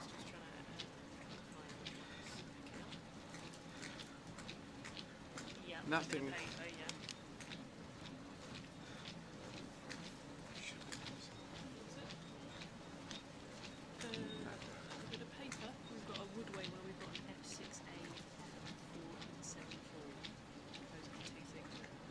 That one. E74. Click on that one, yeah? Right. Right, Richard is on the case. Richard is phoning them up now. So Richard just got back to me. Says connected. Let's try this. Okay, when it fires up, it should show speed. Okay.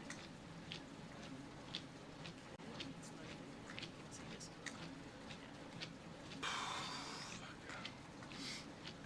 Oh God, it's gone straight through now. Please do not do this. Please don't do this.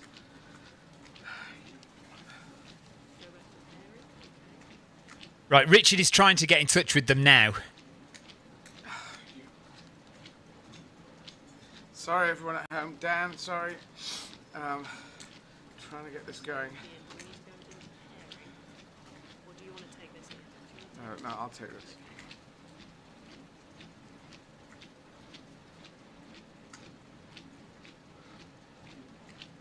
It's fascinating to see them trying to work it out, isn't it? Come on, guys, you can sort this. At least Richard knows about it now. So Richard's going to get in touch with whoever needs to be got in touch with to try and get in touch with them and help them. Answer your phone if it rings, guys.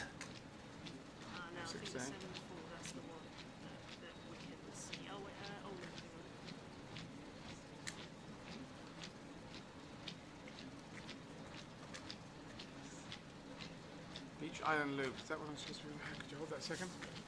Thank you.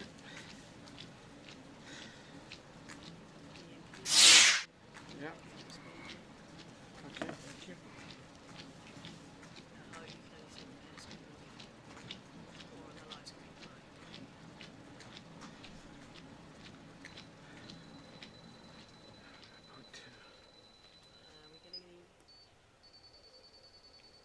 It's fun. It's fun getting them, watching them get involved. Okay, this is what we're going to do. Right. Ian, you see what you can do on Zwift. We're going to ignore it now, and we're just going to run. Dan, let's talk to Dan, and you tell me how far I've got to run on that distance, and we'll do that. Okay. Okay. Set you up with Dan. And you can do what you want with Zwift. Everyone on Zwift, I'm sorry, we seem to have lost connection. You can get it back online, then we can join everyone up. We're on the route that we're doing. It's the one that's on there, which is the beach island loop on Watopia. I'll leave it to you. We're going to just run on this. I'm going to put you through to Dan now, and I'll push some buttons. Thank you, Dan. Sorry about this. Right, so what's happening is we need to just kind of carry on running at the same speed as them, if we can. And mind you, we won't know, will we? Congratulations! What an achievement! You've broken the back of it. 21. After 21, you've broken the back of it. Yeah, it should be in Plan B. I'm in a good place, but it's kind of weird because we've had one of these problems before. It was right at the beginning, but when it just separates, because this machine links up to this. To the Zwift app, and it suddenly said, no, I'm not there, I'm not linking. And I'm going, what's going on? I was just standing there like that, my avatar. So, sorry, I've wasted 15 minutes. Ian upstairs. Ian? Hi, Eddie. Could you tell Davina we're going to come up to us slightly late because we've had technical stuff and I want to talk to Dan. Just share it all out. So, great to talk to you again. You look a bit like you're in a prison because you've got such a stark light coming down on you, Dan. I know this is winter. There's no beautiful natural light coming anymore. It's terrible. But I've got to ask you, Eddie. Are you going to run past the Vasa, which is one of my favourite museums on planet Earth in Stockholm? It's the greatest. Well, I would absolutely. We should. We got all these pictures here from Sweden, but you won't know this. But you know that I love history, like you do. You're obviously an expert in it, and I am shall we all run with you? Very inspired amateur of it. Right, shall we all run with you? I love to take information in. 8 kilometres per hour. I played along with Frank Skinner in Stockholm in about 1990, 1991, before anyone had played really outside the country. We went and played there. It was an invitation gig. A guy, he sold 10-gallon hats. He sold cowboy hats. And we did 3 gigs. And it didn't go terribly well until I started talking about the Vasa, because I'd heard about the Vasa. I'd been. Let's try and catch Clive up. We've got this boat called the Let's Vasa. run with Clive. And you'll know. Well, I'll tell you the story I was told, and you'll tell me if this is correct.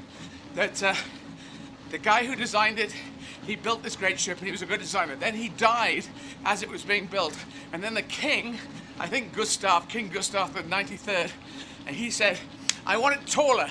Much taller. Where are you? So he kept building it up and up and up, and it became like a metronome. It became very unstable. And so all the admirals knew this, but they couldn't tell the king to piss off. So it was built, this dangerous boat, the Vasa, the biggest one going, and even the admirals got sailors on the boat to run across to the other side of the boat, and then run back, and then to run to the other side.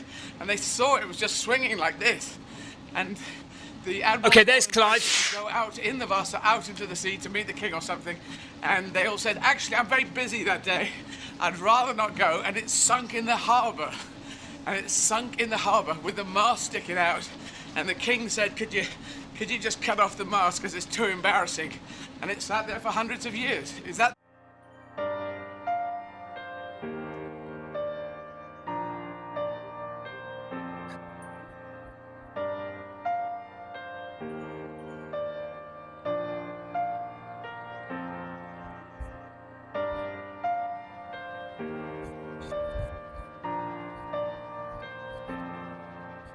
I do not believe I've gone into the track. I cannot believe it. I cannot believe I've gone into the track. Unbelievable. Right. I've got to go round the track. Unbelievable.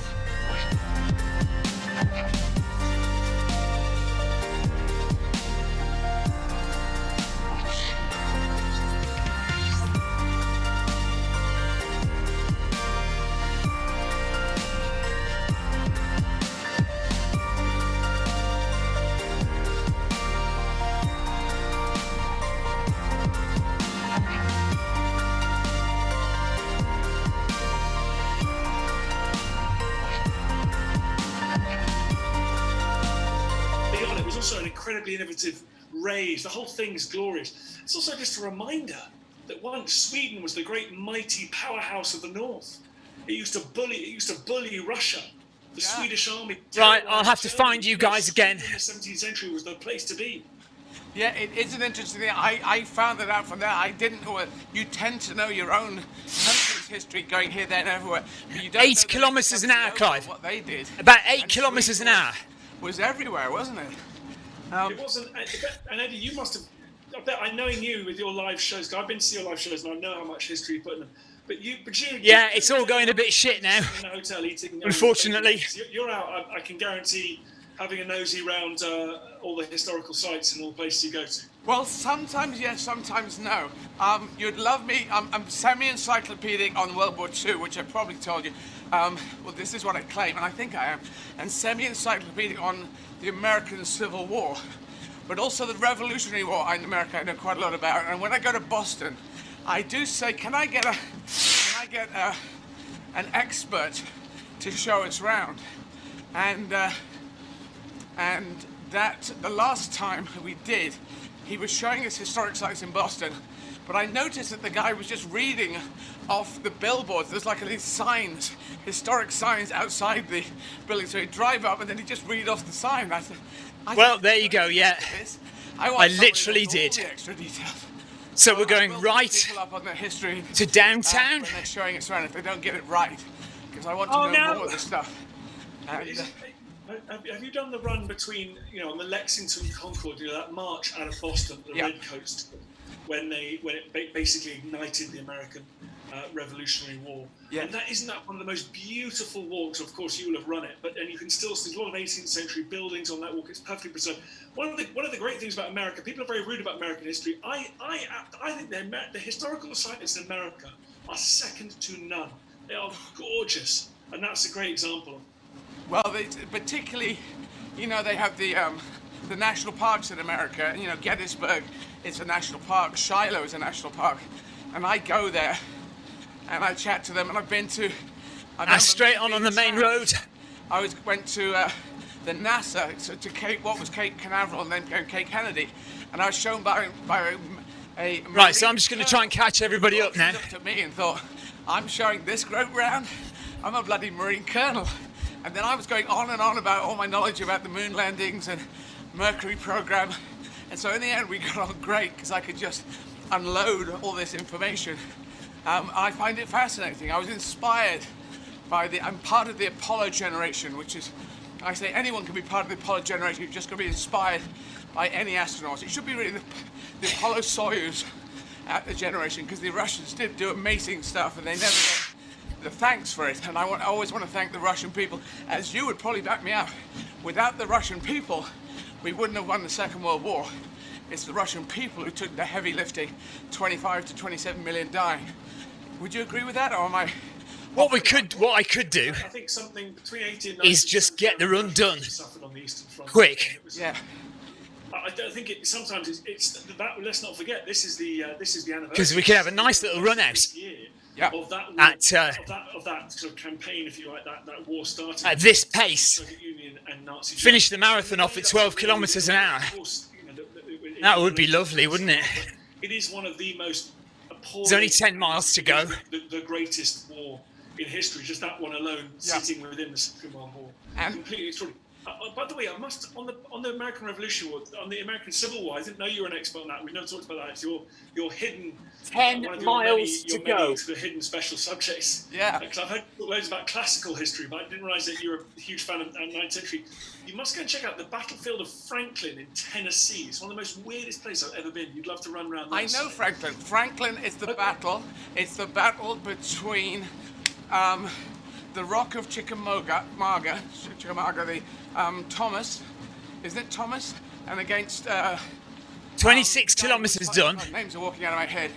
It's when Tecumseh Sherman was coming down to Georgia, Johnston was removed from office, and was the general that was put in his place has walked out of my head. He went up to Franklin and fought the Battle of Franklin against, I think it's Thomas, who was the Rock of Chickamauga. Is that right? Yeah, that's zone 1 out the window again. Kind of, and what's interesting is that it was one of the great. It was basically after that the the war in the West was, you know, over. It was over. Yeah. But what's fascinating, it was always known as one of the great battlefields of the war. So the question is, but it was never preserved. do we just get the run done, because of the local politics of or Tennessee? do we see if Eddie's going to come back? But amazingly, a trust now are going around, and I've never seen it before anywhere else in the world. Right, Eddie is now back on Zwift. And that means they drive around, and any house that comes So it'll be up for interesting to sale, see where Eddie Dairy is. Queen, any McDonald's that comes up for sale on this battlefield, they buy and they smash, they break, they just demolish it, and they're slowly. Eddie is on Zwift, so let's have a look. Of, you know, it's very near Nashville, Tennessee. They take that and they are returning it to its condition that it was in. Find Zwifters. And that, you know, the Eddie. money and the energy required is. But there's a clever idea in a way. They did this at Gettysburg as well. You may know this. They've returned Gettysburg to how it looked in those days. It's better for the tourist trade because a lot of the buildings that are built on it. Right, Eddie is on. Not terribly nice. You know, Eddie is on the beach path, or the route to. Right, Eddie's on the route to the volcano. If I'm getting this wrong. Okay, Eddie's on the route to the volcano, everyone. The Confederate General Hood. Hood, that's it. It's Hood against Thomas, isn't it, Thomas? I can't remember. Is it Schofield? I think. No, I can't. No, it's Thomas. It's the Rock of Chickamauga. The guy who was there at the Battle of Chickamauga, Battle of Okay, let's try and catch Eddie up then. We'll go fast to try and catch Eddie. And took over, and Thomas was in charge, but Grant took over. And Thomas was great on defense, fantastic on defense. You couldn't move him, but he wouldn't attack much. And so when Grant became the Supreme General of the Union Forces, he was sending messages by telegraph saying, "Go now, get Hood, go, get him. Don't let him move." And Thomas was going, "I'll go in a minute. I'm just getting my trousers on." "No, now, go now. Yeah, it's a bit snowy down here. Book it, go now." And he sent out Logan to take over.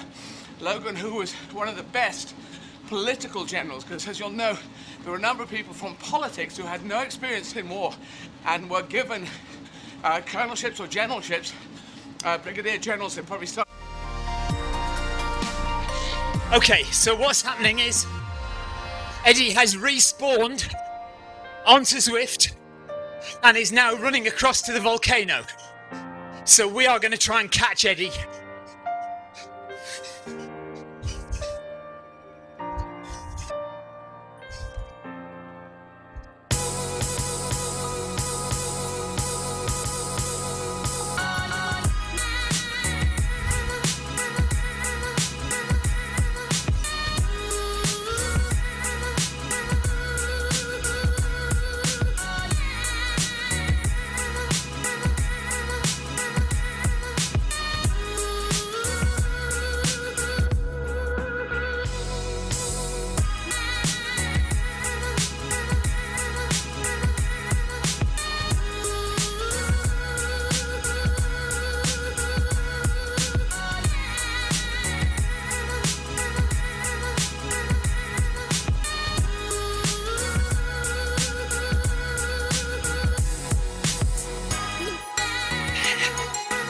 Hopefully it won't take too long to catch up.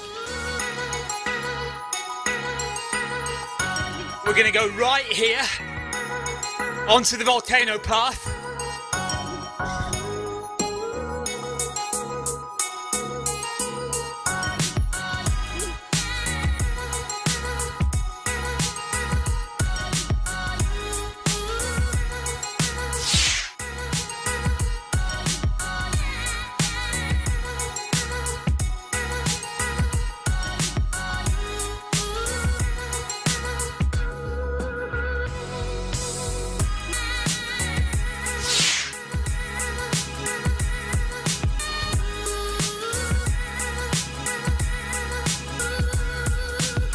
Sorry, Ian.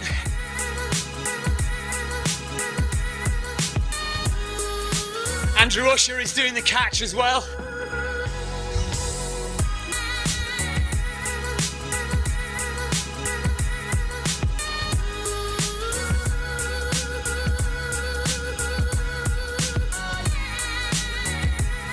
We know where Eddie is. We are trying to catch now.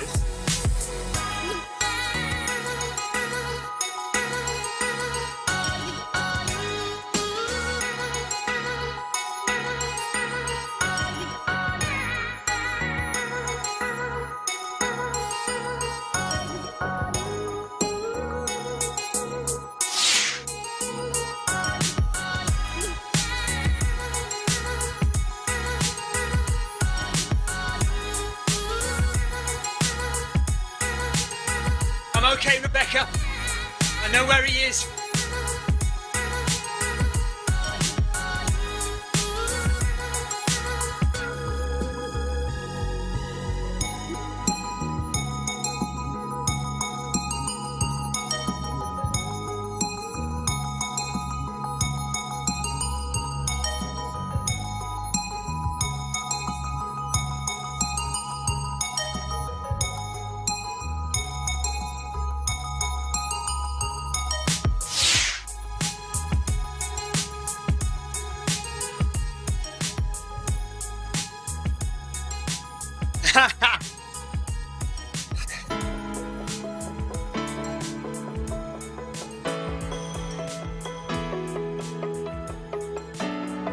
We'll get her soon enough.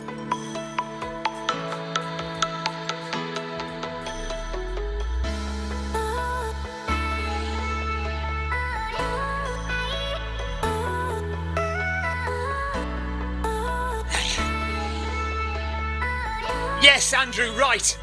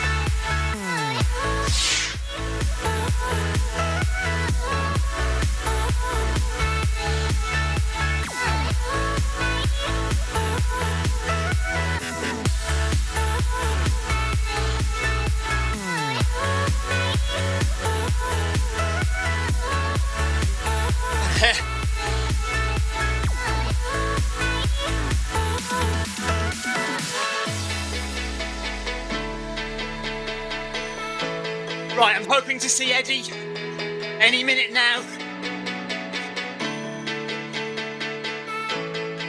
Up ahead somewhere.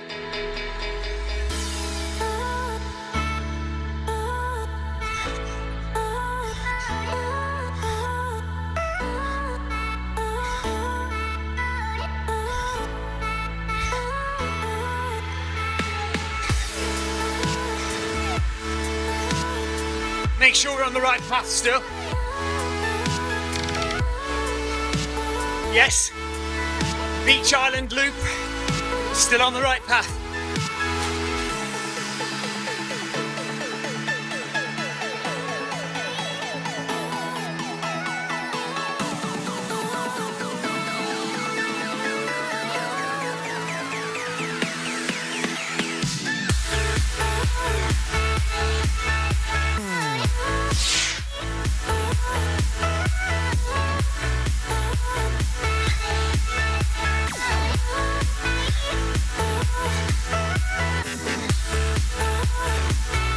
Nearly there.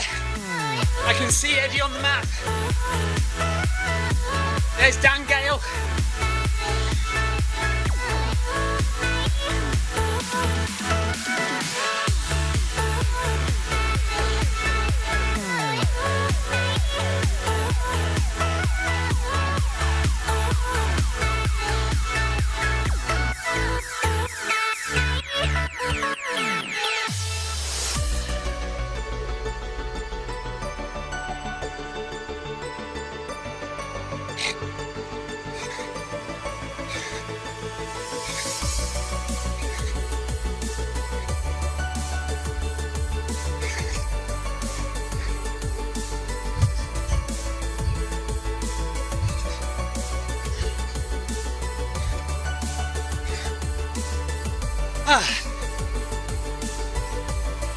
Okay, there we go.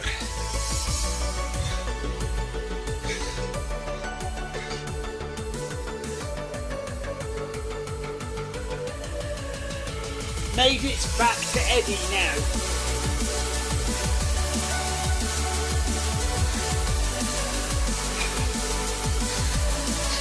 Right, there we are, we made it.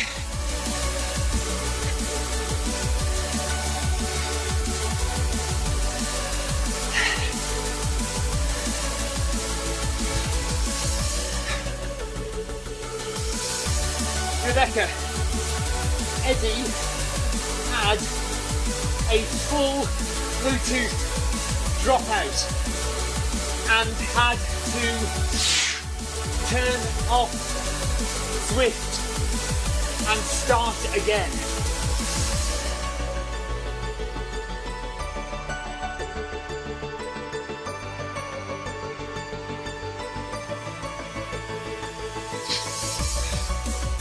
So I've got 14 kilometres left to do now. Andrew Usher, 14 kilometres left to do. So we'll do that and then we'll see how much more Eddie is going to run.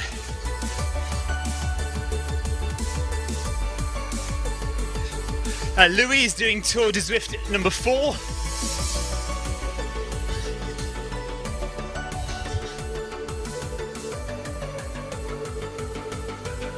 So, there are runners all over the place trying to find Eddie again.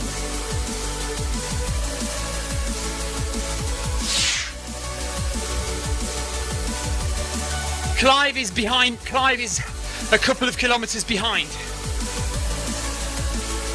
Clive is still running, but is a few kilometres back.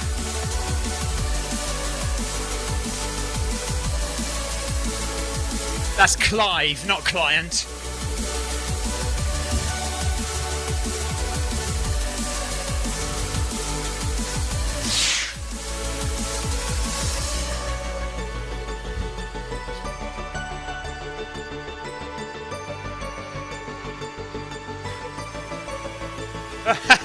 Thanks, Clara. Yeah, we got him. We got him. Her, sorry, got her. Yeah, I think Eddie did a couple of kilometres without Zwift as well, though, Jorn. So we're not sure how much Eddie has left to do.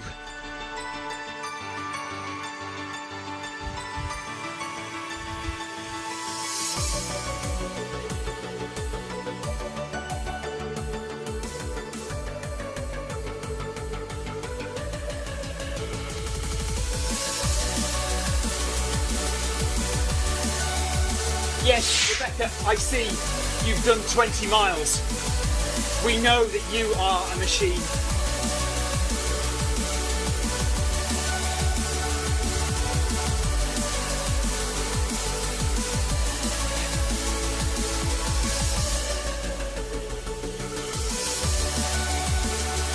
Amazing work, Rebecca.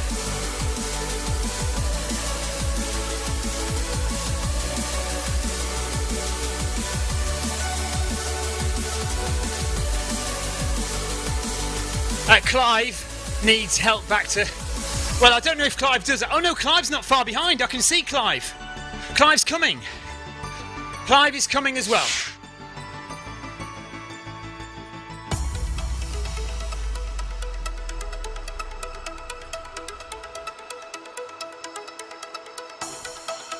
Right, volcano circuit.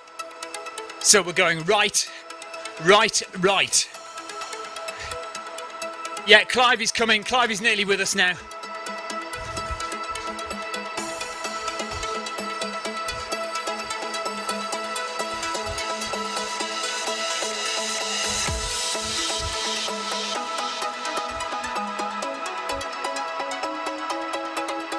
Stephen Smith, hello there.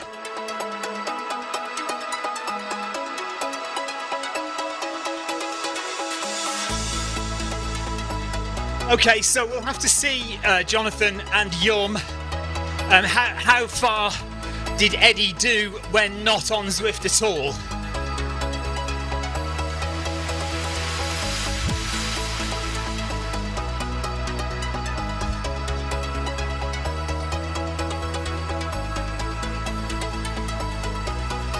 Who's that being interviewed now? Because the Swedish was so good, used to put Swedish. So that's Davina McCall. Davina McCall is currently being interviewed. If you want to go and watch Davina's interview with Eddie.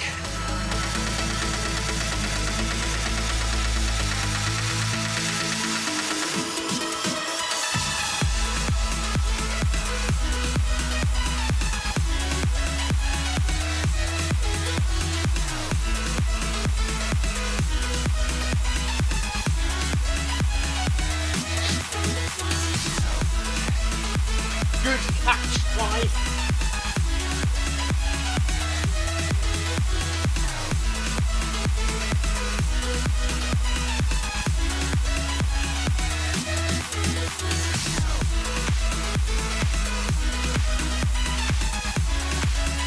And Andrew, good catch, Andrew.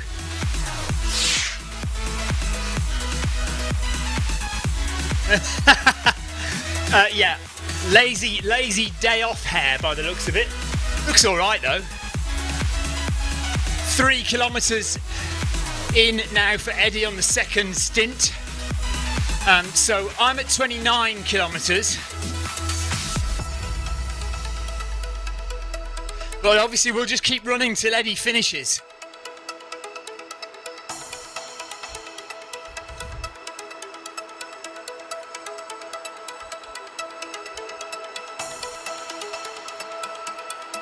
Four hours on the clock for me of running time. 4 hours and 40 minutes now. We've been on Zwift, so we've got probably another 2 hours to do. I'd have thought. 8 kilometres an hour, 16 to go, 2 hours left basically.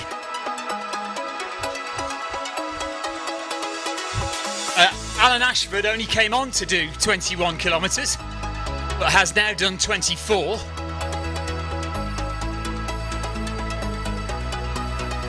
Might as well stay till the end now, then.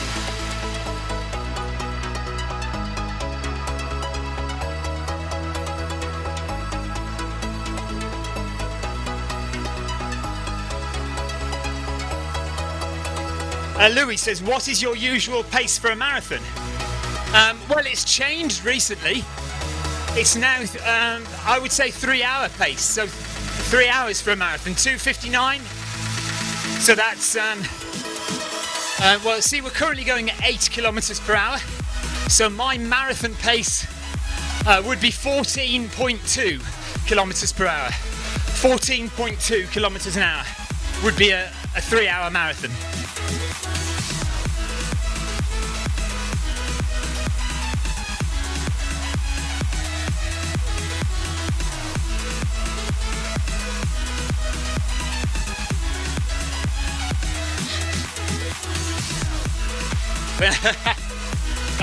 That catch burnt me out, says Alan. Good job. Right, Rebecca is with us. 33.8 kilometres for Rebecca. Good work.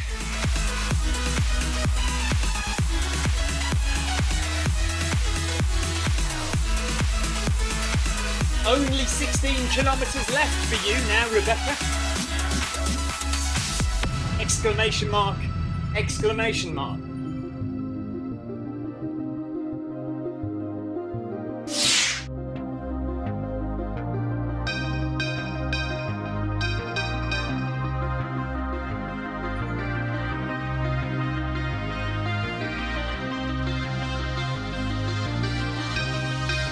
Yeah, around about that, Stephen. Yeah.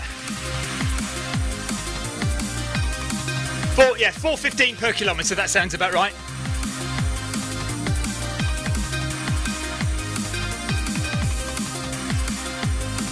Tina Beard is at a dropout straight away. Let's drop some ride-ons while we think about it.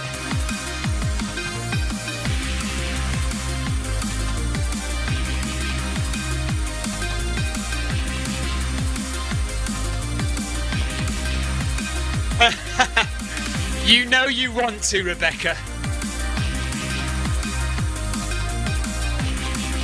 Don't give me that.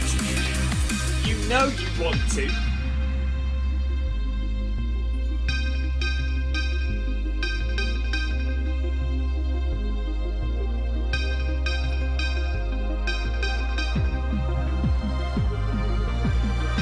Because you are more hardcore than the rest of us put together.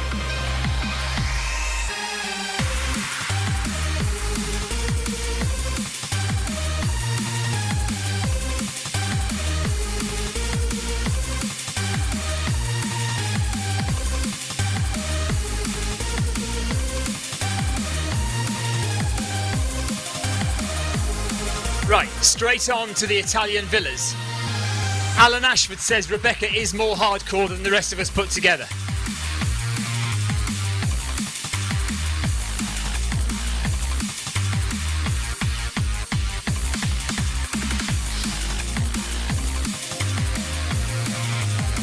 I mean, who cares about Clive and his measly marathon a day?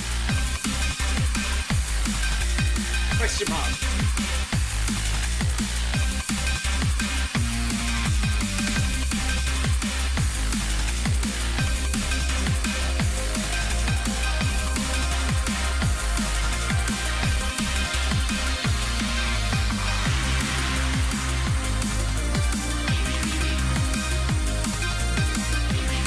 At 30 kilometres up for me now.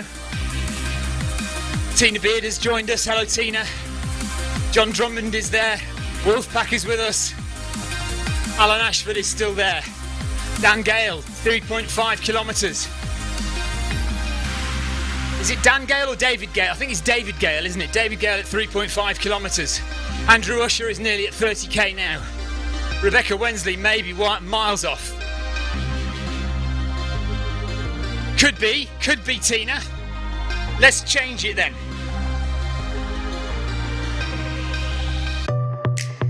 There you go. Let's change it right in the middle. And we're at 300 and 301 ride-ons. Tony Tomlin, thank you very much. Ride on.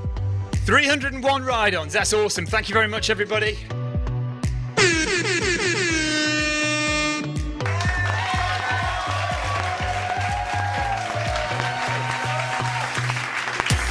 And I have only given a measly 34, so I'm going to have to add to that.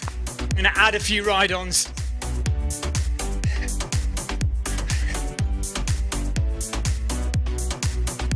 There's a few more added on.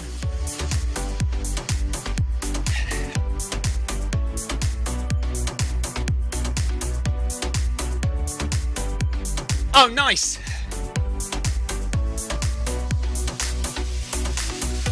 That's nice, Tina.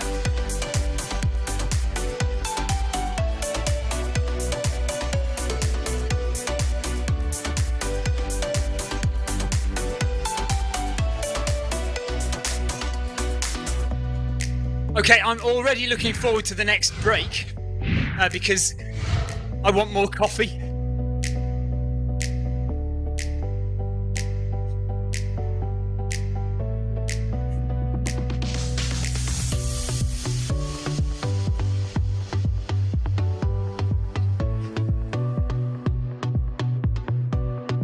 You sound like my wife.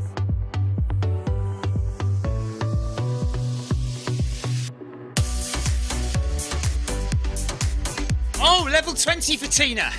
Well, that makes up for the dog poo, doesn't it? Well done, Tina.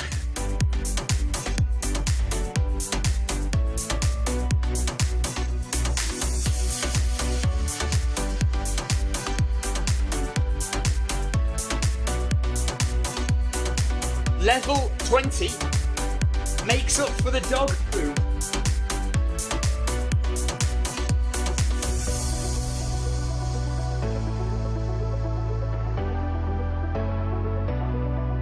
Leo Loughran, thanks for the ride on, buddy. Thank you.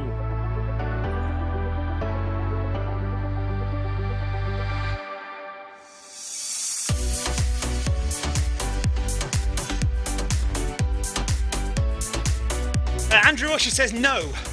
What's no? That was from 9 minutes ago. I don't know what that was in relation to. Never mind.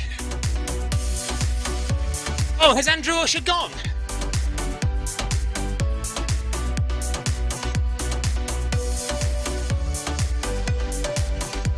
Well done, Alan. Take care, buddy. Thanks for joining, Alan, and thanks for following on with the stream.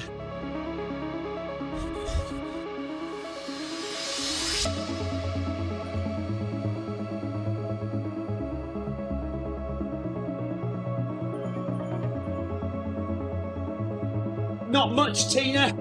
It's been a very standard run. Nothing out of the ordinary has happened at all.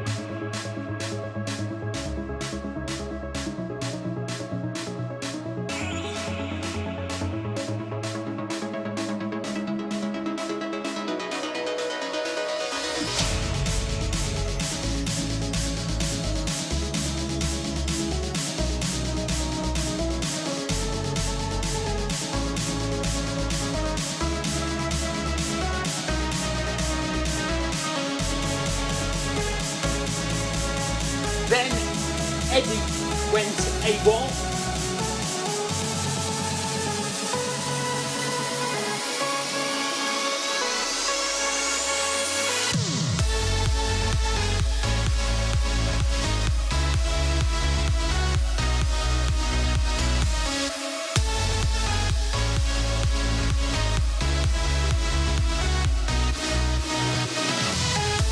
Chris Beale, thanks for the ride on.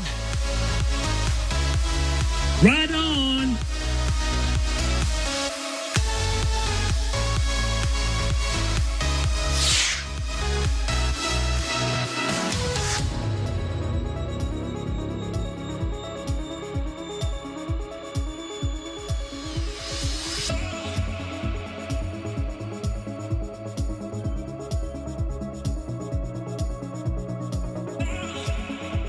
Stephen Smith says, would you ever consider doing another 100 miler on Zwift or something like that? Yes, I am considering another 100 miler on Zwift. Thinking about the end of February. So we'll do 100 miles on Zwift, and we might try and do flat and beat 20 hours. I go for 20-hour 100 miler on Zwift at the end of February. Let's see how fit I feel. If I don't feel fit, we'll do 24 hours. So let's just see how we go.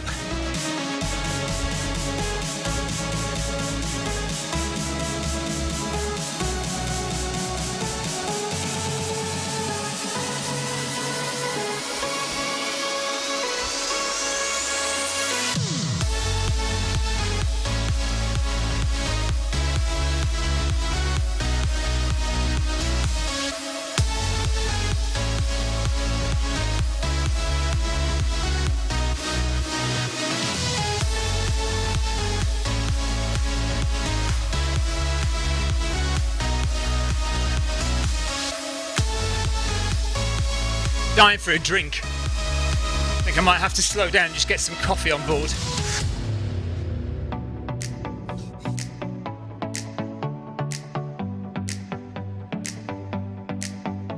Victoria, if you're watching, are there any fizzy drinks going? I could really do with a Red Bull or a San Pellegrino or a Purdy's, something like that. I don't know if that's something that you can get. 31 kilometers now for me, so if I was doing a marathon I'd have 11k to go, but I think we're going to do a bit more than that because Eddie is not quite as far along as me. I don't think, anyway. It depends what they think they're doing.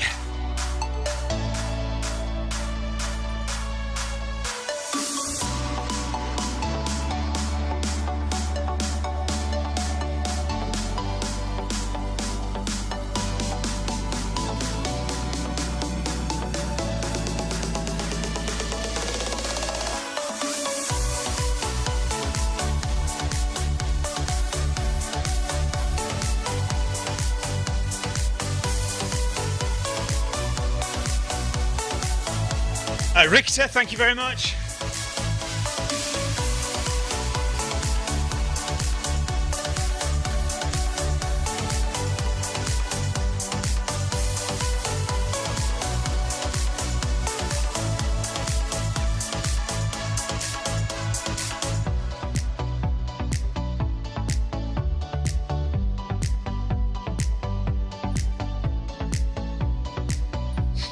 I don't think Victoria's watching the stream, is she?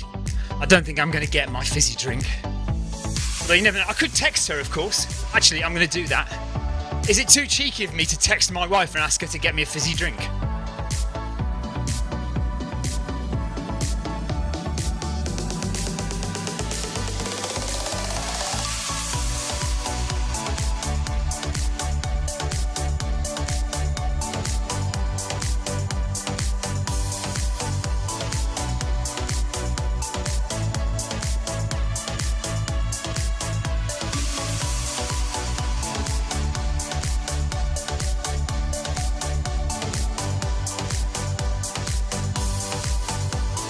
So we're going left, left, left, left.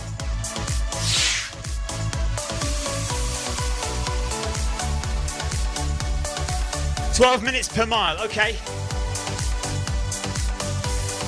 Kim says it's all right for me to text my wife and ask her to get me a fizzy drink.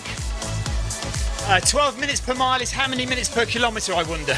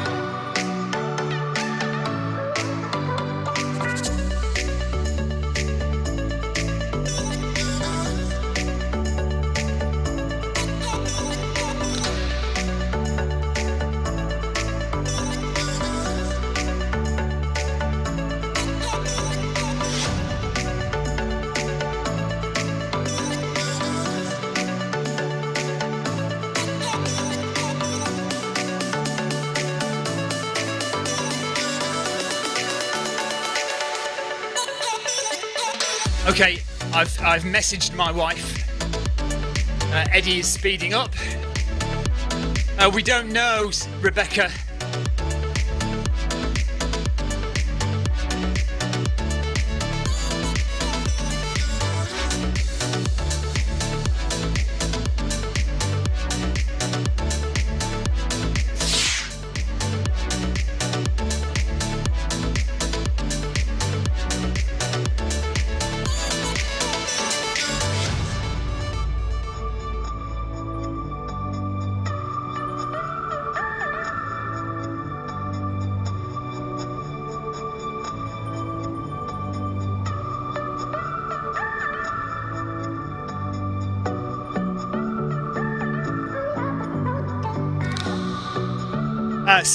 Neil says, did you go on the main road?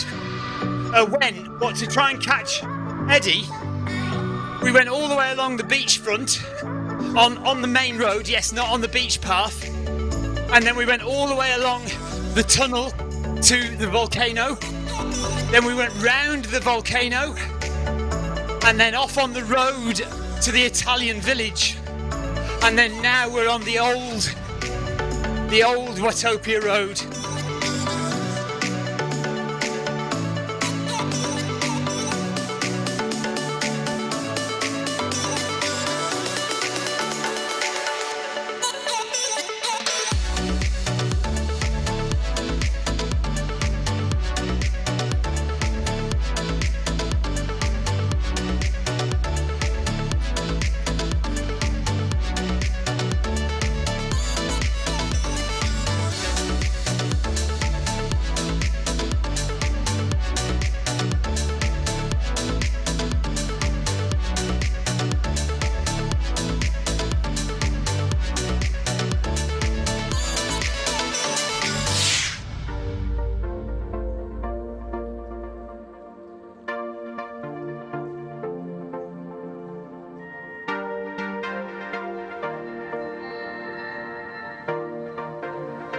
Okay, 1.5 hours, right. So Kim Salt says there's a countdown. Let's have a look, actually, hang on. I'm an excellent librarian. Well, then I should go and get some books. Okay, so this is the countdown. My camera is in front of it, unfortunately. Are you good as a police officer? Who cares? But basically 1 hour, 28 minutes left to run. Hundreds, if not thousands of years. Just obsessed at this speed. So I just try to be good at comedy, good at drama. So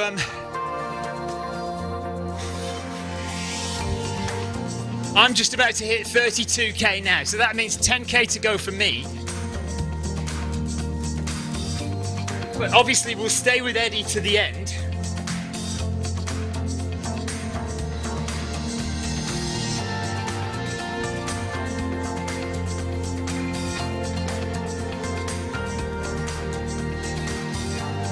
And we're going to the bridge and the islands, turning right.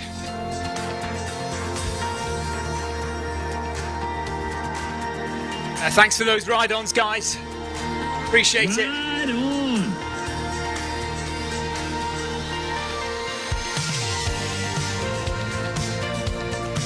So it's 5 o'clock in the afternoon now. 5 p.m. and we are now about an hour and 20 odd minutes away from the end. Eddie's pushing it a bit quicker to make sure she gets finished before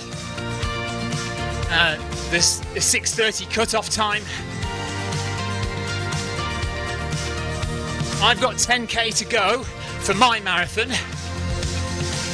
Clive is half a k behind that, but we think Eddie's probably got another 11 or 12k to go.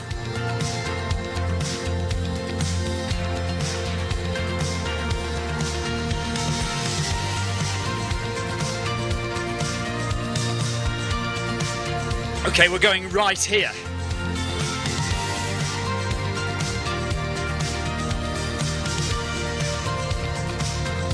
John Hepplewhite. Hello, John.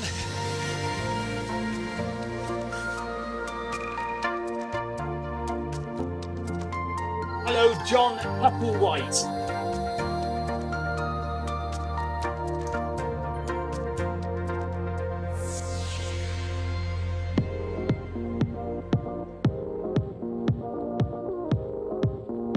So thank you, Kim, for letting me know about that countdown clock. And that sounds about right, because at 5 o'clock, we'll give Eddie another hour and a half to finish. And right again, this is where I got lost last time. I went to the reverse com for some reason, even though I was sure I was going the right way. But there we are.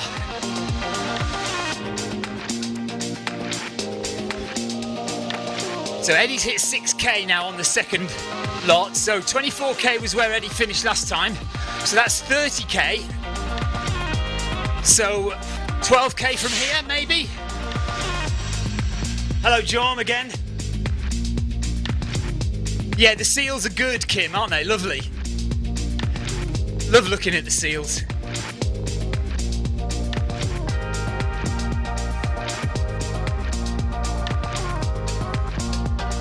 And is that Lee Burchard has joined us again? Zimmerman, hello Zimmerman on the bike. And left to the islands.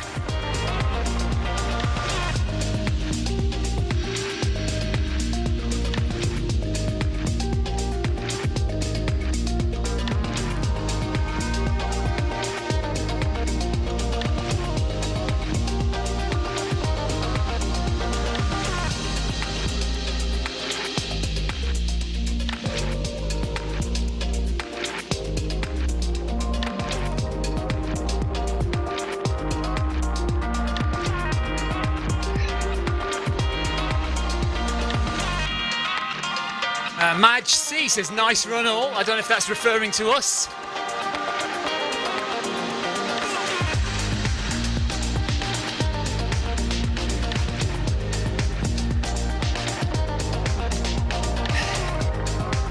Right, 317 ride-ons. I wonder if I can get to 350.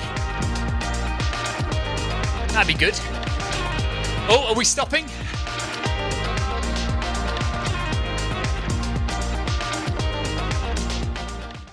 Yeah, pit stop time. Good. Drinks time.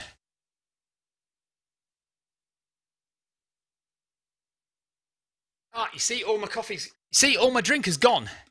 So I need to get some more drink. I'll be back momentarily.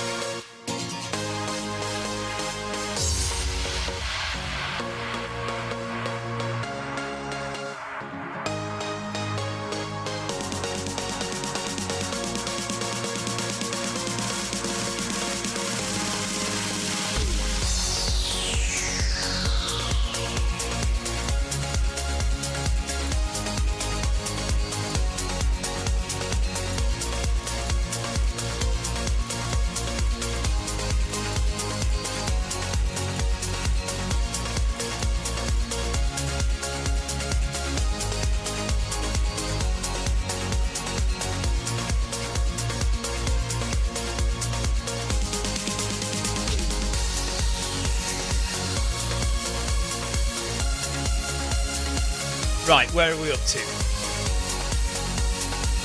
I assume Eddie hasn't started yet. Did you lose the link with Zwift, or did the Oh yeah, no, we have. Stop? Here we go. Just in time. Back. Power cycled everything. You powered cycled everything. Okay. Ian switched everything off and everything on back on again, and the link came back. That classic thing you do with computers. Well, the other question I got for you, Eddie, do you rob a bank today or something? Sorry? Did you rob a bank? When I went to work this morning, we were on about 85. Now you're over 100,000. What's going on? Oh yeah, well Zwift made a donation of 20. Brilliant. Was it, sir, $25,000 or something?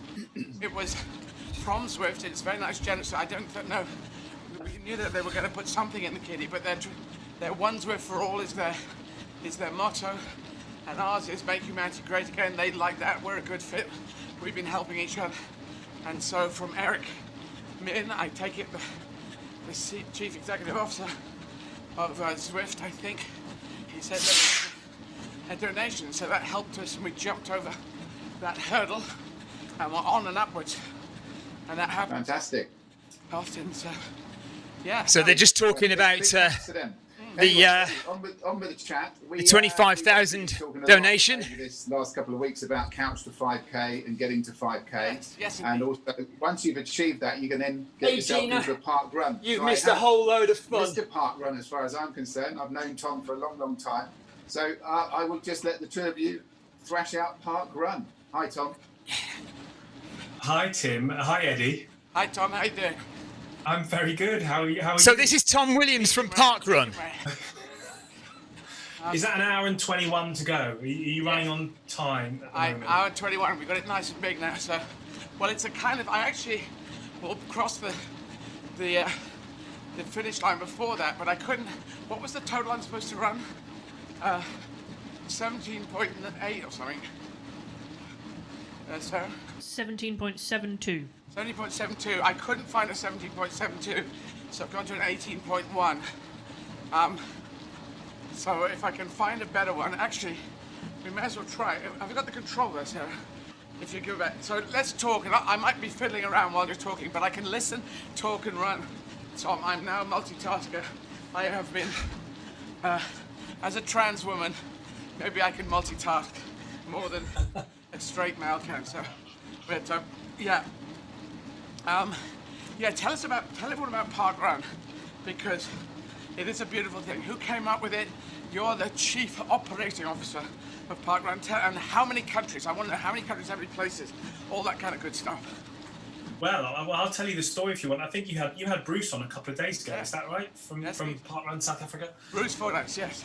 That's right. So Paul Sinton Hewitt started Parkrun in 2004, and it's a lovely story actually, because he was a keen club runner, but he tripped over his dog while he was out running and got injured and was told he wasn't going to be able to run for a while, and he was going through a difficult time in his life.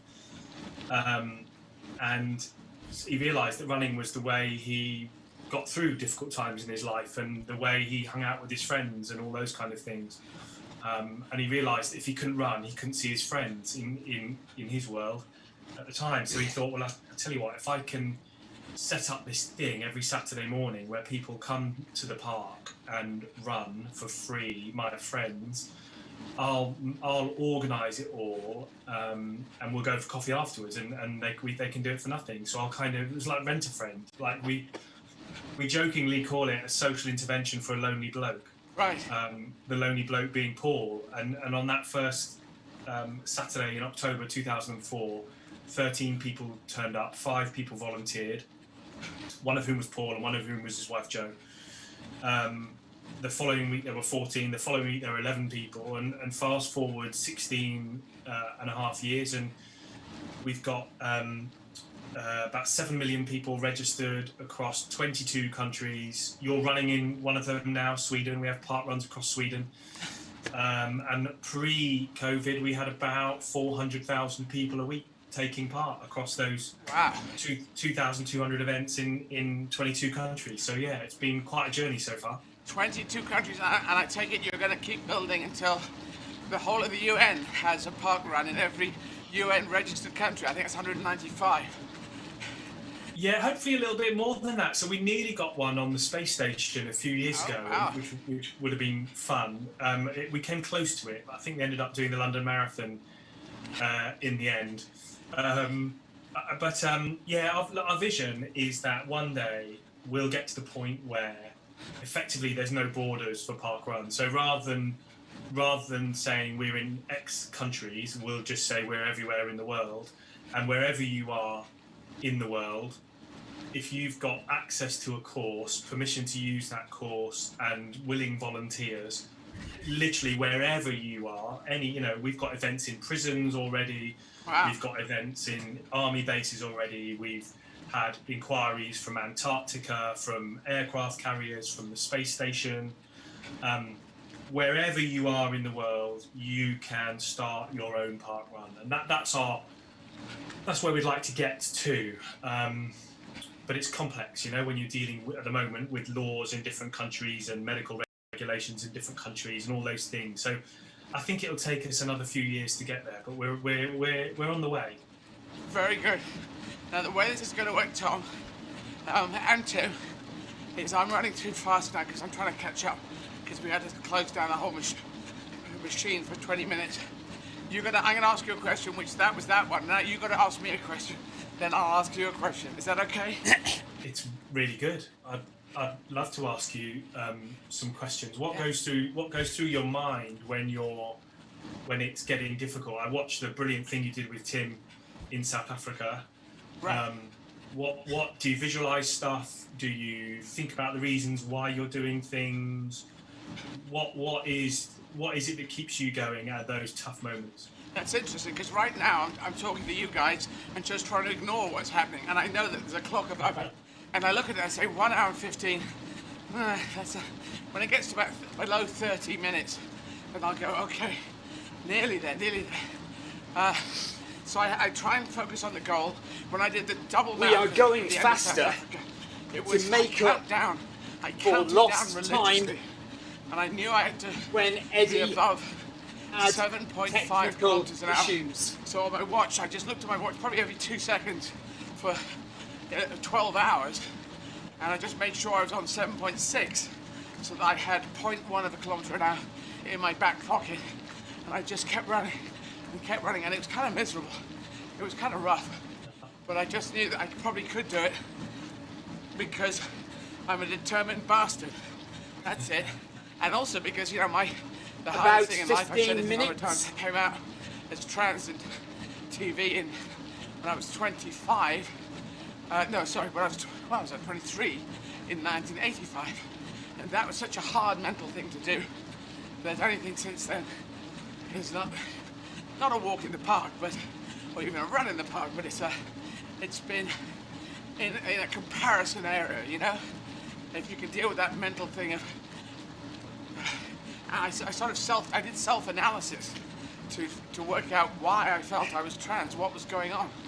And I came it was to a shame conclusions because that, we had a very guilt big and shame group at and the not time. part of me, should not be part of me.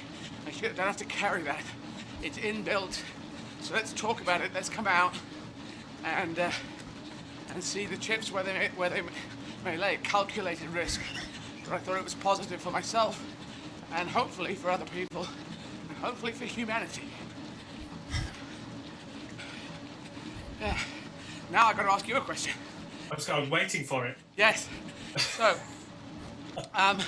let's have a look. So what you in 2007, you're working as a lecturer in sport and exercise science at University of Leeds. So you really know your stuff, yeah? All good now, though. You must have done degrees in sports science. I think Eddie has about 10k to go. I went just to keep you entertained, Eddie, while you're running along to pass the time.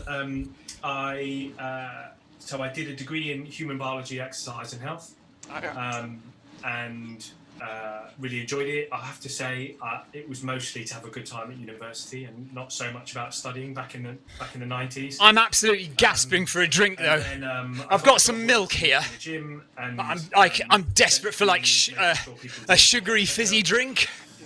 just to see me through the last 8K. Just as a little tip for you here. I'm sure I can probably survive. When you fall off, because that's But being dragged behind a car. gosh, what I would do for a lemon San Pellegrino now.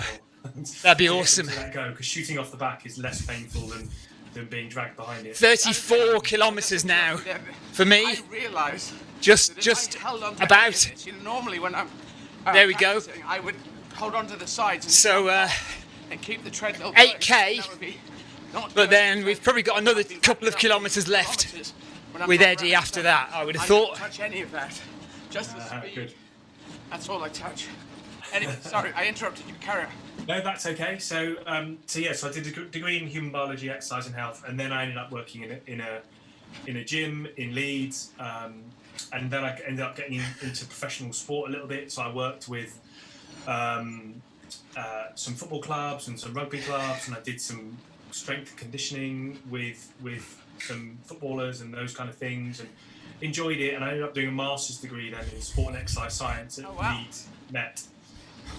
So that was good, and that changed me though, because I think when I did my master's degree in sport and exercise science, I found that as exciting as working in sport was and working with athletes was, it didn't really flip my switch. I much preferred exercise to sport and what I mean by that is getting everyday normal people off the sofa, getting them active, because you could really change somebody's life, really profoundly change somebody's life by getting them from the sofa to the park, for example, compared to getting to somebody to run a tenth of a second faster or score an extra 2 goals, which didn't really excite me professionally. So I left that kind of avenue, as it were. Did my degree in sport and exercise science, and I worked in at the University of Leeds for 4 years as a lecturer in sport and exercise science. And I did during that time I did a lot of teaching on ethics. I think we are all feeling a little bit traumatised just kind of basic stuff, physiology by and so today's on. events. But then, as part of my work there, and at the time I was a triathlete, I was a fairly competitive triathlete. I'd seen what Paul Sinton Hewitt was doing with what was then called the Bushy Park Time Trial, with now Bushy Park Run in London, and I thought, what a great thing that is! Isn't that thank a you, really darling. Great thing? And from a public health point of view, it's incredible having this free opportunity. Victoria's just bought me a lemon squash with sugar. And walk or That's run or nice. volunteer. I'd love to bring that to Leeds, and so I rang Paul and said, who I didn't know, and said, we'd like to copy what you're doing, and I expected his. So we're listening to Tom Williams, who is the UK Chief Executive of Parkrun. Join the family and become one of us, and so we joined this crazy cult, which is Parkrun, and I wrote it into the sport and exercise science course at the University of Leeds. I wrote it into the course that the students had Although to I can't volunteer, actually they hear wouldn't get their degree. it very well. So we got all of our all of our volunteers at the stroke of a pen, and then that went on for about 3 years, and then in 2010 I left the university. No, Ian, I'm not. I'm running the last 7. Volunteer for Parkrun full time.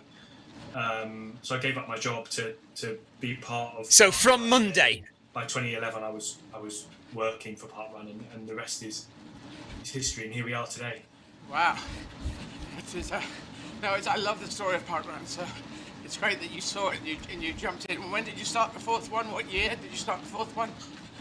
So that's a really good question. So we started what's now called Woodhouse Moor Parkrun on Parkrun's 3rd birthday. So we'd been going Parkrun had been going for 3 years, and I think it's a really important point when you look at projects and initiatives. Parkrun is massive in the UK, Jean. It's a free 5-kilometre run every Saturday, in too much in the short and term. So they are yesterday, all over the country. Almost every town that you go to in the UK will have one or more parkruns on a Saturday morning. In the second 5 years, we had, I think, 7 million. So we went from 200,000 in the first 5 years to 7 million in the second 5 years. And in the third 5 years, we had 49 million. And so, it took us 15 years to really kind of get going. And we'll be much bigger in the future. So I think it's really important to think of all of these things, you know, making humanity great again. You don't do that in a month or a year or 2 years. Or well, I guess, Ian, if he's not from this country, generations, you know, I think when you look back at, if Jorn's not from the UK, in history, it's, you know, there are park runs abroad, but not mass. It's not massive abroad. 300 years to build thing.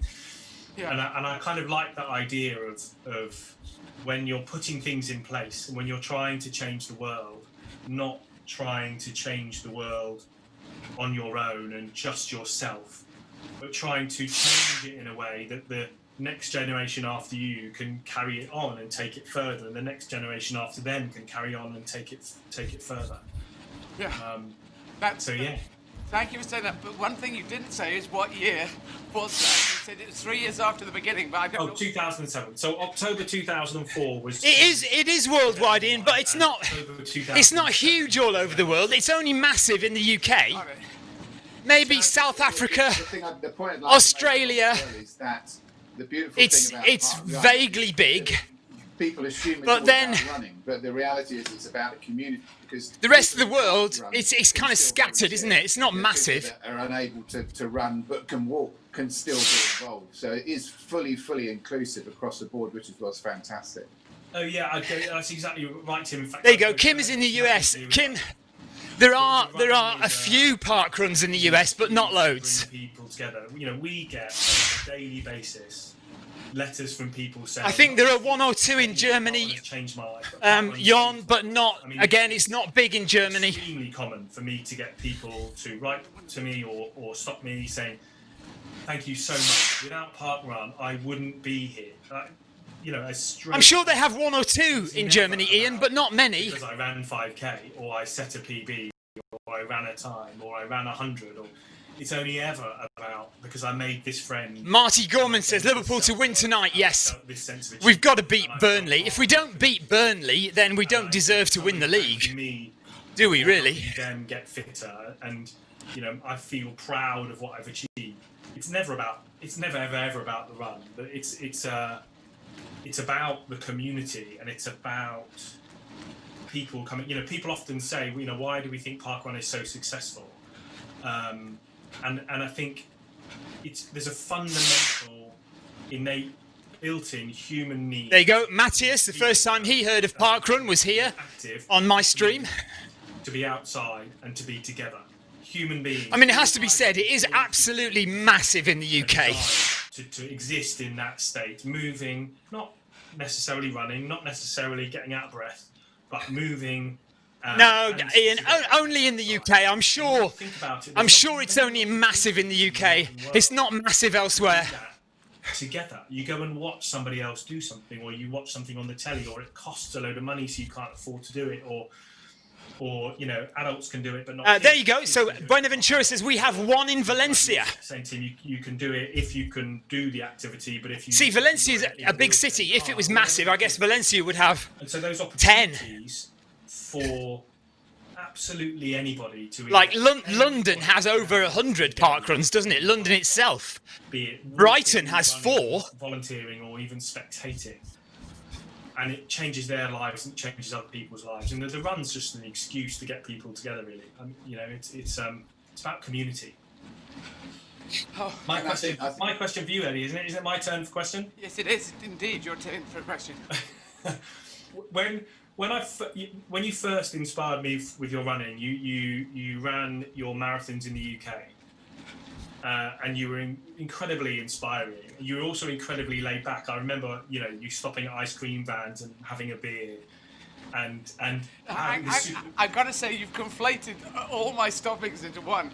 I was given a beer in an ice cream van once, and the ice cream van came with it, so I had an ice cream every day. So, but generally, I like stopping and talking to ducks and cows and anyone. Yes. So yes. Anyway, carry on. Yes, and. But you've done, and that, as far as I know, that was your first foray into a significant running challenge. Yeah. Since then, you've done an incredible amount of different things, this being one of them, running things, this being one of them. How's your relationship with running the act of running changed over those years? That's an interesting question. When I finished the 43 around the UK, 43 marathons, there was a point where I realised I was at one with the land, with the road. It was my road, as much it is any citizen's road in our country. It's the highways, our land, the highways and byways, and they are ours, and we could go on them. And I felt weird ownership, like just being connected with it, because I was walking on it, I was running on it, I was talking to animals and people, and going to the loo on it, and you know, I felt very kind of primal in that way. So there was a strength of being at one with the land, which we were hunter-gatherers on, and we are designed to be that. We put ourselves in brick buildings and in front of computers and televisions and eating cake and refined sugar. So I refound that connection, which maybe comes from, you know, millennia ago. Ian, that is so true about parkrun. You can have runners who do 14 minutes 30, you can have runners who do an hour, and it's for everyone to come and do, absolutely. And to reclaim that, I do remember certain mornings getting up in the hotel, particularly in South Africa, I remember this, and walking down, I put my bag over my shoulder, I'd packed up with moving on from that hotel, and I felt like an athlete again. When I was 11 and 12, they put those 2 years together at my school to play in the first team and the second team. So the best 11-year-olds played with the best 12-year-olds against the best 11 and 12-year-olds in the other teams.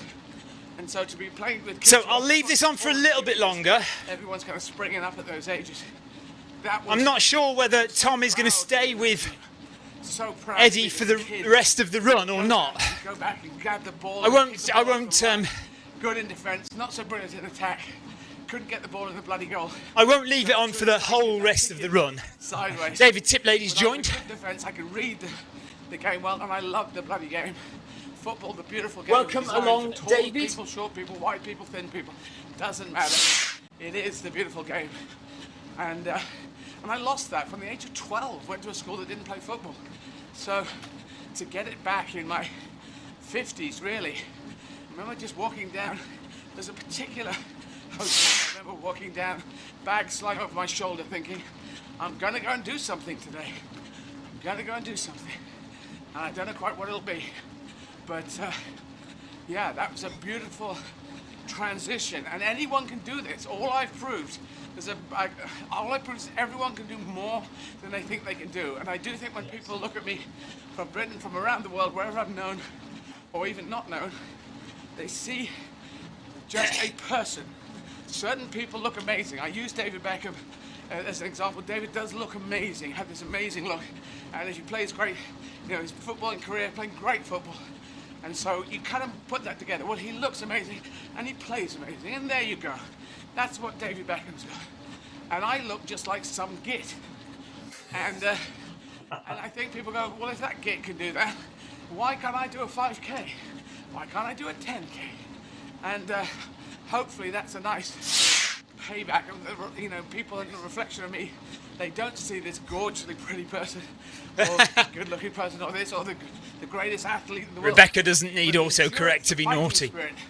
Maybe they can link up with that, because I have that, and I will fight. Jackie Ramos is on 15 kilometres, 15 and a half. Complaining about the John Hepplewhite is on 4.5. Tina Beard, 6.3. David Tiplady just joined. And Chalk has just joined as well. I can't remember. Is it Roslyn? Roslyn Chalk? And then Tim can ask you a question. How about that? Walters and Sutherland are with us. You're going to be Jorm is back with us, 4.2 kilometres in. Well, it wasn't my plan at school. Gina is on 3.4. David Gale is on 9.3. If you said to me, what Clive is on 35.3. I'm on 35.9. And I was in the same and Eddie in the football field, but is on about 34 kilometres, I think. Or weirdly, I used to play softball but I don't think there's much money in softball, so probably that would have been my last option. So when I got to doing my A-levels, and clearly I wasn't going to be a professional sports person, right on. I looked at other options, and then we are up to 336 ride-ons now. So I took the option. Macomb, thanks for the ride-on. So 14 more ride-ons, that'd be awesome. We could get to 350, 350 ride-ons for the run, that'd be great. We've got about 7 kilometres to do that in. Just not as rich as a Premiership. So if you haven't dropped a ride-on, please do, that'd be awesome. And go and drop one on Eddie Izzard's head as well, and Clive Finnemore, in fact everybody. Champion at my school for 4 years, and then very disappointingly got beaten in the 5th year by the new headmaster's son, who looked like a spider. He had legs. 5.5 hours run, we've got an hour to go now. So I lost 1 hour of running left. Being the sprint champion for all 5 years. So because of that, I was a winger. So I used to play on the wing. So I was used to sort of Speedy Gonzalez down the side, and then just cross the ball in for the big boys in the middle who could nod it in. So yeah, okay. But loved it. I love playing football. Right, we're going to ask one last question to Tom, and then we're probably going to have to go and talk to Joe. So, Tom, have you got a question, or have I got a question? Tim, for Tom. Either way. Tom, have you got any question you got for Eddie? Oh, I was expecting a question. You caught me off guard there. I have got a question. I'll ask a question to you. I want it for you. How long have you been working now for Park Run? 10 years. I have this thing that if people can get working for the job that really suits them, you know, their jobs are out there. Does this, have the last 10 years been a really good part of your life? I hope so. I think that's a really, really good question. And I think there's, you have to do, I think that there's a big thing you have to do in life, I think, in defining what you really want from things and what does. Yeah, Andrew Usher's on a full marathon as well today. You know, I'm 46 now, so I started working for Park Run when I was 36, roughly. And there's Billy Benoit on the other side of the road. Incredibly challenging. There we go. Let's just put the last little bit, last little bit of this interview on. Lows have been more higher and lower than I could have imagined. I mean, some horrendous times, some genuinely horrendous times where you're kind of banging your head against the kitchen table saying, I just don't know how we can get through this challenge or that challenge. And so, you know, it's not all roses. And I think people often look at me working for Park Run and they think, well, you just run parks all day. And then, of course, no part of my job is running. And a lot of it is really, really, really challenging and really high pressure.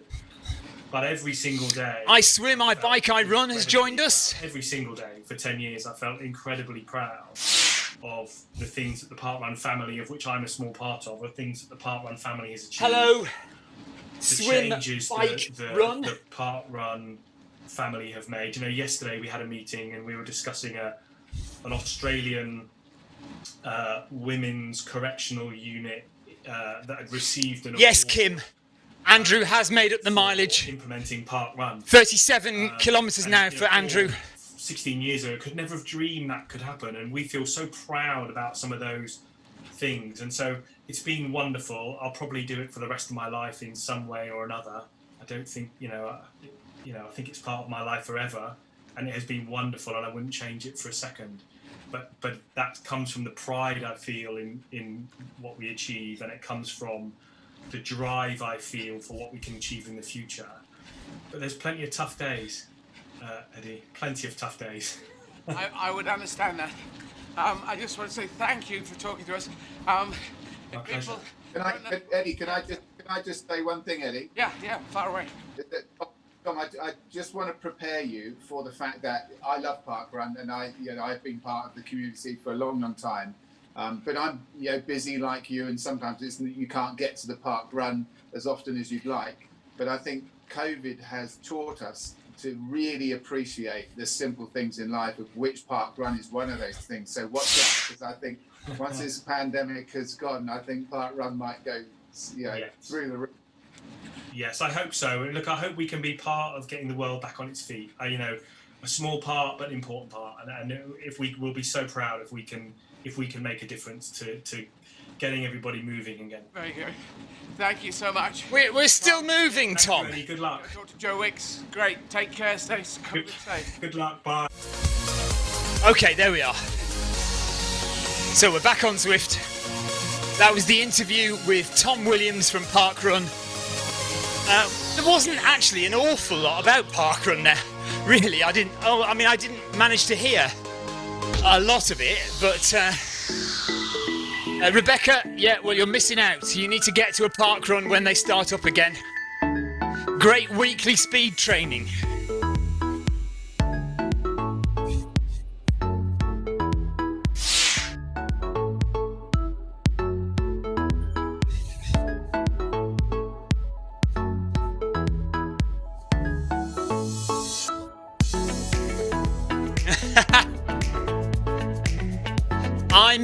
I'm not going to put Joe Wicks on. If you want to listen to Joe Wicks, then you can go and join Eddie's stream.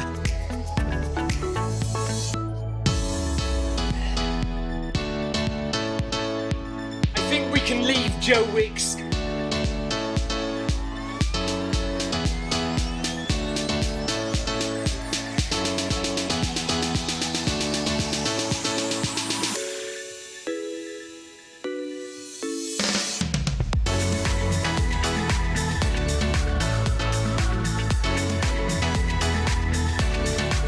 No worries, Kim.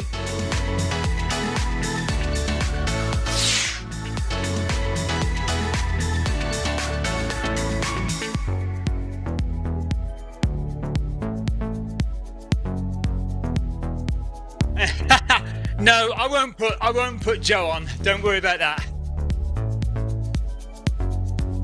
We can listen to music for the last 7 or 8k, 7k. So according to my mileage, I'm nearly 37k now, so I've got 5k to go. Just over 5k for my marathon. There's the whale. Beautiful sight of the blue whale.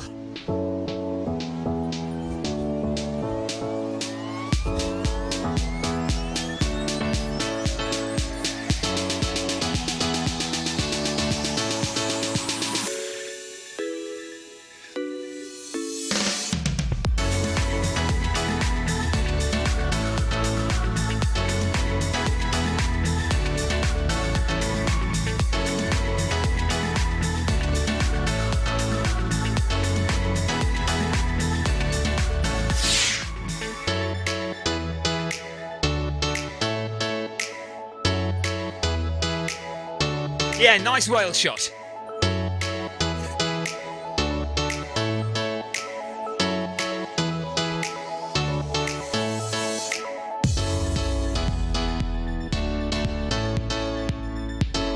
Oh, slow down time.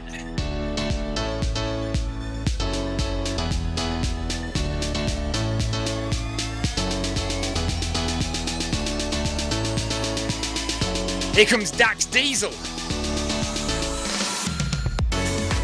Dax Diesel, the D group runner on the left-hand side of the screen there.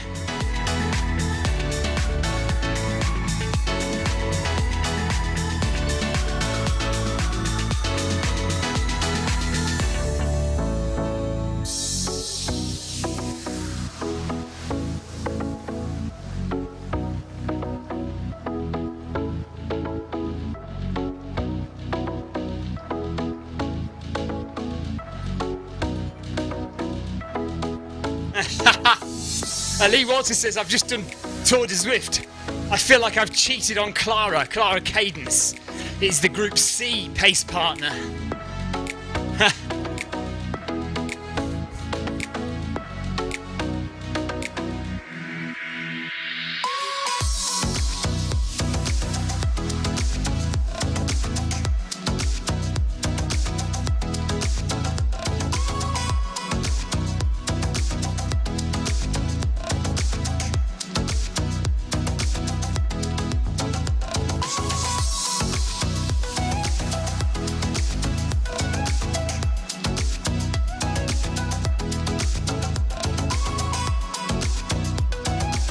Just a park run for me to go.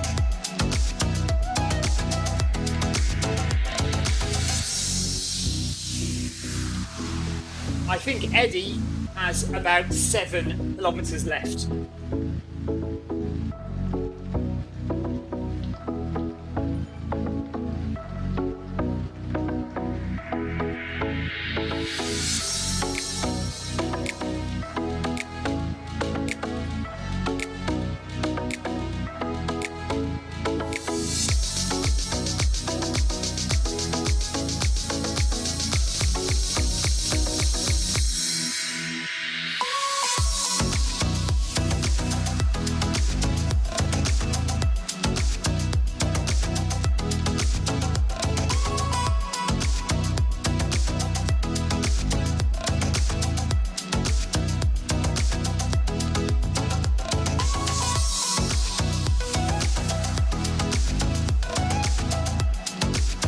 Coming up to 5 hours of running time now, and 5 hours 40 minutes on the treadmill.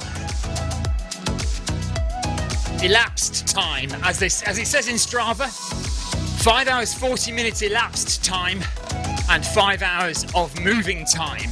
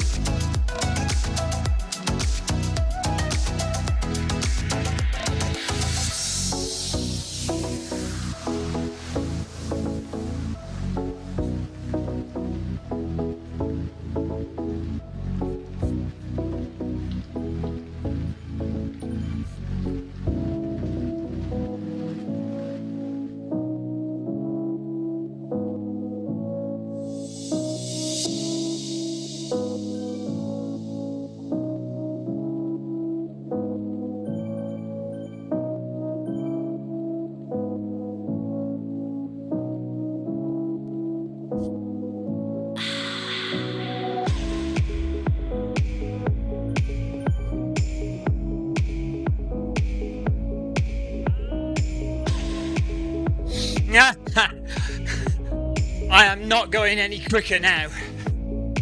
I'm quite happy at this pace now. I saw flying cyclists earlier. I saw those flying cyclists earlier as well.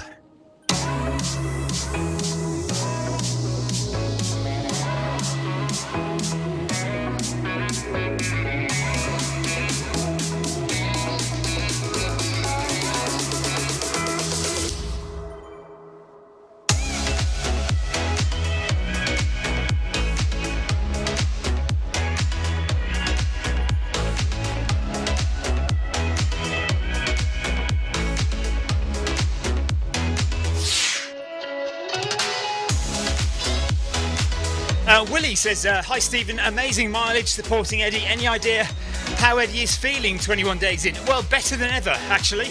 It seems we don't seem to have had any leg problems. So a few days ago, Eddie was suffering quite bad leg issues, left leg pain. That seems to have resolved itself. The problems we've had today have been technical issues. We've had one major technical dropout, and Eddie had to start running again from scratch. So obviously they're just adding the mileage together. But apart from that, we're actually running faster today than we've ever run. It's not going to be the quickest marathon because we had such a gap in the middle. But we are doing a negative split, so this marathon will be faster in the second half than in the first half if we just take the moving time.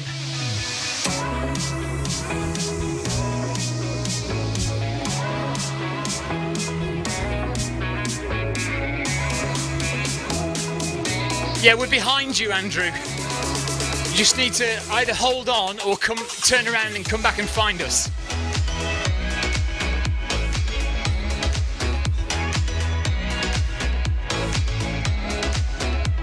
So we're heading straight ahead towards downtown.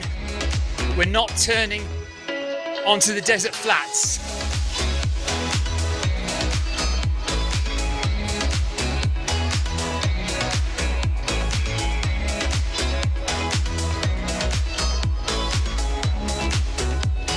Andrew, we are coming up to the track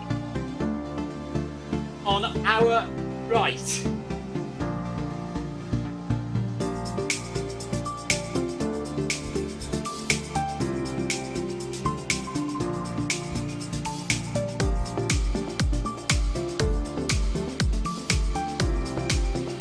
Rebecca is on 43 kilometres now. So I think Rebecca is going to go for another 50k.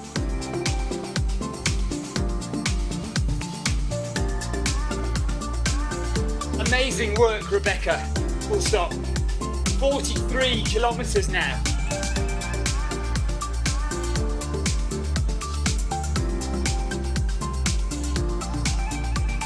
So I'm on 38 kilometres.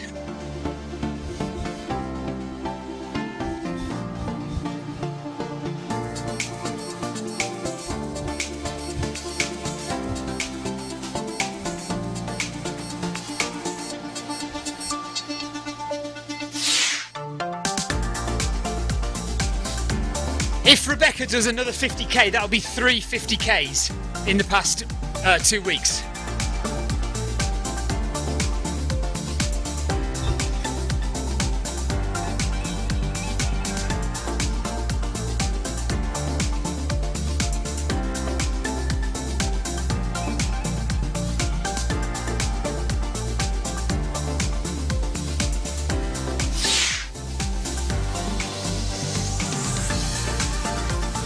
Right, I think Andrew's found us now.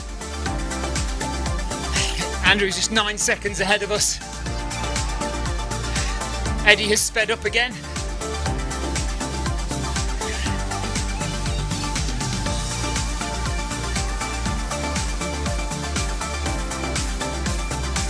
Oh, that's what the joke was about. Joe did a fart on live stream, did he? I see.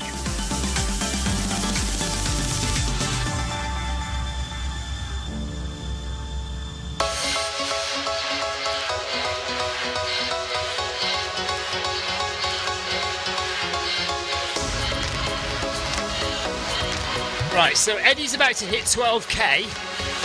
So 24 kilometres plus 12 kilometres makes 36 kilometres. So with it, I'm thinking another 6k to go for Eddie now.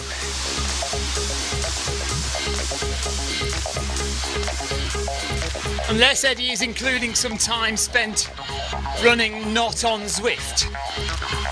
We are turning right, heading towards downtown.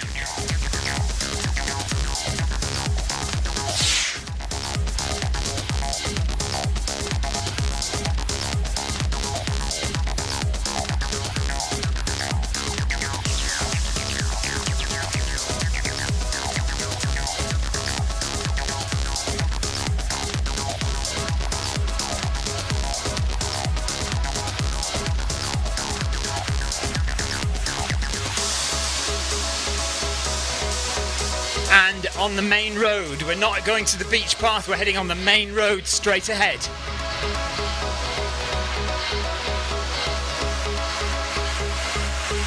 Well done, Kathy, back to work.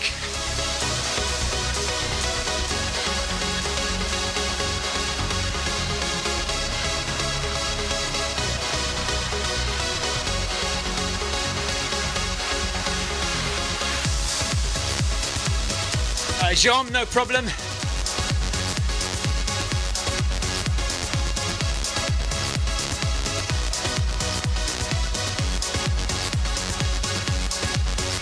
John Hancock.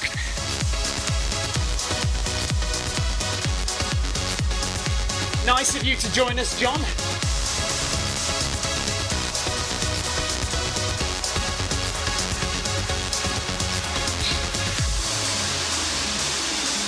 We have been having Bluetooth connectivity fun today.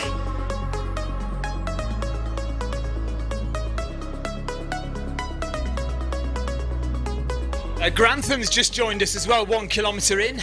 David Tiplady's on 3 kilometres. John Hepplewhite is on 7.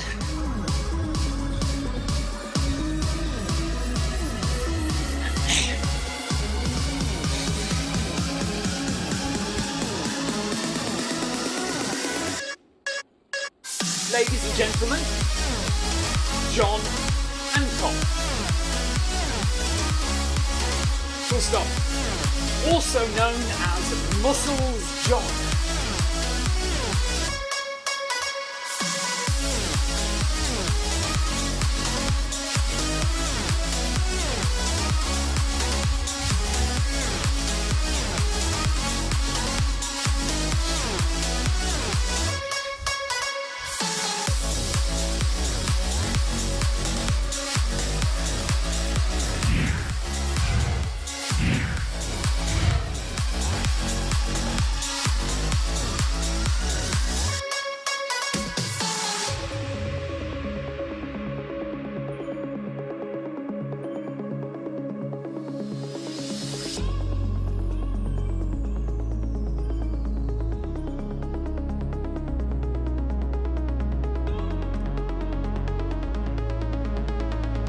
We basically had 15 minutes of standing around waiting for Eddie's treadmill to connect again.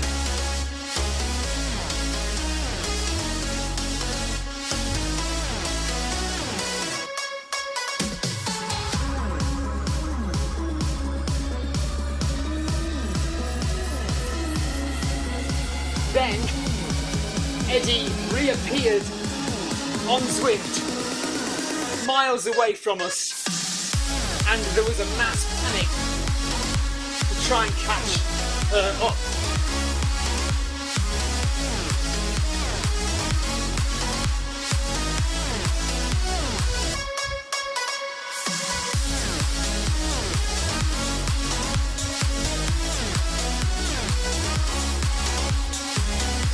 It made for an interesting half an hour.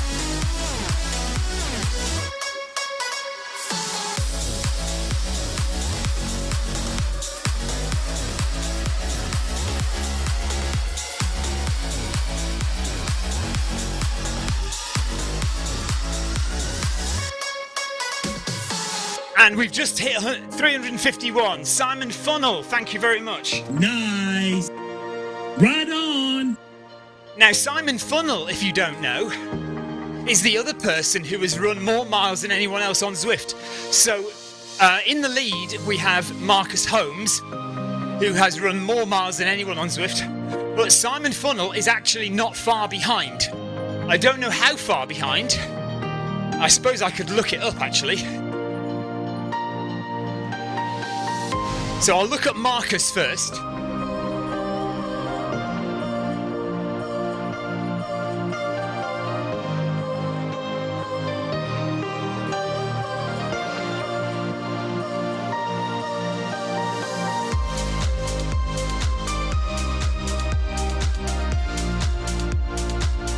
Oh, that's the wrong Marcus.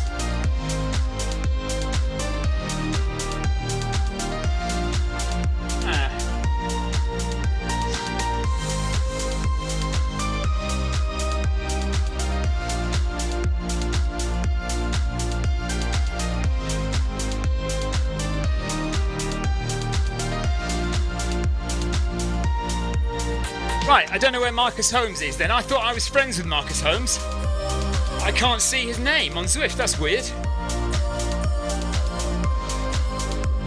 Anyone know what Marcus's name is on Zwift? I was sure it was just Marcus Holmes.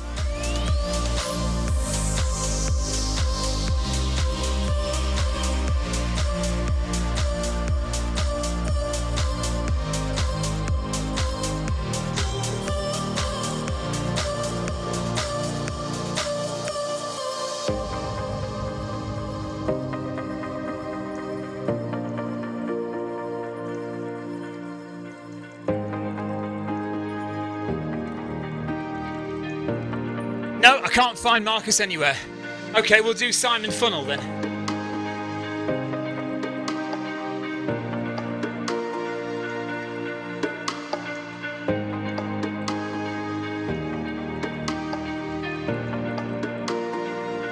Right, Simon Funnel has done 10,827 kilometres on Zwift. 10,827. Now let's look at my stats. So I have done, and right, you know me, I'm on Zwift all the time. I am on Zwift every day. And I have run, at the end of this marathon, I will have run 6,000 kilometres on Zwift. 6,000 kilometres. Marcus Holmes has done more than 10,800. And Simon Funnell has done 10,827 kilometres on Zwift.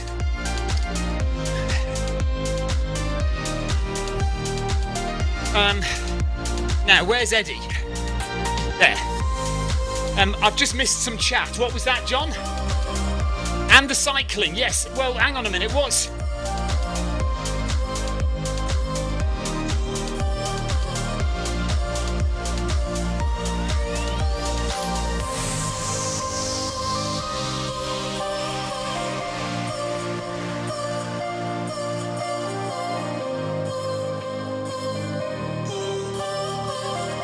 Oh, I can't type Simon.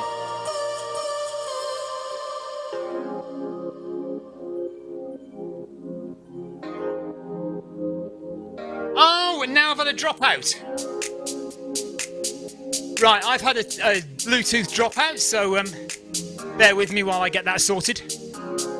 Simon Funnell has done 30,000 kilometres of cycling on Zwift with 258,000 metres of climb, which is pretty darn impressive, isn't it? Okay, Bluetooth. Open settings. Turn Bluetooth off. Turn Bluetooth on. Go to the pairing screen. Unpair everything. Repair everything and let's see if it works. Sometimes it does, sometimes it doesn't, so we have to turn the treadmill off and turn it on again. Let's see. Yes, we're all right. Right, while we're doing this, let me have a drink.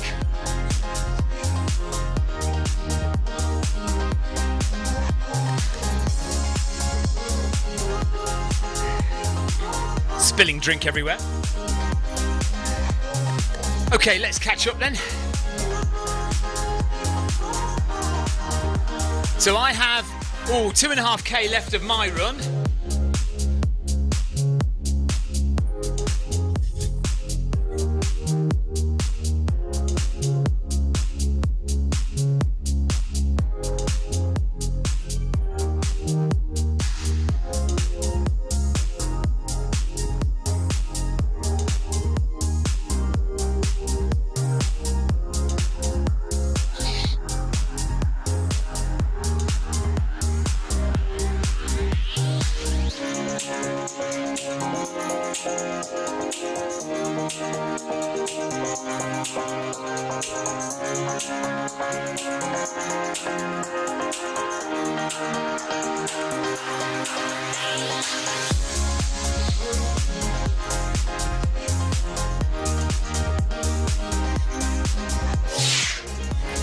Well done, John.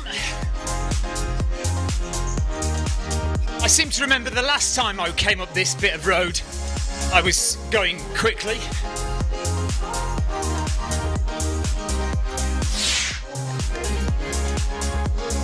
M. Holmes, okay. Marcus has done 12,749 kilometres. Thank you, Kim. Kim Salt, look that up for me. So M. Holmes, Marcus Holmes on Zwift companion app, 12,749 kilometres run on Zwift. Simon Funnell, 10,800 kilometres run on Zwift. Amazing.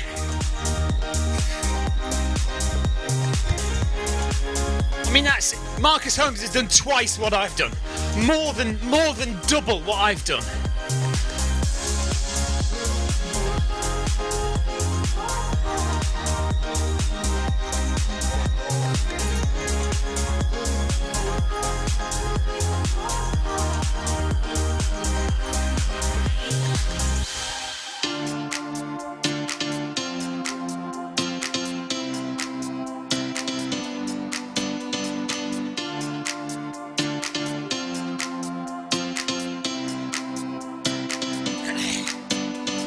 All right, looks like Eddie stopped.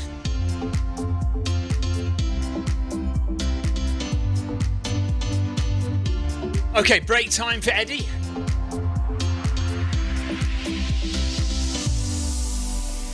Because I had Clint this morning, we didn't have a kind of actual physical communication. So tenosynovitis on the right side, the creaking leg. Yeah. Is that to not creak? Yeah, it's continued to not creak, so it seems to still be there but not creaking, which is quite nice. So no more creaking, but we continue with the strapping that seems stopped it creaking. So that's sorry. So there's that. We've got the toe is looking happier. It's gone. It's what was the name of the thing that you said it did? That begins with a K. Peritonitis. Yeah, I think it's done more of that. So yeah, I think it's done more of that. It's got a darker colour, but it looks a bit happier. I mean, it still looks very angry, but not as angry as it was. So it's that seems to be going in the right direction. Every good marathon runner has lost toenails, so Eddie will definitely lose some toenails, that's for sure. Yeah, I mean the nail polish is still on point, but that toe's just 2 kilometres to go. Is just still a bit grumpy. But it is getting better, I think. What else? Oh yes, the thigh. So that I'm not sure what's that muscle called? Eddie ran. Quadriceps. So the VMO. That's the VMO. Yeah. Yeah. So taped again. I did a little bit more of a loop around with the tape, as you said today. So that seems to be all happy. So that's about 2/3 of the leg now. I've ordered some more physio tape. We seem to be on a roll a day now, so there we go. And what else? Oh yeah, a couple of little small blisters popping up, I think just next to the toe that's angry and just under the foot, but I'm thinking that might be a bit of friction from the taping under the foot, and maybe just with the little toe cap that's on the angry toe. So we put a little bit of tape over there, like you said, so we're just trying to do that. Keeping those at bay, but they're just little at the moment, I think. So yeah, I think that's everything. Is that everything? Oh yes, there was Eddie complaining slightly, a little bit of an ache, a little bit higher up. Anyway, we'll have to talk about that. That might be a new thing that's just popping up. But yeah, I think that's all the ailments. What, around by his ear? Not quite the ear, no, like sort of upper leg. So. Yeah, okay. Upper leg, I think so. Yeah, groin, basically, isn't it? Talk with Eddie and see what she says. Maybe do that in private. We've got Paul Harradine's on tomorrow, who's the podiatrist that created the orthotics for Eddie. So he is all things running on treadmills. So he will be able to give us some insight tomorrow night as to why running on treadmills causes so many different problems than just running on the road. So yeah. Well, yeah, because I mean, I know we talked about this before we started. But it is quite, you know better than me, but the injuries that we're encountering now seem to be very different from what we've encountered in the past. Would that be fair? And yeah, absolutely. And I think that's indicated by the shoe wear.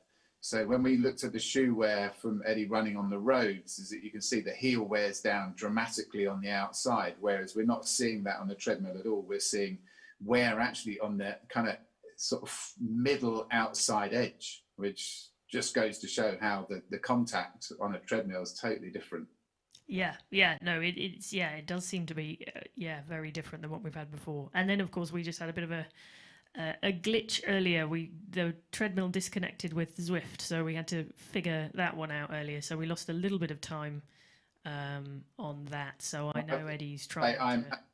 I'm amazed that we've got through to Marathon 21 without that happening previously. I mean, the amount of has issues. Yeah, the amount of technology surrounding us, it is a small miracle, and also sterling work from Ian and Chris and Dave up in the sky rebooting things. So we got there, but so that slowed us down a little bit today. But I think we've got Eddie back. Yep, there we go. I will hand you back over. Okay, we're running again. Stay on. I'll stay on. But I'll be a smaller box. I'll let you. Let's go. Somewhere maybe. I don't know. I can't because of the clock. So I'll be in the way of the clock. Ian, can't we put in the bottom left corner? Come on, Ian. Half an hour to go. Your IT skills, just because you haven't had enough to do today. I love a challenge. Give me 2 minutes. Okay. Give me 32 minutes and 2 seconds, and I'll do it. Yeah. Okay. Thanks, Ian. It's the same. People can't see Ian. When he started this, he had a full head of black hair. It's now all grey. Ian in the sky or in the pipes, either way. Ian. Thanks.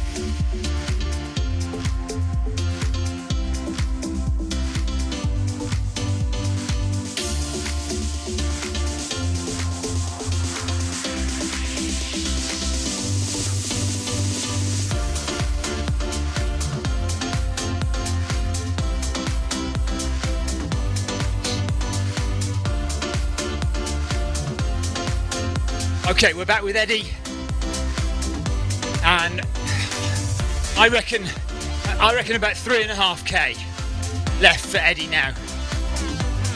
Tina Beard is off for pizza. Take care, Tina. See you soon. See you tomorrow, probably.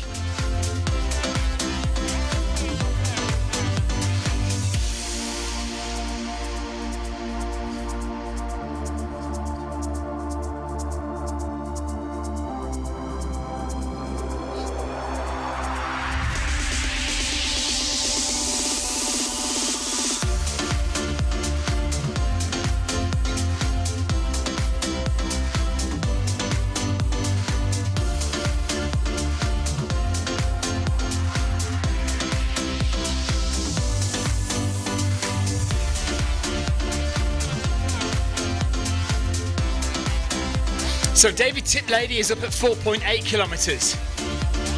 Gina is on 7.8 kilometres. S. Ward is on 1.8. Rosalind Chalk is on 5.5. John Hancock is on 4.1 kilometres. Stuart, oh no, it's a cyclist. And then there's myself, Clive Finnimore and Eddie approaching probably about 3 kilometres left for the marathon. Rebecca Wensley is way up there at probably about 45, 46 kilometres now. Andrew Usher will be up there as well on some crazy number. So we're getting close now. We're not far away from the end.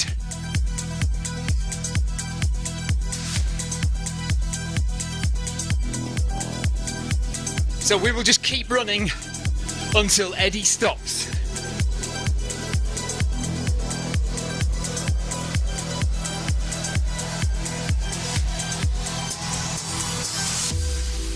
Eddie's trying to push the pace now to get this finished.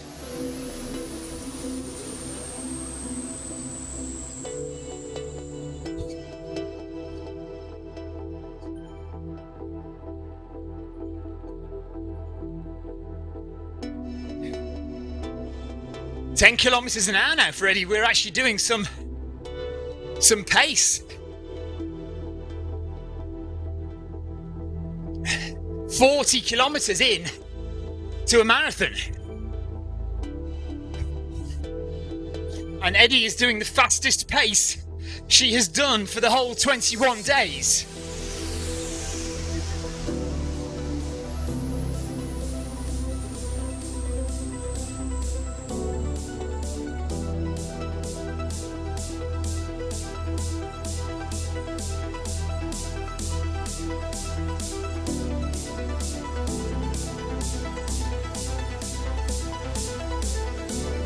Which is great.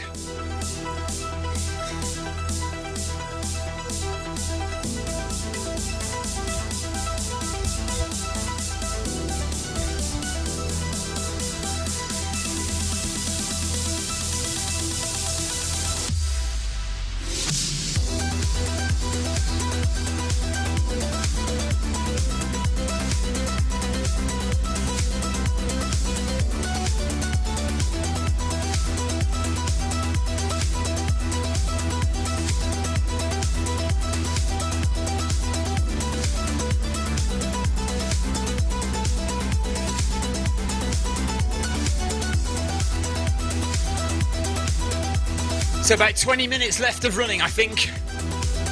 20 minutes.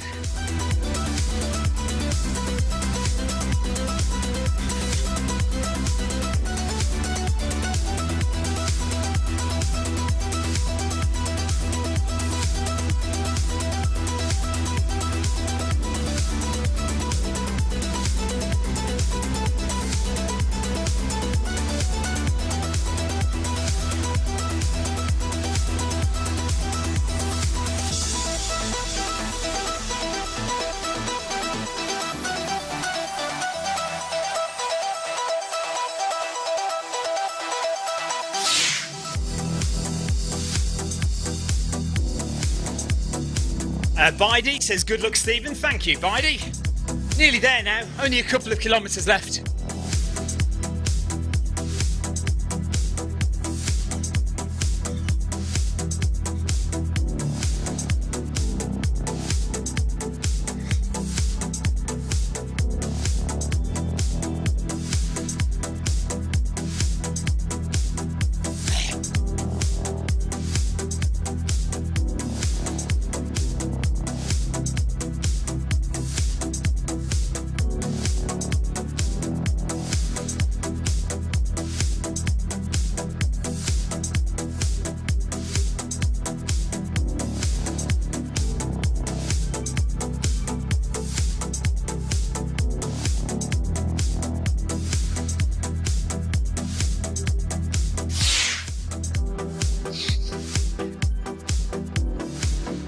Rebecca is going to have a hot bath. Rebecca is going to have a hot bath with Ray.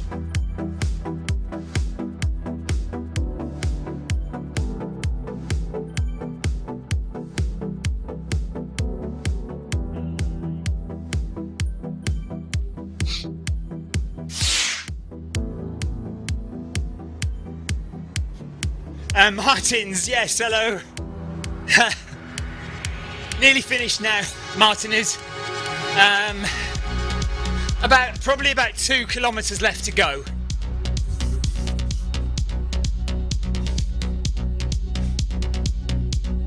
Eddie had a Bluetooth dropout, so had to restart the computer.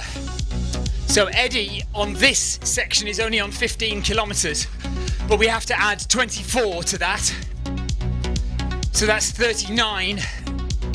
But Eddie might have done a little bit more as well. I'm thinking it's about 2 kilometres left. About 15 minutes of running left.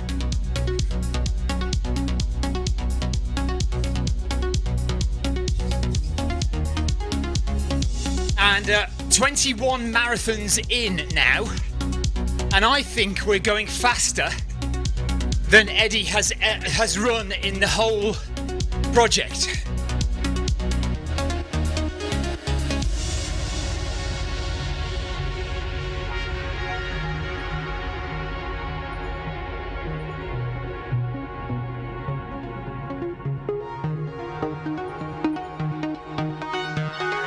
I think that was the fastest short stint of running Eddie has done in the whole project so far.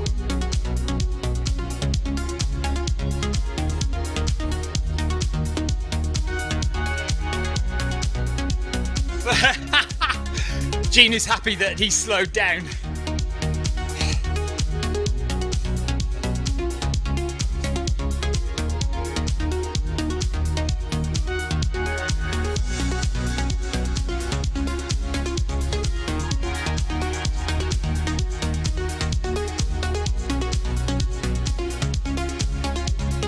Jackie Ramos is on a half marathon. Amazing work, Jackie, to get the half marathon.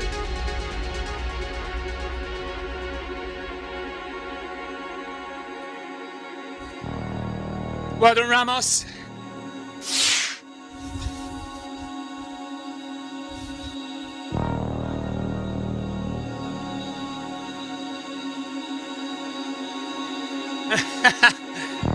Just going slowly, Mantins. Going slowly. Nice and easy, and it's fine. Oh, we're back up there to speed again.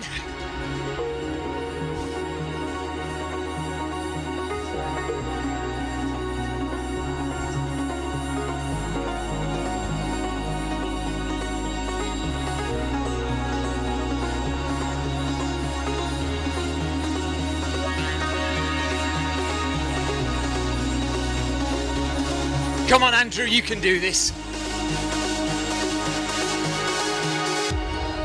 Stop moaning, Andrew, and get it done.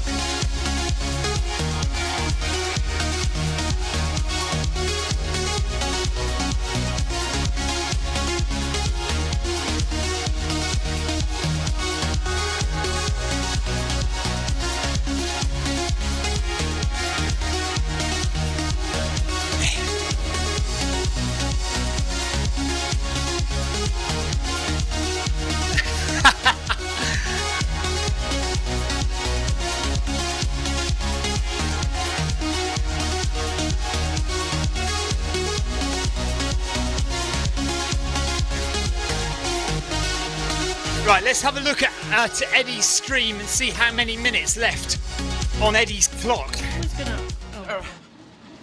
16 minutes left on Eddie's clock.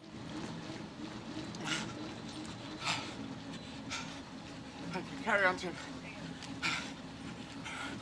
Yeah, so if it so for instance we had this issue with your sports watch in terms of it talking about aerobic activity and overreaching and that kind of thing. So I've asked Rob to particularly kind of focus on that as well on Sunday night. So we should be able to cover those subjects. And I should just update everybody who might have tuned in.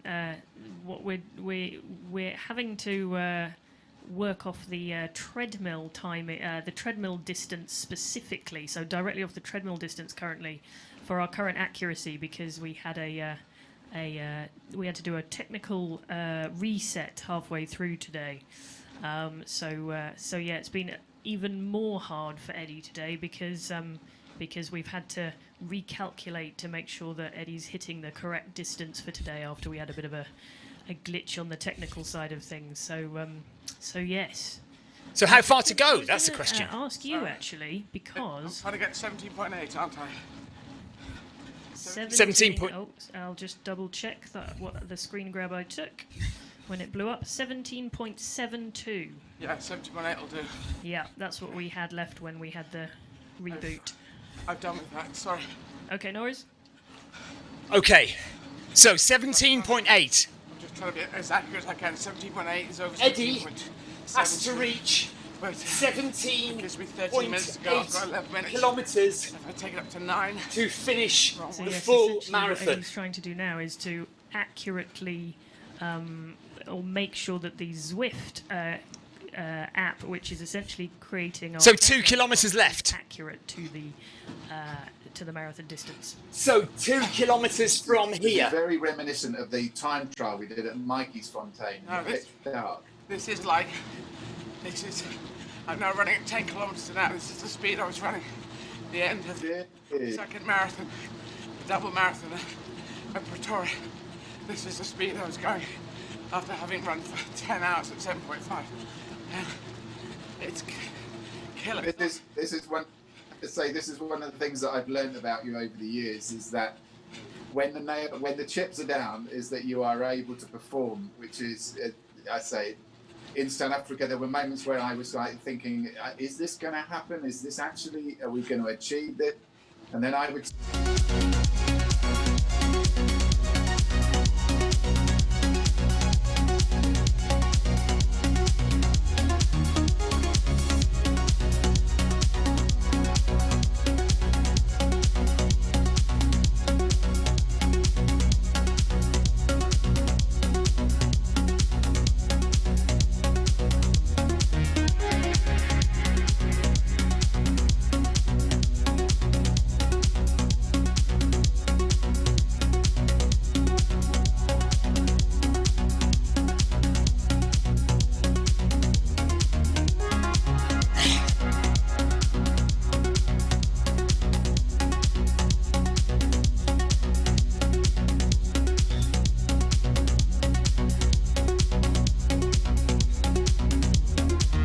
So less than 2k to go now.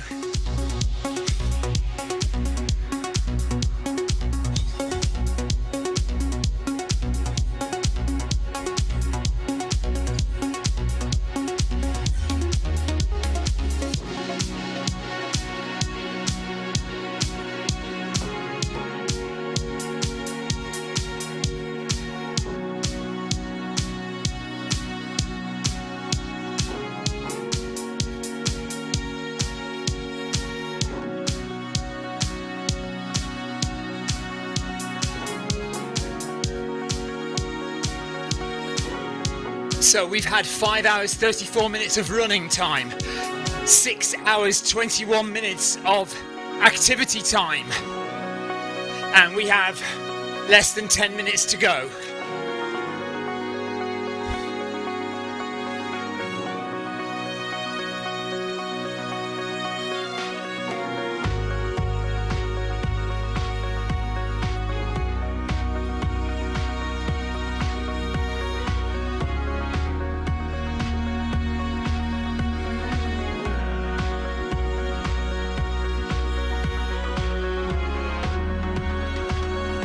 Right, 379 ride-ons.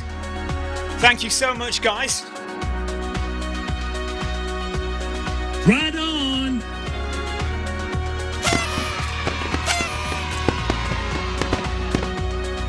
$380. So I don't know if we can get 19 more and get it to 400 ride-ons.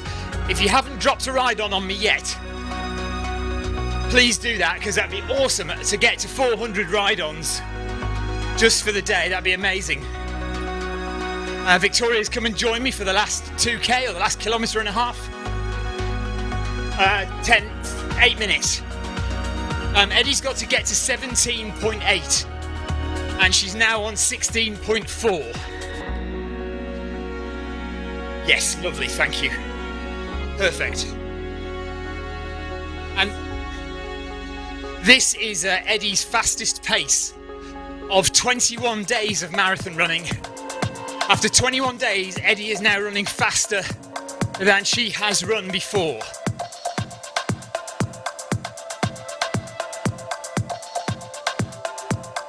After 21 marathons, Eddie is now running faster than she has run before.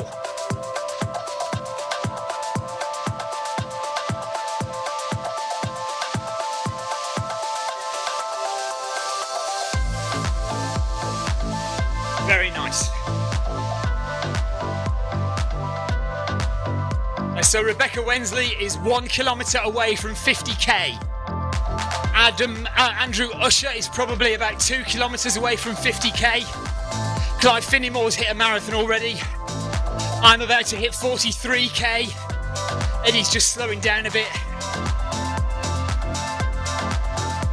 Yeah, last kilometre or so. Last kilometre now.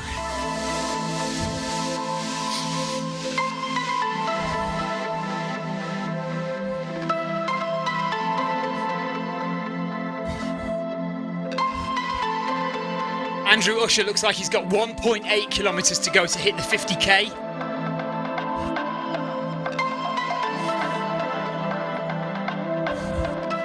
Just slowing down to let Eddie catch up. Jackie Ramos has done really well to hit a half marathon today. Amazing. Well done, Jackie. Finished. Well done, Jackie.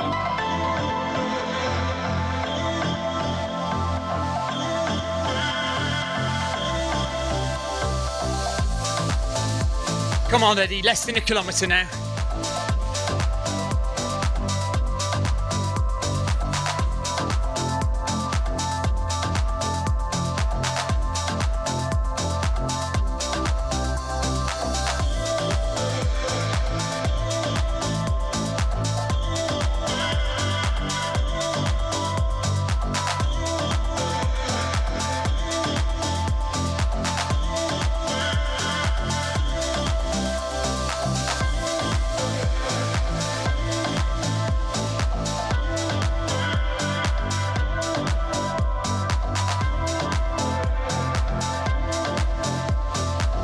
thought Jackie was stopping then, but she's carrying on.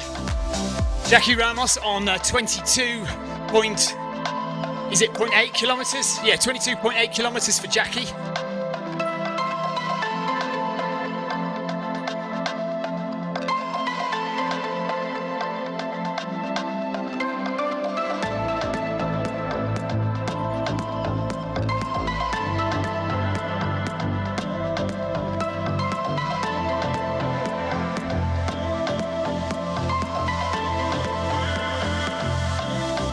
$700, $800 metres to go now.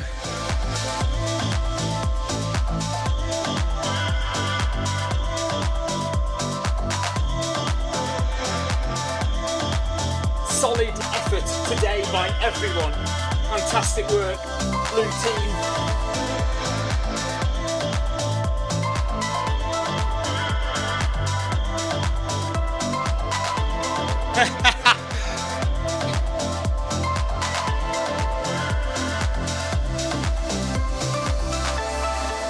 Just done a Stephen?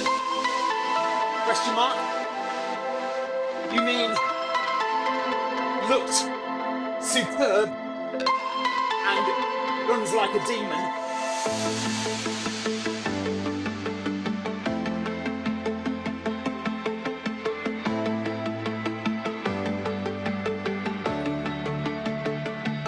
Okay, so Eddie's taking the mickey now.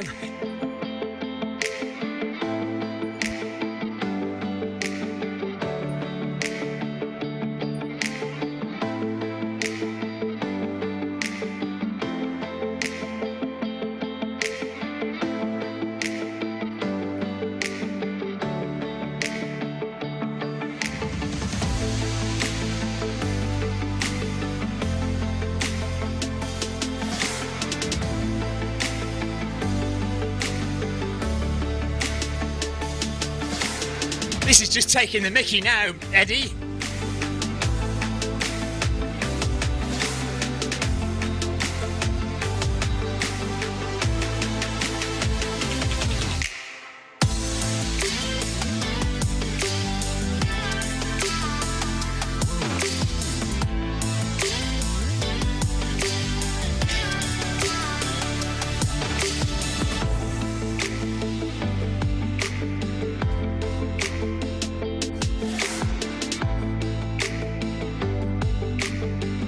Eddie's making us work.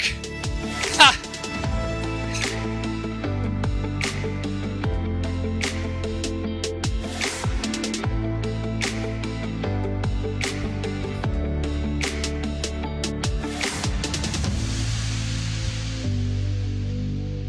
Nearly done. Let's go over to Eddie's stream.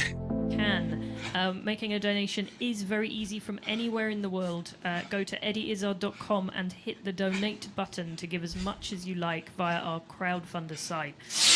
Or if you have a UK phone, you can send a text instead to donate £10. Just text the word 10, T-E-N, to 70810. That's 70810.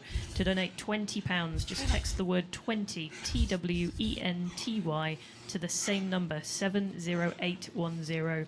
That's 70810. Yes, I have no more words. Eddie's sprinting at the end of Marathon 21, so I think if that's not worth a donation, I do not know what is. So if you can... 1 minute to go. Less than a minute. Good stuff. Less than a minute. I know, Ryan. How ridiculous is that? You've got time to boil an egg.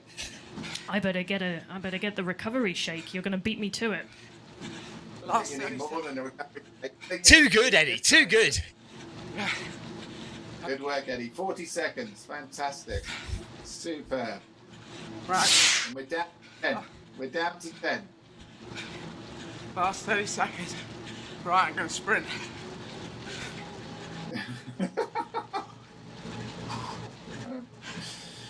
I love it. 14 seconds, 13. Finishing line. You're running down the finishing line's there. Buckingham Palace behind you. Good work. Fantastic. Well done, Eddie.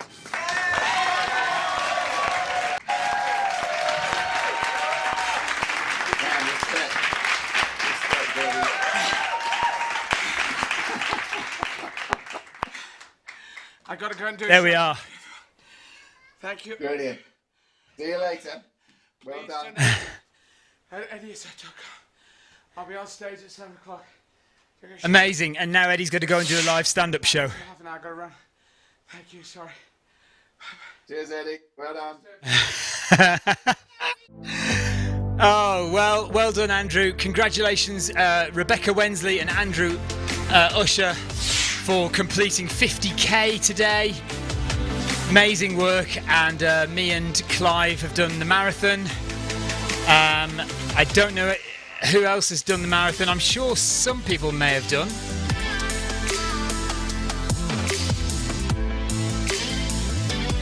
Great work,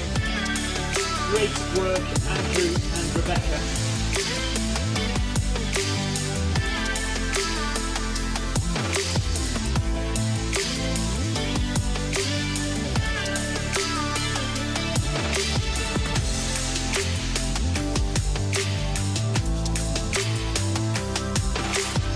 Ryan Downey says, I'm just going to stop running now. Eddie just blew me away. Jason Mitchell says, great work, everyone. So, okay, that is it. That is Marathon 21 done. Thank you very much for watching, everybody. It's been an absolute joy and a pleasure. We've had some fun. We have had fun, haven't we? Most amusing. And so we'll be back for more tomorrow. I'm not going to do the full marathon tomorrow. And it's Friday tomorrow, so Friday, Saturday and Sunday I'll just do some easy running with the guys here, and then from Monday onwards a marathon every day to the end. So Monday through till next Sunday, 7 marathons in a row.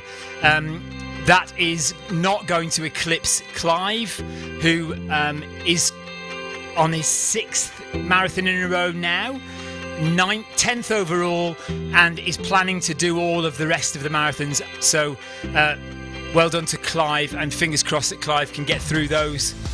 I'll be happy just to do 7 in a row, that'd be great, but we'll see what happens. So tomorrow we'll be back on 10k probably with Eddie tomorrow, Friday, and then we've got, remember, in the evening, if you're interested in joining the Film My Run video 5k, that is on at 8:05 p.m. UK time, so come and join us for that. And that is it. Thank you very much for watching. We will see you all tomorrow. I'm not sure what time yet. May do it from the start. We'll see.